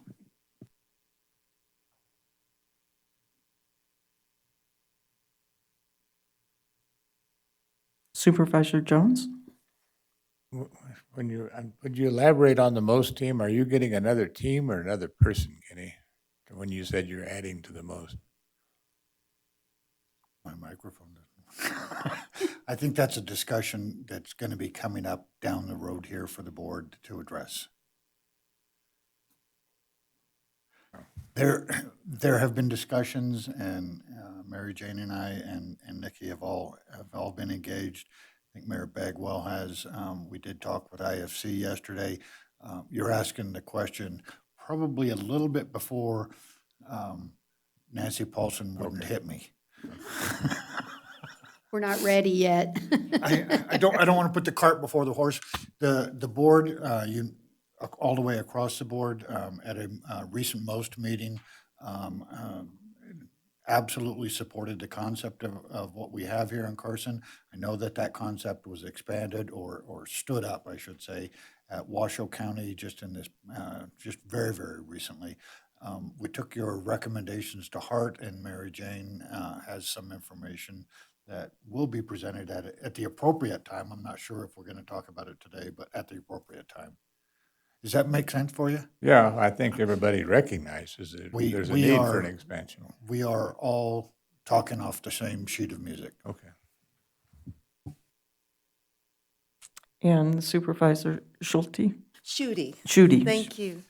I just have a question about telehealth in terms of what role do you see it playing throughout the state? And I say that, listening to the conversation, can it be used as a tool in the interim to help hospitals actually increase their level of service? They might not have a formal mental health area, but perhaps if somebody is in a real crisis and they're admitted on a hold, if telehealth can actually then be used to assist staff to meet the needs of the patient. Yes, and to the extent on the, initial holds and stuff like that, how much the hospitals are using it, I'm not sure. But I know that we have several mental health clients that we see that are doing telehealth, and their doctors are down in Vegas, that they're doing that telehealth. Through our Community Services Block Grant, we also purchased some iPads so that people that don't have the means to do the telehealth and can't get to appointments or just have that barrier, we're issuing them iPads with a year's service to help them meet that need. Well, I think it's wonderful, and just reading through this, I see areas where telehealth can really be of service throughout. I mean, even number 9, develop initiative to support regional behavioral health authorities for formalizing infrastructure. And part of that infrastructure can be just what you were saying, getting those tablets in the hands of folks who otherwise have real difficulty with transportation or perhaps shame is involved or, whatever the issue is. So that's great to hear. Thank you. And I'll just add, when I, probably about 3 years ago, I had a conversation with an individual up at the hospital to find out if they were having issues with the legal hold process. And they were, at that time, using a telehealth method to communicate between the hospital and the individual, the court. So yeah, it's through the legal health process or legal hold process. Yes. Okay, thank you. And I wanted to clarify my word shame. That was the wrong one, but I know sometimes people struggle and perhaps like if we're talking substance abuse, which is a part of a mental health issue, perhaps being ashamed of sliding backwards. So that's wanted to clarify my use of the word. And I'm glad that you said that. And I just want to add that one of the things the Behavioral Health Task Force has spoken about is just that. We want to make behavioral health such a common conversation that everybody is comfortable with it. They're comfortable asking questions. And people are comfortable discussing that, yeah, I do have some, issues or something like that. So, the more we talk about it, the more of a comfort level we hope it becomes. But yeah, that is one of the things that we've talked about a lot. Well, and I think in light of even this past year with COVID, more people really understand depression. They understand that, just feeling like what's happening and all of it. And so I think it's a really good time to implement some of these ideas and strategies. So one thing I would point out about telehealth, and this has been shown in large part with the VA, is that when it comes to telemental health, in many cases, it's actually more effective than face-to-face. So some people will be more secure. You know, you can kind of imagine it, right? You're not sitting in a room with someone spilling your guts. You're, you know, over the phone or over the picture. And it's been shown in many cases to have greater efficacy, greater effect, greater benefit. So certainly promoting tele-mental health is a good way to go. Supervisor Gigomi? Yeah, just one last comment. In terms of something to look into, I heard from some marriage and family therapists, there's some disparity in reimbursement rates, and I don't know if that's something you can put on the radar going forward. I don't know the details, but might have something to do with Medicaid, and LCSW is getting a different rate, and marriage and family therapists getting a different rate, and you know, with a lack of behavioral health providers, it seems to me that we would want to have a level playing field, and there may be lobby efforts, you know, maybe the MFT group doesn't, you know, want to, I don't know, but I just think it's worth getting into, because you're looking at the telehealth and forcing insurance companies to reimburse telemental health visits at the same rate as actual in-person visits, and I think this goes part and parcel with that, because if there is a disparity, and because of that, providers are leaning towards only hiring LCSWs and not MFTs, then we're losing out on a whole hunk of people that we could be hiring to provide that needed treatment, because their reimbursement level is different, right? So I think that might be something to work at, to look into. Obviously, in the Medicare thing, we're not going to be able to affect that, but on the Medicaid side and on private insurances, we can certainly influence it through NRS or NAC. Yes, thank you for that. And on our board, we have someone that's very knowledgeable about the insurance side of it. So we'll talk Yeah, with because as them. much as we'd like to think that it's altruistic, it, you know, it costs money to provide it. And if we can level the playing field, maybe we can get after it a little more. Thanks.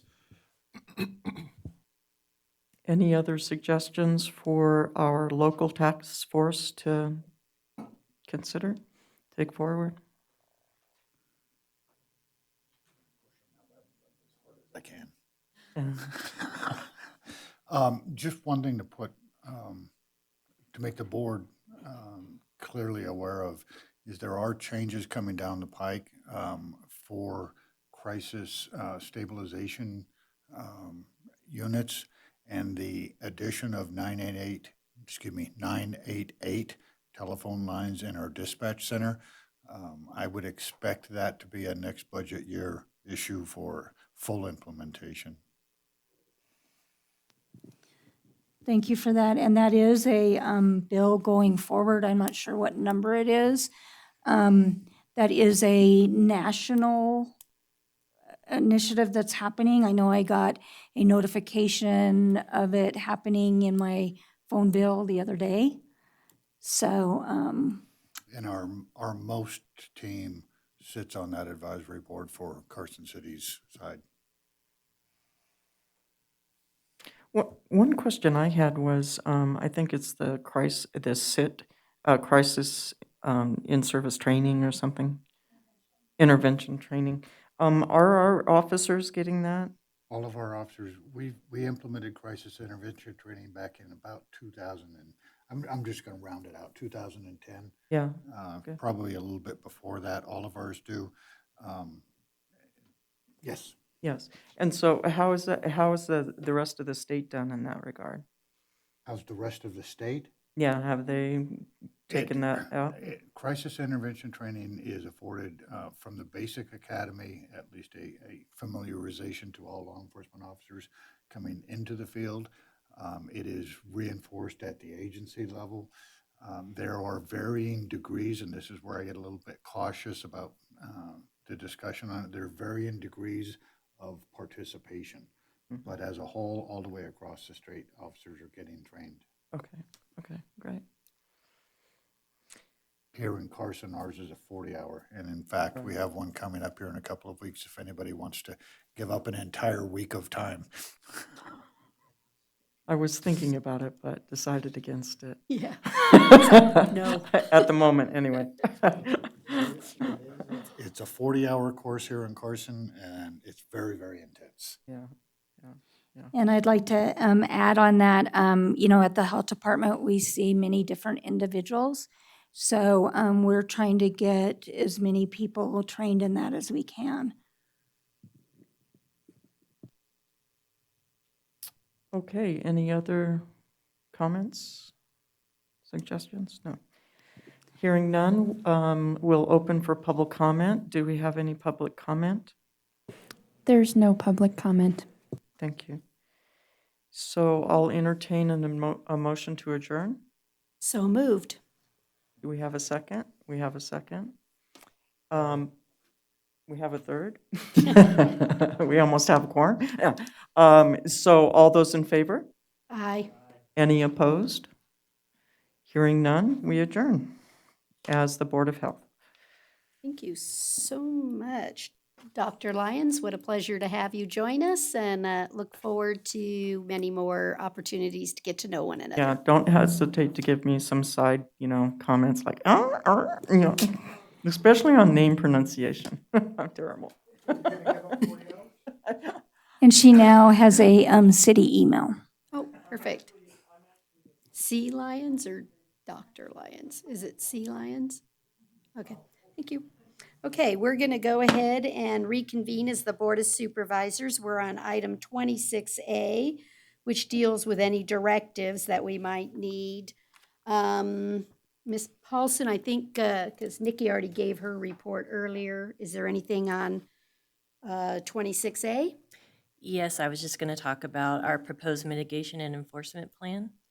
I think you've all seen the plan under monitoring. Carson City's test positivity rate, as Ms. Akers said earlier, is 6%, and that's currently below the state's recommended rate of 8%. So over the next several months and following the transition to local government, the city will continue to monitor the state's tracker to ensure that the city stays within the acceptable ranges. Under mitigation measures following the May 1st transition, Carson City will work towards 100% reopening.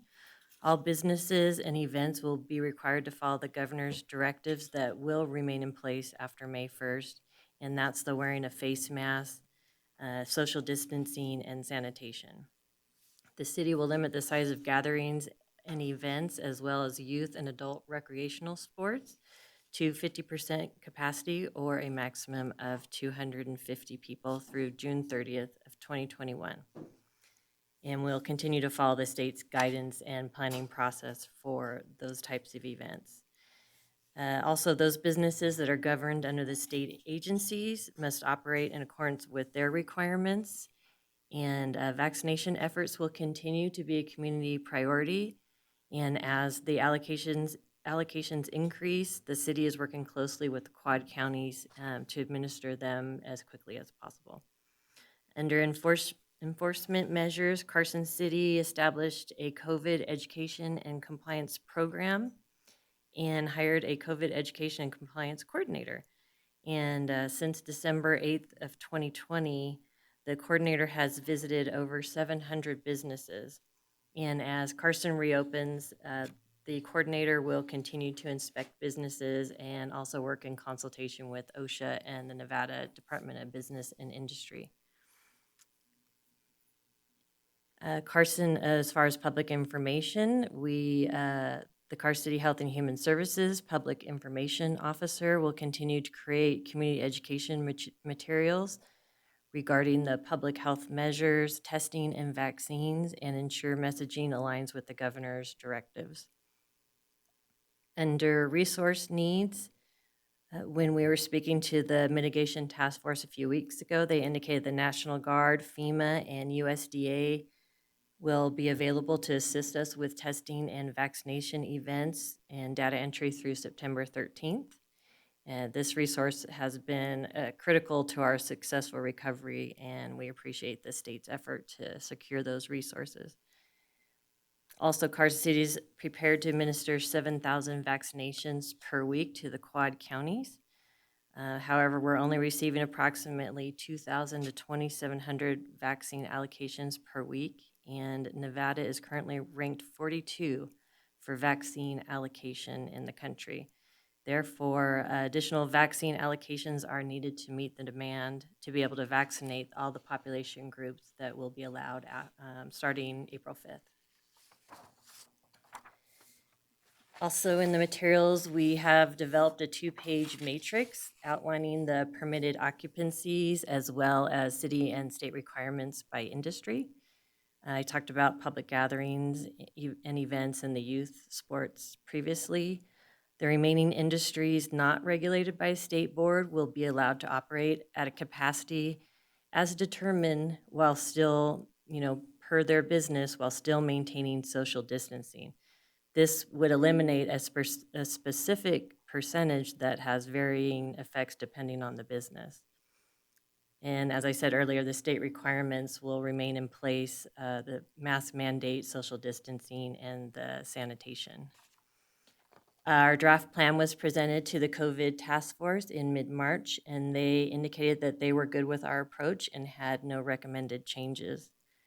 We've also discussed the city's plan with our surrounding counties, and it appears that we, as far as in northern Nevada, are all mostly on the same page. One of the counties is considering increasing the number of people allowed at a table in bars and restaurants. They're considering moving that up to 10. Currently, in our plan, we have that no more than 6 persons would be allowed per table. They said the thought was that many of the people are currently showing up in larger parties and then they're being split up at the restaurant, but the reality is that they're then leaving the restaurant and, in close contact anyway. So they want to, I think the bars and restaurants requested that they be able to increase the size of parties. The next step is to send this off to the school superintendent and the Nevada Hospital Association for their endorsement and present this to the state task force on April 14th. And then we bring it back to the board for final approval on April 15th. And with that, I'd welcome this is, like I said, just a draft plan, and any direction from the board or questions. Does anyone have any, Supervisor White? Thank you. Under the public gatherings and events, while it's not specific, is it safe to assume then that our local government meetings will begin having the public in place? I mean, we can do that either here or in the Bob Boldrick Theater. So, I mean, that's a main issue for me is getting the public access back to their government. Yes, we'll be inviting the public back within the requirements that have the social distancing, and I believe our staff person will help us with seating in the exterior that can see on screens, and then getting those people inside that want to testify. So we're working on a few little finite details on how to figure out how to ferry it, but yes, Rob will be helping us do that. So that's certainly our objective. Okay, thank you. Supervisor Schutte? I just have a question or an idea about the compliance coordinator. And of course, part of it is to make sure that people are in compliance. Does this coordinator also offer ideas or suggestions on ways to be successful? Okay, because I think as it opens up more with the understanding that the distancing and masks and the different requirements, that sometimes a fresh set of eyes offering different ideas in terms of seating and all of that could be helpful and help people be more successful. We've gotten even thank you letters and everything from the businesses that he has visited, because That's wonderful. done education has been his primary goal. What can we do to keep you safe, keep you open, and the people coming to your establishment safe? That's great. And so I'm glad we spoke about it, because it's not a punitive position. In other words, it's really a way it's more supportive. That's great. Correct. I'd like to talk about, we did a brief thing last time where in our mitigation for the gatherings and events, inside versus outside. We did not do that. Do we want to look potentially also of earlier, we talked about maybe visiting that on June 1st instead of the 30th, or designate that outside can be more than 250. What I'm working on is the 4th of July for fireworks and things like that. So do we want to have that come back earlier than June 30th? Should we change that to June 1st that we would assess? So I'd like to have you change that to June 1st, that we can look at what we can accommodate, especially for outdoor events. And then the size of the table seating, I'm actually surprised none of the restaurants have contacted me to ask to go to 8 or 10. But do we want to change from 6, stay at 6, try it for a while? What's your guys' pleasure on that? Tough one. I almost think that as we open up, it might be a good idea to stay at 6 because there's going to be more people in The restaurant. the potentially. restaurants, and to not only increase numbers in the restaurants, but then increase table size. I think it's too big step forward. At the same time, maybe first increase the numbers in the room and Step up to seeing it. how that is working, then take the next step to more people at the table. Other thoughts on that? Supervisor Giomi's next. Yeah, I agree with that approach. And my other comment is the second paragraph under monitoring, where it's talking about the city will continue to purchase PPE and sanitation supplies for distribution. Can we just add free of charge so it's clear? I think everyone knows it's clear, but if we could just add that language in there, I think it'll help. Are we buying more, or we still have surplus? We have no more budget for more, right? We still have surplus in, I believe with the new funding, American Rescue Plan, that we'll be Even able more. to purchase more supplies. I don't have any problem with that, other than I'd prefer to see if it's what they want and what they need. Because I'm not if we have a whole advocating- bunch of surplus, they're not I'm asking not for it. advocating buying more. Oh, I'm just okay. saying, Yeah, I yeah. didn't say Got it. that. All I'm Okay. saying is that it's available for distribution, and I'm saying it's available for distribution free of charge. Okay. That's all I'm trying to say. That's fine. I just want to make sure that no one gets some thought we're buying more. Perfect. And so on the sizing of the tables, I don't have a problem with moving into that. Does anywhere in this plan indicate when we'll look to revise these? How often can we bring it back and open it? Because I don't mind what you're saying. So are we going to June 30th or something, look at the size of the tables? Is this going to come back to us every 6 weeks as we monitor? What's our plan? I guess that's up to us. Any changes to this plan would need to come back to the board and be approved. So whatever time period we wanted to do that, if we wanted to do it each month. So we could look at our reports when she's given those to determine if we need to. So maybe it's just with the standing item that we could make any changes if we felt something came up. Does that work for everyone to have it with the standing item? Okay. Supervisor White? Thank you. In regards to the PPEs being distributed, I could tell you a number of the restaurant and bar folks that I visit with, they're surprised that that's available. So I'm thinking maybe a stronger outreach. I mean, if I owned a bar, I think I would be paying attention about what's going on. But I think since apparently we are going to take on this job of administering and enforcing the governor's mandates, I think it's incumbent upon us to really push the information out that those things are available. Table sizes. I think we need to leave that more or less open to the restaurants pertaining to how they can accommodate the social distancing. If when a group of 10 people walk into the restaurant, if they're able to put that 10 people together but maintain that social distancing with the rest of the restaurant customers, I don't know why we don't allow that to happen. 4th of July.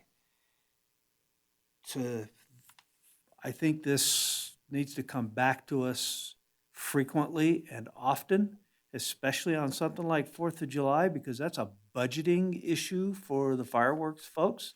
In fact, we've probably missed that for this year, unless somebody's just really ready to go. But I think it needs to come back pretty frequently so that we can stay ahead of, as Nikki tells us all the time when we get her reports, this is a fast evolving situation. And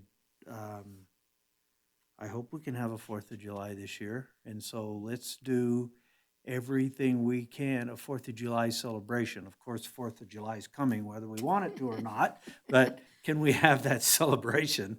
I think we need to, even if it takes a special meeting, if we're going to take on this responsibility of administration and enforcement, which frankly I'm not all of that much in favor of, but if we're going to do it, we need to get on this horse and get moving. Thank you. So, size of tables for you, Stan? Want to leave it at 6, or you want to let the footprint of the particular restaurant with its requirement for social distancing dictate? You know, I kind of agree that this should be left up to the restaurant or the facility.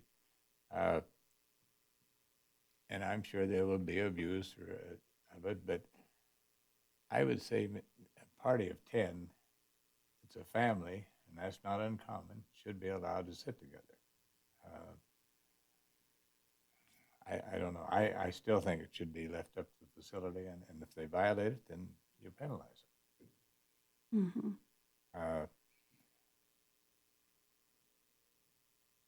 I think we need to address this at least monthly.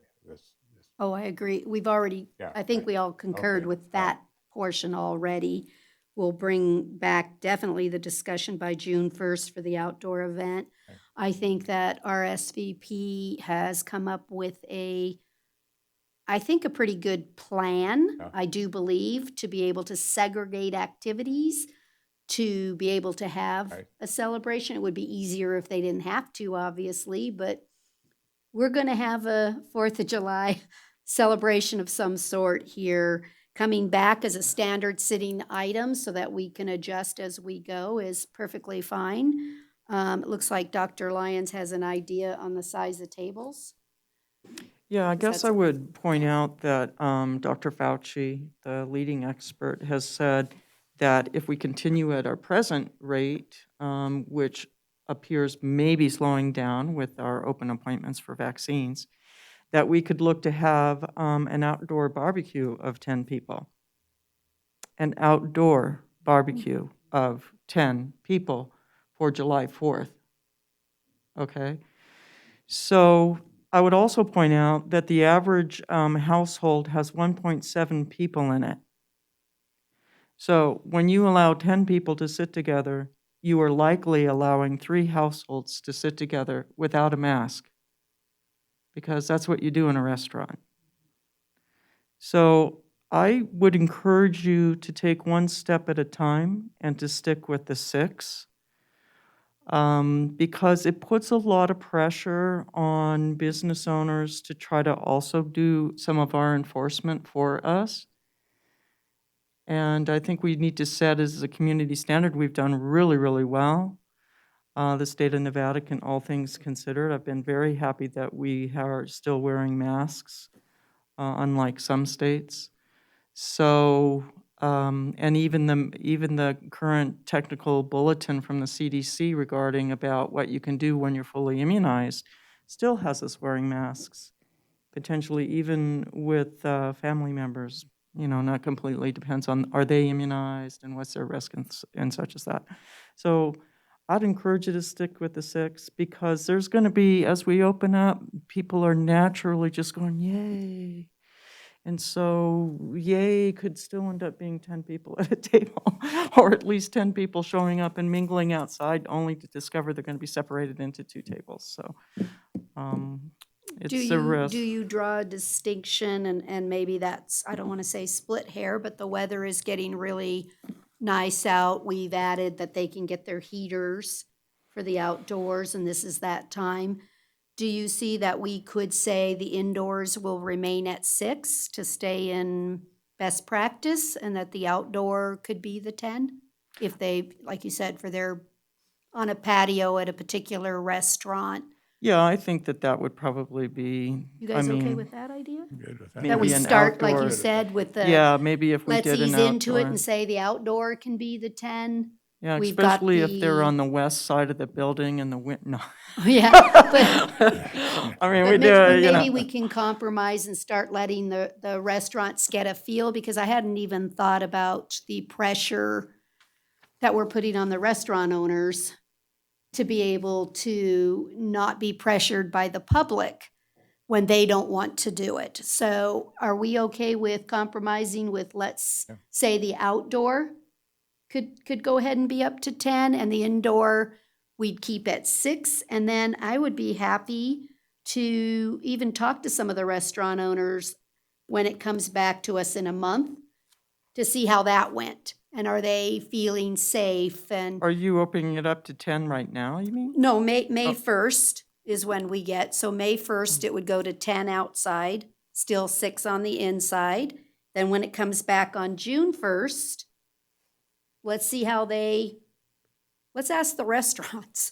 Because like you Yeah, said, I but- hadn't thought about their own liability or their own pressure. You don't ask a restaurant about public health policy. No. But in terms of Their how it works implementation out of it, for them, yeah, right? yeah. It's whether yeah. they want to implement.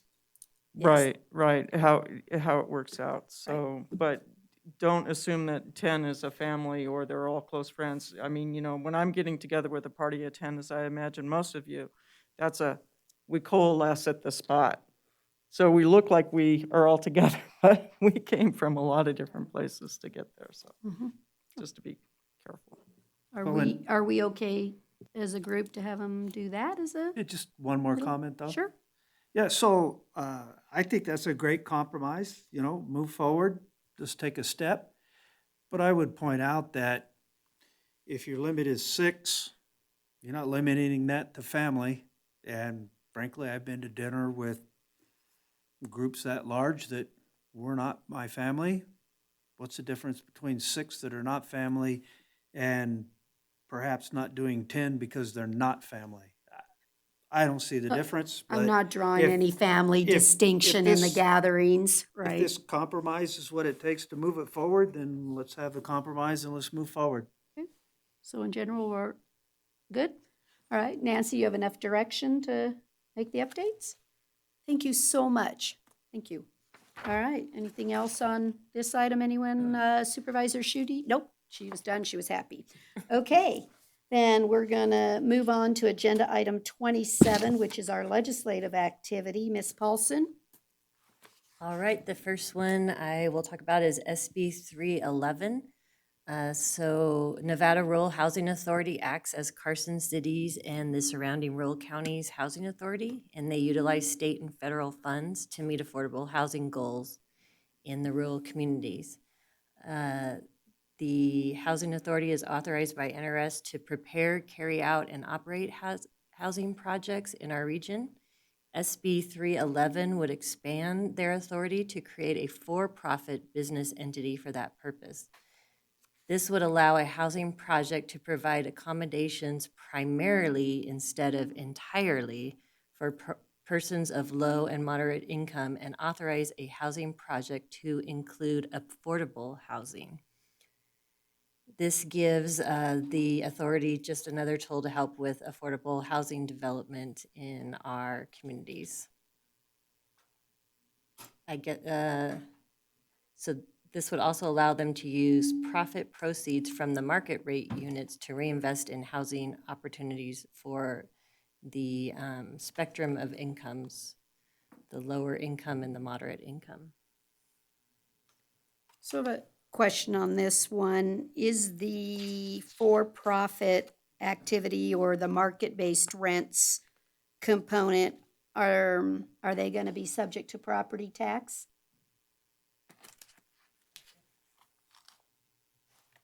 I was researching during the meeting. I'm like, I tried to last night. I'm like, okay, I'm having a headache here, getting through this. Yeah, so it looks like they would make payments in lieu of taxes, which is similar to agreements we have with some of the other nonprofit low-income housing. So what does that actually mean? I want to support this, but I think the for-profit component should pay the property taxes because it's a market rent and it's going to take its profits and reinvest it. So does it mean when it says in lieu of, I get 100% of what I would get? And they're just saying it's an in lieu of because if that makes sense, I'm saying we want to support as long as the property tax is going to be paid. Because I don't want to take a parcel of land that is available to us for the market rent arena and take that out of our property tax base. So as long as it can be equal in Yes. lieu or property tax. Okay, yeah, and we can say support as long as that's in there. Anybody else have a comment on Supervisor Giomi? What's to prevent them from doing that now? I mean, why can't they put up a nonprofit housing and turn around and reinvest it? Because their charters and things don't allow them as the nonprofit to do a for-profit facility. That's what they're changing here. I get what they're changing. All I'm saying is that I don't know that I agree with what you just said. I mean, I think they could sell. Well, I don't know enough about it. I guess that's why I'm asking. Nonprofits, just because they're a nonprofit doesn't mean they can't make money. Oh, And right, then can they have to make on a money tax and turn around return, and right. reinvest that money. And I don't know why, I can live with it if we make that change. Okay, gotcha. Supervisor Schutte. And I like the idea of this in that, that the component of the affordable housing is now included because some of our homeless, it's because of lack of affordability for houses and rent and even an opportunity to buy, but although in this case it wouldn't necessarily be that. But and then perhaps in the property tax, is it ever varied, or is there ever like so it's very strict in terms of either there is or there's none? Okay, thanks for the clarification. And that's the whole point on this. And as Stacy was indicating, if a nonprofit does a for-profit activity, they have to pay their income tax on it. It's a separate form you do, So we have to declare if you did a for-profit activity and you have to pay your income tax on it, right? You're not exempt. Well, right, you under have it, federal law. its You can own do it, license. like he says, you can do it, you just have to pay the tax. Unless you're investing it in the nonprofit Profit. entity. Right. Then you aren't paying taxes Right. on it. But your point is well taken. If we're going to take public land and let it be used for for-profit entities, then the for-profit component in that should pay the property tax. Otherwise, the playing field isn't level. That's it in a nutshell. It's a good way to say it. Okay, all right. Next. The next one is AB 341, and this creates cannabis lounges that are either attached to a cannabis retail store or an independent place where marijuana can be consumed. These lounges can only be operated by establishments that hold an adult use cannabis establishment license. It authorizes the lounge to obtain products and sell products from an attached retail store, and the lounge can prepare and sell ready-to-consume products such as in food or beverages. It also requires an independent consumption lounge to allow cannabis to be delivered to a customer of the lounge, and authorizes that independent lounge to enter into a contract with a cannabis retail store to sell these products to customers and prepare and sell ready-to-consume products. And that's all I had on that. Supervisor Giomi? So is it your, I mean, I tried to find in here where, and I mean, I found one line, and that's page 20, subsection I, it's line 9. It says comply with all local ordinances and rules pertaining to zoning, land use, and signage. So I guess my concern is, do we have the ability, in your opinion, Dan, and maybe you don't know this yet, to not allow it by zoning? In other words, because I'm personally not a fan of cannabis lounges. I'm not a fan of them. I don't want to support a law that doesn't give us as a local government the ability to not allow a cannabis lounge in our community. So that's my question. Well, Supervisor Giomi, that was a very direct question. Unfortunately, I can't give I'd you love a to have a direct direct answer. answer. I have to give you somewhat more of an academic answer. And I guess what I'll say is let me start out by saying that this will probably require quite a bit more research. And the reason why is because, you know, unlike certain other pieces of legislation that are floating about right now, let's take, for example, the next one that Nancy will be bringing up with respect to transient rentals here in Carson City.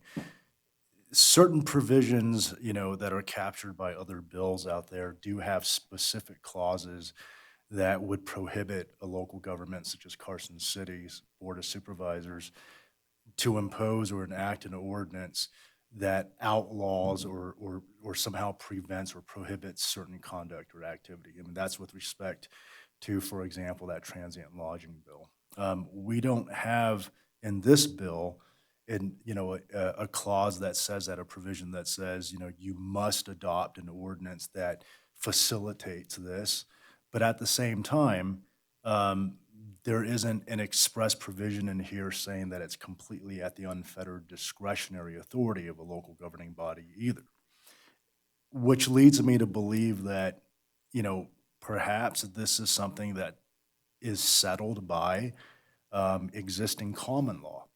Now, in the world of zoning, there is what's known as a secondary effects doctrine.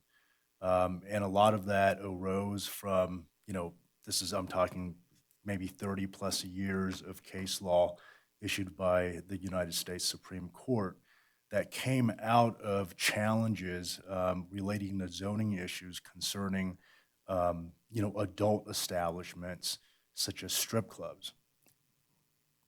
The secondary effects doctrine, in a nutshell, made it such that local governing bodies could ask the courts to apply a less rigid standard of scrutiny, even when it comes to the context of an ordinance that somehow affects a business activity that's perhaps not completely content neutral. And as this board knows, anytime you walk into that arena of a content-specific type of a regulation, you're going to be faced with constitutional issues. That secondary effects doctrine over time has evolved to expand into other arenas, such as, for example, ordinances dealing with noise complaints, gambling hall, card room type ordinances.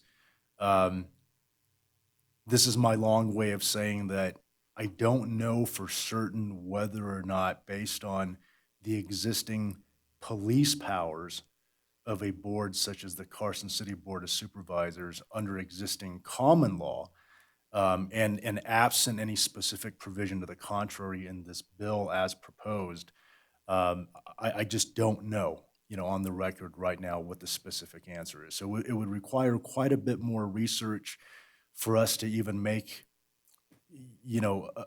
or to arrive at a conclusion that says, we're more likely than not to either have this power or not to have this power. My suggestion to this board would be this: if there's any sort of concern or opposition, or perhaps in support of this type of bill, whichever way, that a proposed amendment be some sort of specific provision that says definitively one way or the other, whether a local governing body does have the authority to zone it out or does not have the authority to zone it out. And then, of course, you clear up that type of ambiguity. Well, that would be the only way I would support it, is if it, we could suggest an amendment that would clearly define a local government's ability to maintain control of their community. So that would be my suggestion. Supervisor Jones? Well, Dan partially answered my question, but right now, marijuana is allowed at the discretion of the counties, right? Correct. To whether to have a Yes, right. store. So why wouldn't that same law apply to this? And I'm like Stacy, I have no interest in marijuana lounges myself. Well, this is saying that that if you have a marijuana business, you can have an adjoining cannabis lounge. Yeah. So that's why. So we've already said in Carson, we're going to allow cannabis at this zoning and that zoning, and so yeah, I guess you're making the same point I am. Yeah. So yeah. Right. Thanks. Maybe our discussion is we do not support this unless the local government has the right to zone it out. That's the issue for us, is we have to have the right to say no. If a different county wants to do it, that's their business. But so you can take it either way: support with an amendment with local control, or do not support unless we have a local control. I think that's what we're telling you on this one. But it's imperative that we get local control. So we don't want the legislation to pass and force it on us. I guess that's what we're trying to say here, right? Okay. Agreed. Okay. You're right. Let the local jurisdictions decide. Because my concern is we have 4 that were allowed in Carson City. We only, by our own ordinance, did 2. We already have those 2 other that were licensed at the state level, but have no location here. So I'm really concerned this is opening up the standalone of the other 2 that got a state license that we never licensed at the local level. So I just think we're opposed unless we have local control. Okay, thank you. Next, Nancy. The last one is AB 363, and this requires all counties to create an ordinance to regulate, allow, and tax short-term rentals like Airbnb, and it requires all counties to include them in the definition of transient lodging and to charge them the transient lodging tax. The city does not currently allow short-term rentals. This is in violation of the definition of single-family residence. And I think NACO was going to try to ask for a change to make this enabling and not mandatory. That was the NACO plan at our last meeting. Talked about making it an enabling legislation. And I didn't hear the result of whether the approach to the Assemblywoman was successful with that. I hadn't heard. Do we know what the issue is? Well, it's mandating you to put this in place, No, period. but what's precipitating her to require it? What's the issue? I Realtors? don't know that. I mean- I don't know the answer to that. Oh, what's precipitating? Has it already had a hearing? No. Well, are you guys okay? We don't support, again, it's taking local control away from doing what we feel is appropriate for our own community. We're I would just recommend working we on support- auxiliary Yeah, buildings. I would recommend we support NACO's efforts and make it enabling, and if we wanted to do it, at the local level, it would be up to us to do it. Well, do we already have the authority to do this without this legislation? This is so I'm just gonna say something. I get what you're saying there, but we could already do this. We don't need enabling legislation. Well, Yeah, yeah, I'm okay with what you're saying, yeah, but you got what, let's do it. yeah, I don't see her taking I'm saying that we can already do it. She's coming for some reason to do this, so I'm fine if you all, again, we only support it if it's enabling, not mandatory. One of my soapbox comments, and I realize that we have a legislature that meets once every 2 years for 120 days. And we get 1,100 bills that get slammed through. And it is, and local governments often are left to pick up the pieces. And the problem with that is that these bills don't get heard or vetted or discussed properly because of the timelines and because of the cramped nature of the 120 days. It's just, and so we end up with, pardon my French, piss poor legislation that subsequently needs to get brought back, which there are several bills this year already fixing bills from last session. I just, we're a big enough state now that you can't properly pass laws in 120 days. You just can't do it. But Is everybody okay with that as our position? Okay. Do you have any more? That's it? That's it. Okay. Oh, Supervisor White, sorry, saw your hand. Apparently, well, let me back up. You probably noticed I was rather quiet during this legislative discussion when I'm usually not. Apparently, I've been left off the distribution list. I haven't seen these until today when we walked in here. So frankly, I don't have any opinion to support or not support. So I don't know if I missed an email. I just looked through my emails. I don't see one sitting there, but. From Rachel? Let me see if you're on it. I don't see it here, so I'll take a look. But at any rate, I missed the boat. 3:19 PM. Okay. I'll take a look. And we'll double check our end, make sure nothing's Yeah. going into the ghost email system or whatever, okay? Yeah, make sure that you're on those. Okay. Because I can't tell by the Yeah, she- email because it's blind copy. You're right, she blind copied it, right. Okay, we're gonna move on to agenda number, item 28. We'll start down at Lisa's side of the house. Anything you want to report under agenda item 28? Okay, Mr. Jones, do you have anything to share with us? This is getting really easy. Mr. White? I do. There we go. You thought I was going to be quiet? I would like everybody to know that I received a letter from the governor last week. I have been appointed to the OHV Commission. Oh, the And I NACO, I good. would like to thank Supervisor Giomi for carrying his influence through the NACO board, helping that happen. Well, congratulations. Yeah, I'm sure you'll do a good job on that.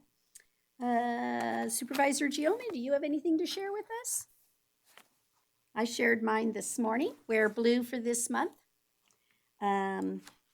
Ms. Paulson, any items that you need to share with the board? No. This is really getting easy. Okay, do we have any final public comment? We have no public comment. Well, then, in that case, we're adjourned. Thank you all for a good meeting. Good work today.